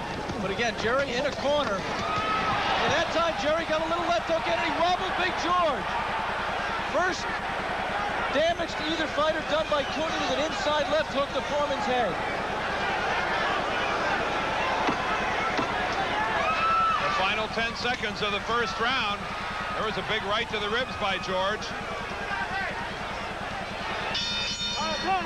And they made it around.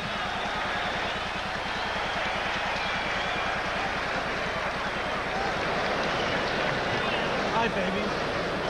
Put your hands here. Put your hands up. Sit up straight with me. You're doing okay. You're doing fine. One thing I want you to do, stay off the ropes. Don't wait for him. You hurt him bad, you know. You can't get discouraged hitting him in the You can't get discouraged hitting him in the belly. Let's take a look at the mouthpiece being knocked out. That jab by George Foreman. Then the second jab behind it, and Jerry Cooney's mouthpiece came out. Action late in the round. Watch the inside left hook by Cooney. Not there. Not there, but there. And that punch moved George Foreman. It didn't really appear to be a loaded punch, but nonetheless, it still wobbled George. George, as he has done throughout his entire comeback, eschewing a stool in the corner, standing the entire 60 seconds. George says it's so boring to sit down. Well, George has appeared to be bored through these past 19 prior fights. Not in this one. There's a good left counter by Cooney. He came in here with a much more serious look than he's had in any of his previous 19 fights of his comeback. And he better be serious because he's got millions and millions of dollars at stake here. Well, they both do. But George didn't need this fight to fight Tyson. He was going to get that Tyson fight, amazingly enough. He was going to get it anyway. He's risking everything. Boy, there's a good right lead by George Foreman. It doesn't do a whole lot, but it definitely scores. Ooh. Oh, and another right by Foreman. And Jerry Cooney has his left hanging a little low. There he gets it back up. George putting pressure on Cooney, backing him around the ring just by walking in. Jerry so far has not chosen to stand his ground and trade punches. He's been fighting in spurts. There, standing his ground, punching, and then trying to move out of the way. And there is the big roundhouse left, the trademark punch of George Foreman.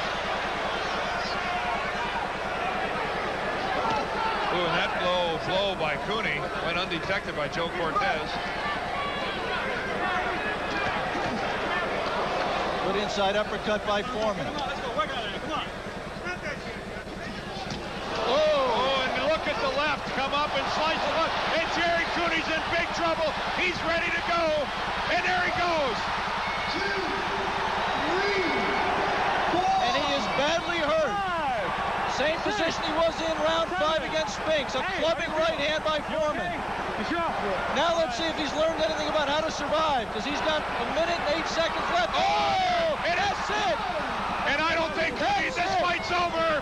This fight's over. George Foreman blows away Jerry Cooney in the second round. And he came over here to ringside and winked. And Jerry Cooney is not close to getting up. 1 minute and 57 seconds of the second round. George Foreman makes believers of some. I don't know how many, but made believers of some. definitely Jerry Cooney. No, he's okay. Jerry Cooney is sitting up.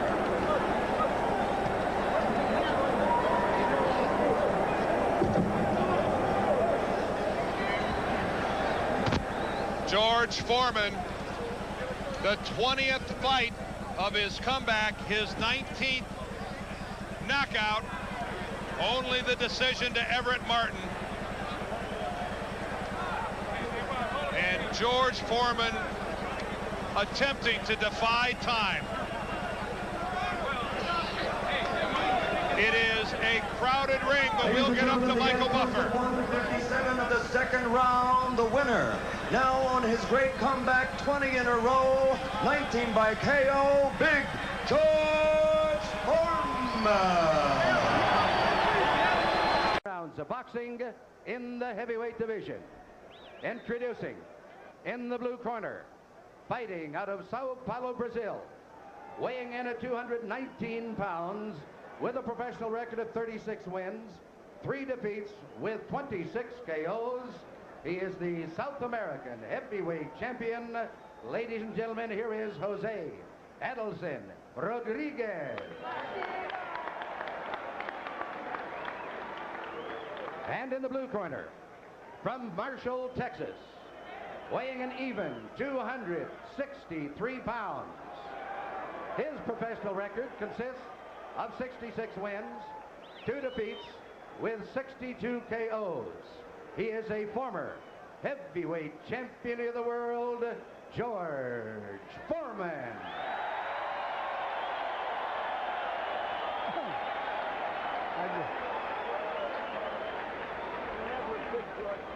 Okay.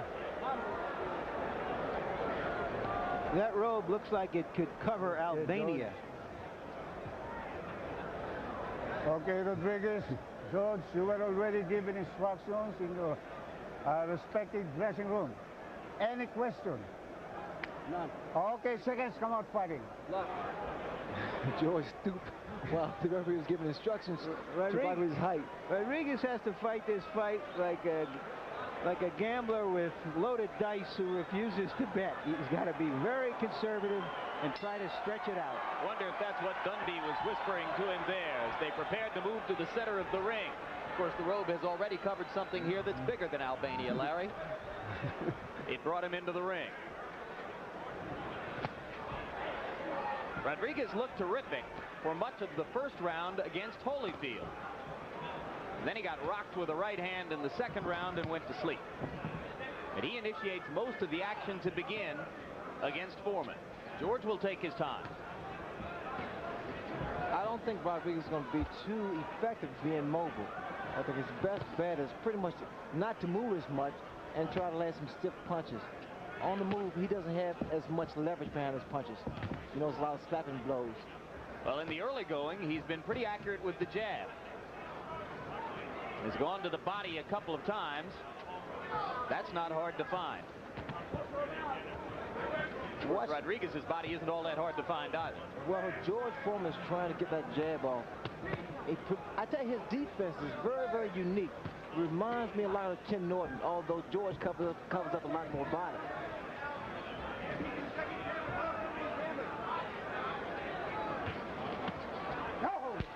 George likes to deny that he has any particular strategy in the ring. He'll say that that defensive posture is just to make his opponent think a little bit. But it proved effective against Jerry Cooney, at least in the second round when he knocked Cooney out. And it presents an unusual picture to an opponent. George crossing his big arms in front of his body a lot. The way a man can connect with George Foreman is to throw double left hooks to the body, to the head, or to the head, to the body. Because, again, the way George protects himself, his defense. While he protects one part of the body, the other body is exposed.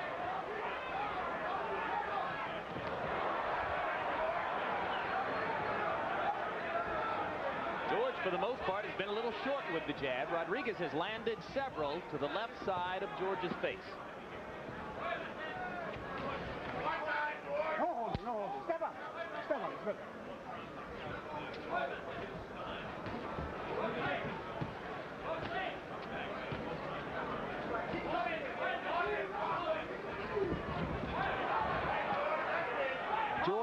economical in the ring. I mean, he doesn't really waste anything, although I don't think he can afford to waste anything at this particular weight. But he takes his time and he lands those big punches, like the jab there. And as one Kevin Rooney pointed out, and I think it's good observation, exceptionally calm. He looks as though he's engaged in some accounting business rather than boxing. Put it up.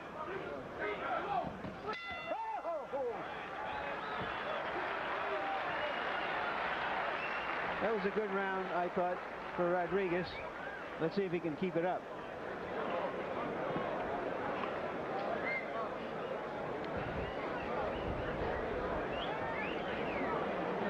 George Foreman stands up in his corner. He said he isn't wed to the idea. He just feels more comfortable that way.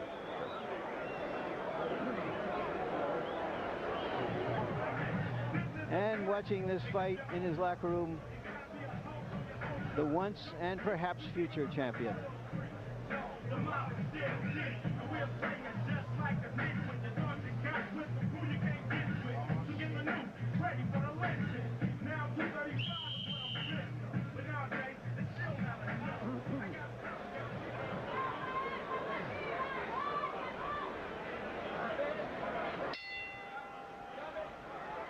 Round 2 begins. George Foreman in the blue trunks, Adilson Rodriguez of Brazil in the white. Rodriguez at one point had risen to become the #3 contender in the eyes of 2 of the 3 world governing bodies. That was prior to his second round knockout at the hands of Evander Holyfield. You know, George Foreman does some weight training for his arms, and it bulges up his arms to protect that body, that midsection.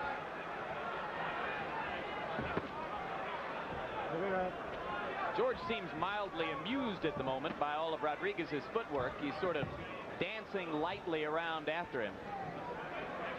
Well, he's taking his time. Okay, bring it up, bring it up. And he gets an appreciative chuckle from the ringside crowd for the daintiness with which he set up that posture to deliver a punch. He's very relaxed. I just don't like that hand down. He drops our right hand, George Foreman does. And I don't know whether or not Rodriguez sees that or can do that. Throw the left hook. Body punches by Foreman.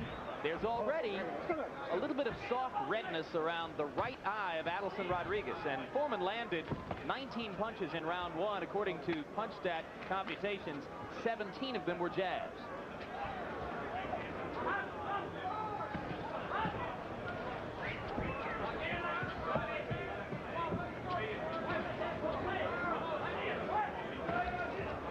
Foreman trying to come with the uppercut. Angelo Dundee says the biggest mistake you can make against Foreman is to lean over against him and give him a chance to fire the uppercut into your face. Well, by being a big man, Foreman normally overpowers his opponents. He gets more leverage punching down as opposed to punching upward.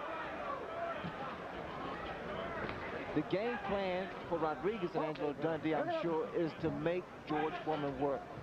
And good uppercut by George.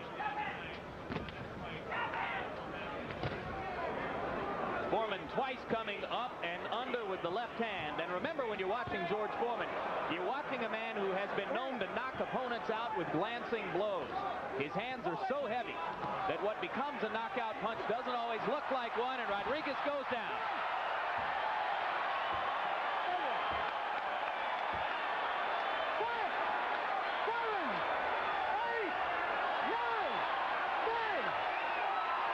Case in point.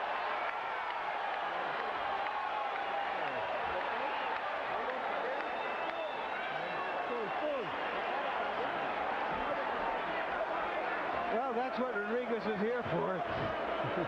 He's done his job. 2 minutes and 39 seconds of the second round, and with a series of blows begun by a pair of left-hand uppercuts, George Foreman puts away Adilson Rodriguez. I didn't think George Foreman was hitting that hard when he first made his initial comeback. I figured it was just arm punches, but it's apparent that the man still has power. Unbelievable power, Ray. As I said, they don't look like knockout punches. He hits you with glancing blows, and the next thing you know, a guy is in serious trouble. Well, the way he starts off, he throws the jab, the right hand, and his grazing right hand. That shows how much power. A nice, picture-perfect left foot by George Foreman. But I also believe the lighter George Foreman is, the better he is. He throws better punches, better combinations, with a lot more accuracy. You'll play hell convincing him of that. I doubt that very seriously. And here's another shot. George Foreman, wherever he lands a punch, it's able to hurt his opponent. Rodriguez backs away, slightly dazed. There's the right hand. Then he comes up with that beautiful left hook. So at 2 minutes 39 seconds of the second round, Adilson Rodriguez has his second round knockout loss against a major American heavyweight contender, and I guess that's what we have to call Foreman now. I expected more from Rodriguez, but apparently George Foreman has much more to offer than we are led to believe, or myself.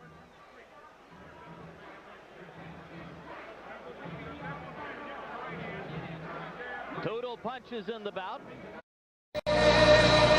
Ladies and gentlemen, this is the main event. This bout is scheduled for 10 rounds in the heavyweight division. Your referee from Edmonton is Don Smart. Introducing the combatants. First in the red corner, wearing the black trunks with white trim, weighing in at 216 1/4 pounds. He fights out of Edmonton, Alberta. Has a professional record of 20 wins, 15 defeats, and 11 knockouts. He is the current Canadian heavyweight champion, Ken Lacusta.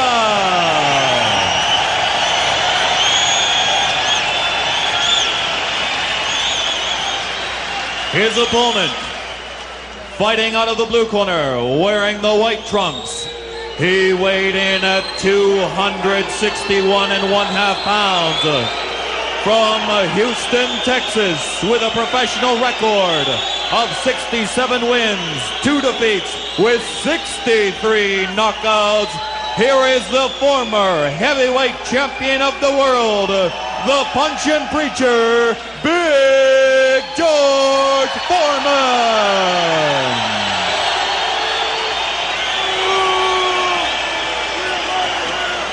This fight will consist of 10 rounds in the heavyweight division.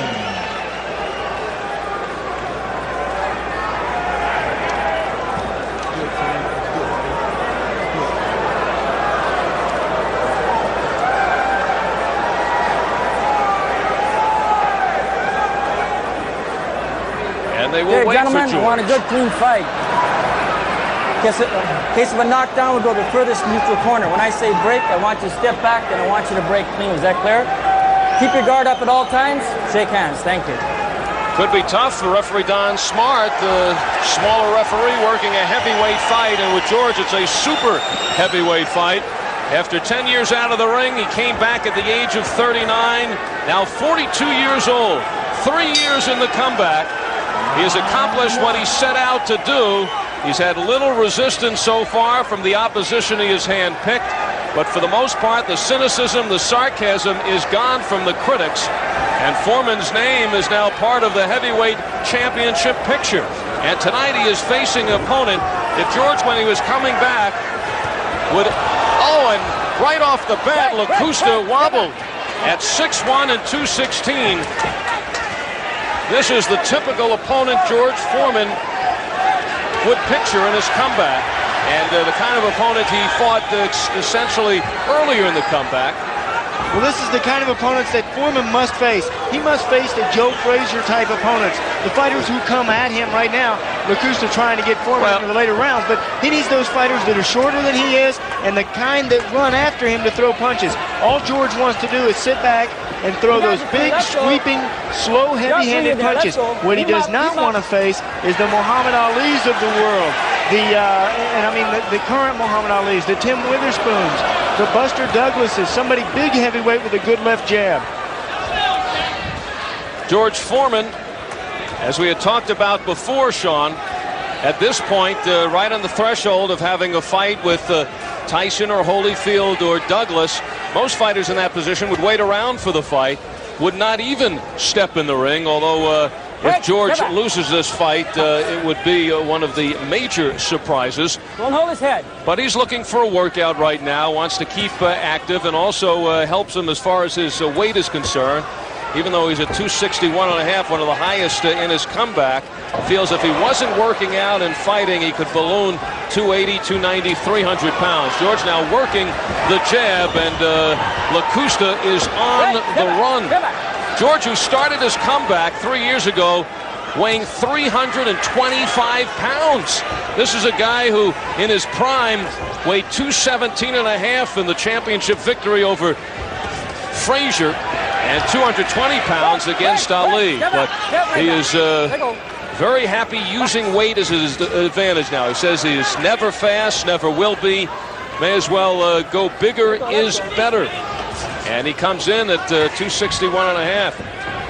He's been down to around 250 in some of his earlier comeback fights. And he didn't like it down that low. He wants to be a big heavyweight, and he is. The reason he's fighting so much is for those after-fight parties, the post-fight cheeseburgers that he gets to eat. If he didn't fight, he wouldn't be able to have those. Closing seconds of round number 1.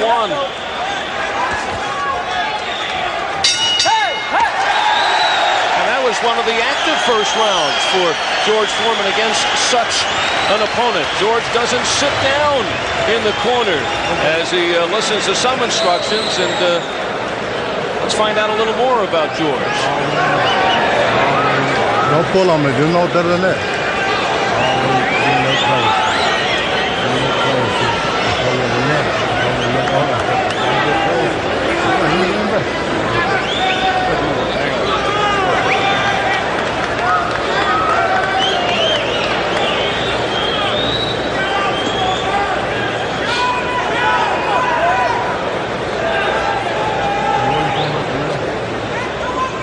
This way and go that way. You understand what I mean?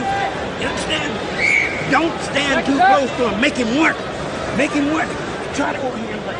Hit him with overhand right. George Foreman actually getting instructions from Charlie Shipes. Whispering instructions in his ear. Shipes, a former world welterweight champion.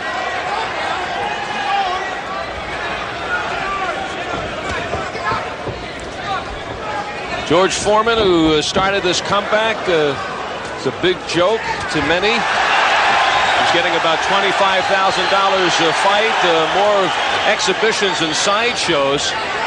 They made $1.5 million against Cooney. Now here's where Foreman is turning up the heat. Yep. Lacusta came out and he tried to get the control of this fight. Right here is where George is dangerous. Right now, a back elbow from George. And he gets a warning for it. Don Smart standing up to George Foreman, who over the ages has learned every trick in the book. He uses those big arms, 19-inch biceps. Don't hold his head. And Lacusta now gets a warning. Break, step back. Lacusta sparred with Mike Tyson for the Buster Douglas Tokyo fight. He has faced the likes of Trevor Berbick and Frank Bruno and Michael Dokes and Razor Ruddock. He went the distance with Berbick, stopped by the other three. He has actually faced better fighters than George has during George's comeback. The light heavyweight speed. There's George turning it on in the corner. Lacusta holding. Right now, Ken is trying to use his light heavyweight speed, trying to move around Foreman. But it's just a matter of time. Target practice for George. Watch your head.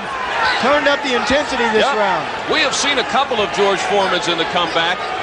Early where he would coast and just pick his spots, one-shot punches. And then, for instance, in the Cooney fight, where he really picked up the intensity and the combinations, and he has picked it up early in this one. Again, overmatched situation against Ken Lacusta, 35-year-old out of Edmonton.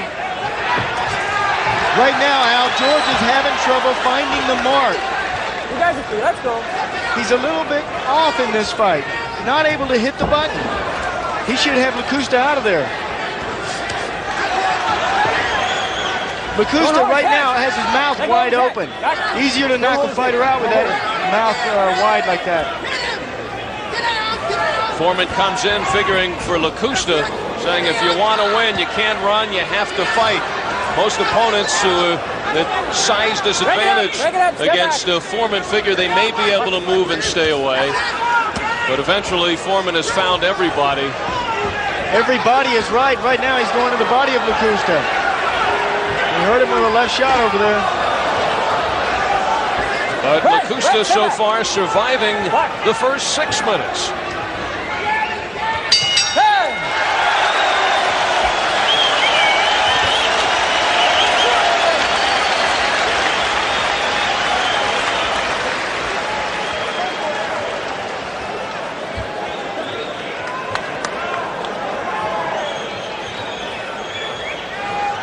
That's me. I like to go with Spain.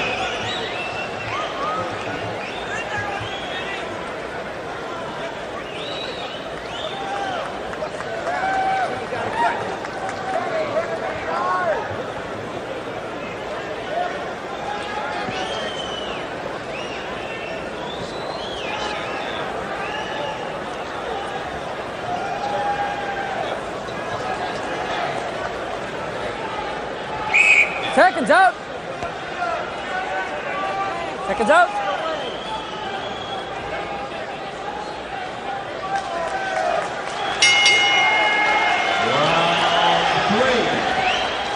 George Foreman returning to Canada.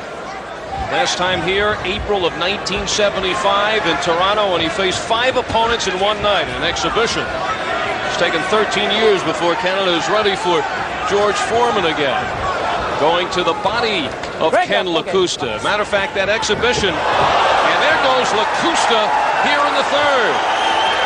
1, 2, 3, 4, 5. Struggling to get to his feet. He's not going to get up. 8, 9, you okay? He made it. You all right? And the crowd cheers the effort of Lacusta. Giving up. Oh, big right by Lacusta off the knockdown. Shakes up Foreman. Foreman walked right into it. And the crowd going wild. Foreman now will intensify his effort. As Foreman said before, you can take no one for granted. And there goes Lacusta down for the second time. The crowd urging him to get up again. 3 knockdown rule in effect. 7, 8. Will he make it? 9, no! 10. It is over. Lacusta goes out with a bang.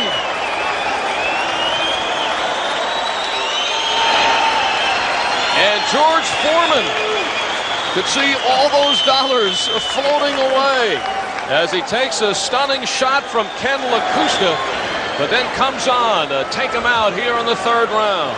And George turned it up after he tasted that right hand from Lacusta. A sweeping right hand from Kenny Lacusta. Really the first time that Foreman has been hit in his comeback.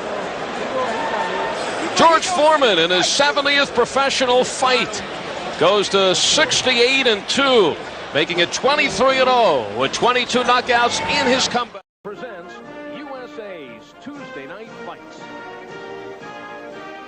Scheduled for 10 rounds. Terry Anderson is the next opponent for George Foreman.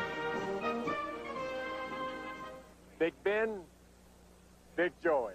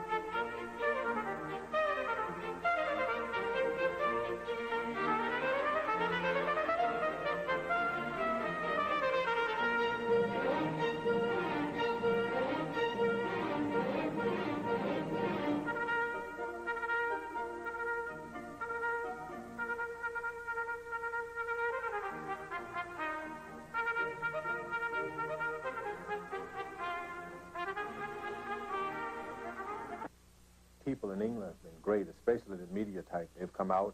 I've had people hanging around a hotel looking for an autograph. And really, I'm reacquainting myself with some old fans who've been writing me all along, encouraging me. So this has been a great trip for me. In England and George Foreman, we agree. I've said it all along. It's not all. When people come out to see George Foreman, boxing is probably the lowest point on the totem pole.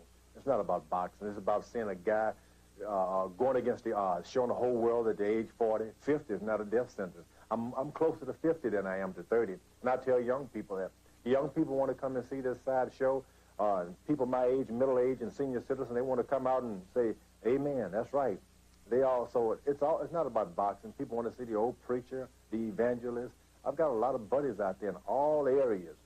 I tell people right now, if Evander Holyfield become heavyweight champ of the world, it doesn't mean anything. Mike Tyson, just another sports car. But if George Foreman become heavyweight champ of the world, everybody can have a grand toast of Geritol.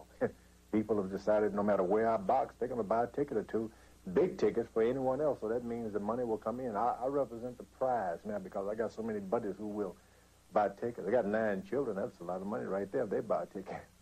Right now, it doesn't matter who is heavyweight champ of the world. I don't have any preference. Right now, Buster Douglas is shooting his mouth out like he's the toughest guy in the world. So he would probably be fool enough to wade in and try to punch it out with me. Of course, Evander Holyfield is out there lifting weights and trying to make himself look like some he-man, so he may be foolish enough to try to mix it up with me. And of course, Tyson, he certainly is foolish enough to try to rush me. So I would prefer, there wouldn't be any preferences. I'd take either of the 3. The bottom line is that if you cannot dream, you may as well be dead. So far, George, with all the lines, he has supplied all the answers. He's had the English in stitches. There's a man tonight who could burst George's bubble. Terry Anderson, 6'3", 230 pounds, a one-time prospect before a 2-year layoff, and a bout with depression and drugs. He has 17 knockouts in his 19 wins. He packs a wallop and will be looking for the opening. No, I'm not going to trade punches. I'm going to punch and go, punch and go. I'm not going to sit there and try to trade punches with him because he done proved time and time again. When you trade punches with George Foreman, he's going to knock you out. He made me slow, but he got a lot of power and a lot of weight behind his punches. So if anything, I'm going to use speed punches and move to make him miss. When you make a man miss, it kind of tires him out a little bit more. But like a guy like George Foreman, he got a lot of pillow around his gut, so he got a lot more to go on, a lot of energy to eat off of. So still I have a lot of work of movement and running to stay away from him. The Tums tale of the tape. George Foreman, 259 pounds. That's the first time in his last 4 fights that he dips under the 260 mark. A svelte 259 tonight. Still 29 pounds heavier than Anderson, and that's the heaviest Anderson has ever stepped into the ring at 230 pounds. Now let's size it up, and Sean's blackboard. And Big George, you should give Terry an attention getter. Make your opponent respect you with the very first punch. Use careful control. Keep your hands high, and just like a Foreman, establish command with your left jab. And get down. No, don't start dancing. Stay low and keep your power going forward. Terry Anderson, jump right on George. Show him you're not scared. Surprise him. Take control. If you do that, you'll stay inside his reach and start very fast. In a fight of this nature, Terry, the boxer who lands the first punch first wins. The rules for this fight here in London, 3 knockdown rule is not in effect. And we may be looking at that one. Standing 8 count not in effect. Saved by the bell only in the last round. And it's the 10-point must system. And the London arena ready to erupt. They have heard so much about George Foreman in the last week or so, dominating the sports pages. Bigger than life. Well, certainly bigger than any other heavyweight in the world. 259 pounds. George weighing in at 18 stones, 7 pounds. And when you hear it here in London, they always use an adjective. They say a massive 18 stones and 7 pounds. Actually, we mentioned before, George under 160 for the first time in 4 fights, he said, or under 260. 160 would be certainly a chore. Says if you're hungry, London is the place to fight with such terrific dining, but he's done a pretty good job coming in at 259. Before announcing the contest, ladies and gentlemen, I'd like to bring into the ring a man who is one of the legends, ladies and gentlemen, in world boxing, Mr. Archie Moore. Former light heavyweight champ Archie Moore in the corner of George Foreman is being introduced. Archie said he had 40 fights after the age of 40, and that he thinks George is still a growing boy. But he also, very popular figure here in London, and he has been doing more interviews than he ever has in this comeback for George Foreman. You see the pride in George's eyes as he watches the Mongoose take his bow. Well, the old Mongoose fought until he was 51 years old. Presently, he's 77. Of 10 3-minute rounds.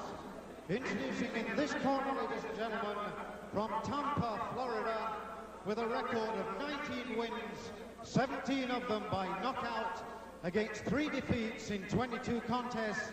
Ladies and gentlemen, Terry Anderson.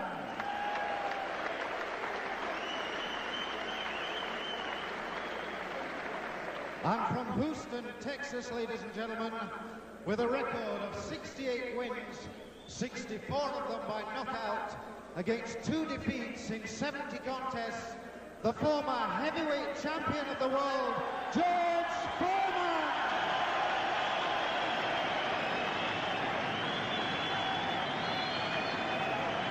Big smile from George. He's got this crowd behind him. Foreman more popular now than when he was champion 16 years ago, as he has certainly won over the public, as we have seen not only in the United States, but here in London may indicate the feeling around the world. He has come a long way in this 3.5-year comeback. And now when you mention Tyson and Douglas and Holyfield, you must include the name of George Foreman. His 71st professional fight, 68 victories, 2 defeats, 64 knockouts, of which 44 have come in the first 3 rounds. And a very casual Foreman comes out against Terry Anderson. At the age of 30, Anderson, once a very promising prospect with a big punch, comes in at 19-3 with 17 KOs. He says he will move around, does not want to trade with Foreman.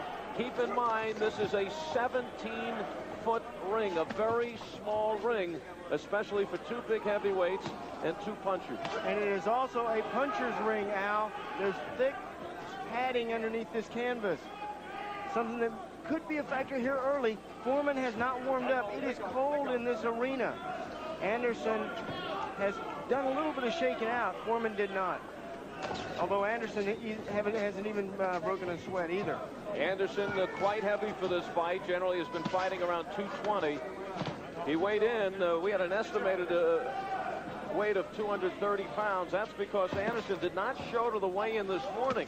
He was having a contractual dispute with the promoters and threw a little scare into this fight, but everything was worked out. He came here tonight and stepped on the scale at 237. This is the most he has weighed. Now, he's not a fast fighter to start with and may even slow him down some more, but this is no question the heaviest fighter that Foreman has faced in his comeback. But Terry Anderson should be standing right in front of George, and George doesn't mind that. But Anderson is moving here in this first round. With that extra tube around his waist, that'll slow down, though. Anderson, once very promising. He won his first 14 fights. Actually, his first 15, 14 by knockout. Then he had a fight with Ronaldo Snipes, who then was a big contender. But before that, he took a tune-up against a guy named Levi Billups with a record of 5-5. Billups almost pulled out of that fight against Anderson. And Anderson ended up being taken out in the 5th. Looking ahead to Snipes. He fought the Snipes fight anyway. Had Ronaldo looking pretty good, was Anderson in the early rounds. He had a matchup with Frank Bruno over the horizon, but then was stopped by Snipes in 5. And at that time, Anderson's career took the nosedive. He was out for 2 years. He has since come back with 6 fights, 5 wins, and a major setback in May when he lost to a veteran opponent, Bobby Crabtree. And now Anderson has to prove to himself that that was a fluke. He is a puncher. And we talked a little bit about the previous fight by George Foreman against Ken Lacusta. Foreman was nailed in that one. If he gets hit that way by Anderson, things could shake here in the ring. And right now, things shake in the ring. It is Foreman who hits Anderson, who goes down, does not look like he will get up. Terry Anderson goes out in the first. And here goes another man in the first who decided to try to move and try to stay away from the power and away from that 90% danger zone right on the end of George Foreman. He was trying to box against Foreman, and Foreman knows how to figure those fighters out. Foreman, early in this round, taking his time, picking his shots, getting his reach down. When he felt that he had his reach, he had Anderson on the end of his punch, then he just simply lowered the boom, and he threw the hard punch. Anderson went down and out. Well, from our vantage point in the ring, I would have to say somewhat phantom the shot that put Anderson. Now, we were counting down the seconds, ready to go to commercial, ready to go away in between rounds. George Foreman looks a little surprised. Let's see what we could pick up. That's the 15th first-round knockout of 65 for Foreman. And look for the right hand coming here. There it is. Boom. No phantom. Right on the face. He punched him and threw the punch down to knock his opponent down. That was a good right hand from Foreman, right on the bridge of the nose. And when you hit a guy on the bridge of the nose and you bring your punches down, you're going to hit the nose, you're going to hit the chin, and then finally the chest. Boom, there it is. Right on the kisser. Ouch.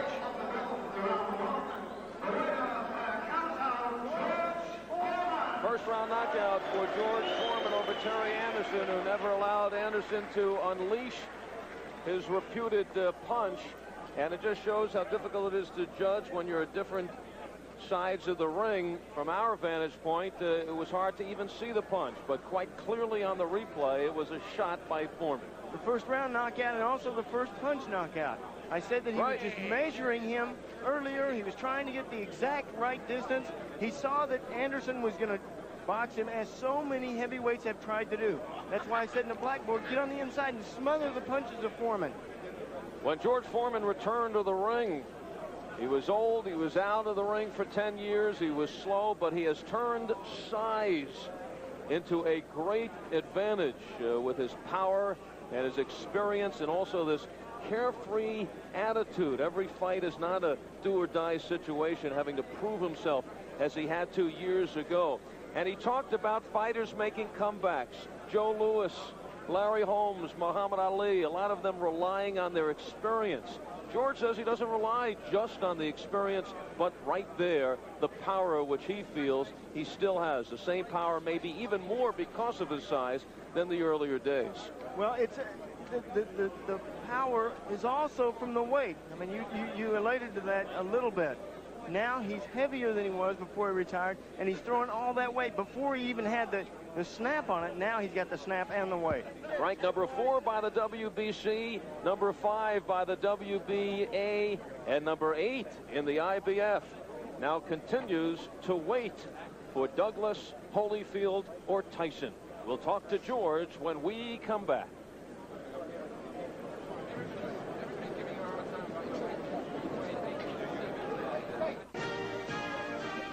Well, that's a look at Big Ben, and now you get a look at Big George, who makes it 24-0, 23 by knockout in the comeback. Sean had mentioned seeing you before the fight, didn't feel you had worked up the sweat, and actually never had to. It's strange enough, I started to work a sweat, but I don't know what time exactly where the TV is going on, so it's hard to get hot and then cold. That throws you off. But he was right, I should have been a little hotter, but this guy started hitting me in the stomach with a hook. I didn't let him know it, though. He had power. Now, he had a reputation of being a puncher, and we had talked about the last fight with Custa having to nail you in the fight. Was that in your mind as you stepped in the ring against a harder puncher? Yeah, I thought maybe he would attack me quick, but the bell rang, he started moving off. I guess he was going to try to wear me out. All these youngsters think they're going to wear the old man out, but that's not necessarily so. I jabbed him, and I took his eyesight real early. He couldn't see me on, but he ran right into a straight right hand on the tip of the nose, and it got him, man. Hit me. I can still feel it on the tip of my right knuckle. Did you think he was gone once he hit the canvas? I knew it. He failed, you know, because it was a delayed shot. First, he didn't want to, and his body just took him down. Yeah, George, did you know he was in trouble when he tried to run?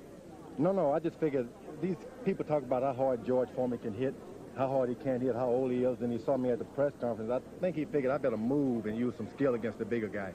Joe Louis had a few things to say about those fighters who run. Yeah, they can run, but they can't hide. Yeah, and that happened tonight. Yeah. Anderson, this guy had a lot of power, though. Lots of power, believe me. Did he hit you and hurt you? Hit me in the stomach with a left hook. I didn't let him know it, though. I had to hide it from him. You hit him with a good left hook to the body. I did, and that really kind of took the air out of him. Was that a return the favor punch? But I've got my power now, return the favor punch. I've got my power back now. It had gone. Ever since I'd lost that fight to Muhammad Ali in Africa, my power was gone. But now I've got it back. All I have to do is just tighten my fist as tight as I can and throw it. Show us that on, show me that on Al real quick. Show me that over here. But I've got my power back now. I mean, I didn't expect that. That punch is back. You mean now for this fight or during the comeback? Yeah, during the comeback I didn't have it exactly, but just recently in the last few fights I felt it come back. And now I used to be able to hit a guy anywhere, it didn't matter where, and I could knock him out. But it left me after the Muhammad Ali fight, but I've got it back now. Can you explain it? When and why did it return? Maybe something you're reading. One day I was in the gym, and it's like something was raining on me, and I could feel it all in my knuckles. I said, man, I'm going to hit the bag with this newfound stuff. Well, Sean's looking for that gym. Yeah. What's it been like here for you in London? You said you weighed in at 259, was the first time in 4 fights under 260. 257, really. Yeah, they announced me 257. Now you're giving me 2 more pounds. That's haggling for every pound. But how'd you do it? You said this is a great place to fight if you're hungry. They've got grand food here, and I didn't come over to Europe to sacrifice. Believe me, they got great restaurants. I'm here for 8 days, 5 days. I'm going to eat. Are you going to be here for another 8 to 5 days? No, I'm going to have to leave, but I hope to come back and give them a longer fight. And your favorite food here in London? Oh, just I call it my everywhere, anything meal. Because everywhere I fall, anything they put on the table, it tastes good. What is this a world tour for you now? The last couple of fights outside of the United States? It's very important this time not to do what you have to do, but do what you want to do. I've always wanted to fight in England. That's been my dream, and it's a dream come true. I've actually got into the ring where all the great ones were, and I'm part of history now. The portfolio is all finished. All finished? I mean, not really, but I mean, you know, I've got it decorated. It's garnished and polished. That's the way I want it. All right now, as we mentioned before, when they talk about Tyson and Douglas and Holyfield, now the name of George Foreman has to be included. You're waiting to see what happens with the Holyfield-Douglas fight. Also, Tyson will fight Stewart. That's not until December. George, you're not getting any younger. What is your schedule until you sort things out, or the other fighters? I thought maybe Tyson would fight me, but it seemed like he got scared. I don't know what happened to these guys. All of a sudden, I'm the oldest guy in the world. I'm over the hill now. All of a sudden, they're scared of me. Suddenly, they're afraid of me. Now, I'm just an old guy. I can't hurt anybody. I don't know why Tyson is doing that. But Evander Holyfield has guaranteed me verbally that I'll be his first title defense if he wins. Buster Douglas has said he wanted to fight me too. And it seems like Tyson's so scared, they're going to have to take me on. The prize is with me. I've been exposed on the most popular television network in the world, the USA Network, and it has made me the most popular boxer on the scene. What you say about that? All right, sure. George Foreman, and again, right I'm not going to stop. Very eyes. How could a guy 259 pounds disappear? And the whole crowd is taking us with him. Let's go. Okay. No, we can't do that. Sean, did you write that last thing that he said? I tell you, yeah, I held it up. Didn't you see it? Didn't you tell him it wasn't over yet? The interview. Was it something that you said? I figured he would walking out. He figured he would leave us speechless. No, I figured that's the way to go. All right, we'll be back.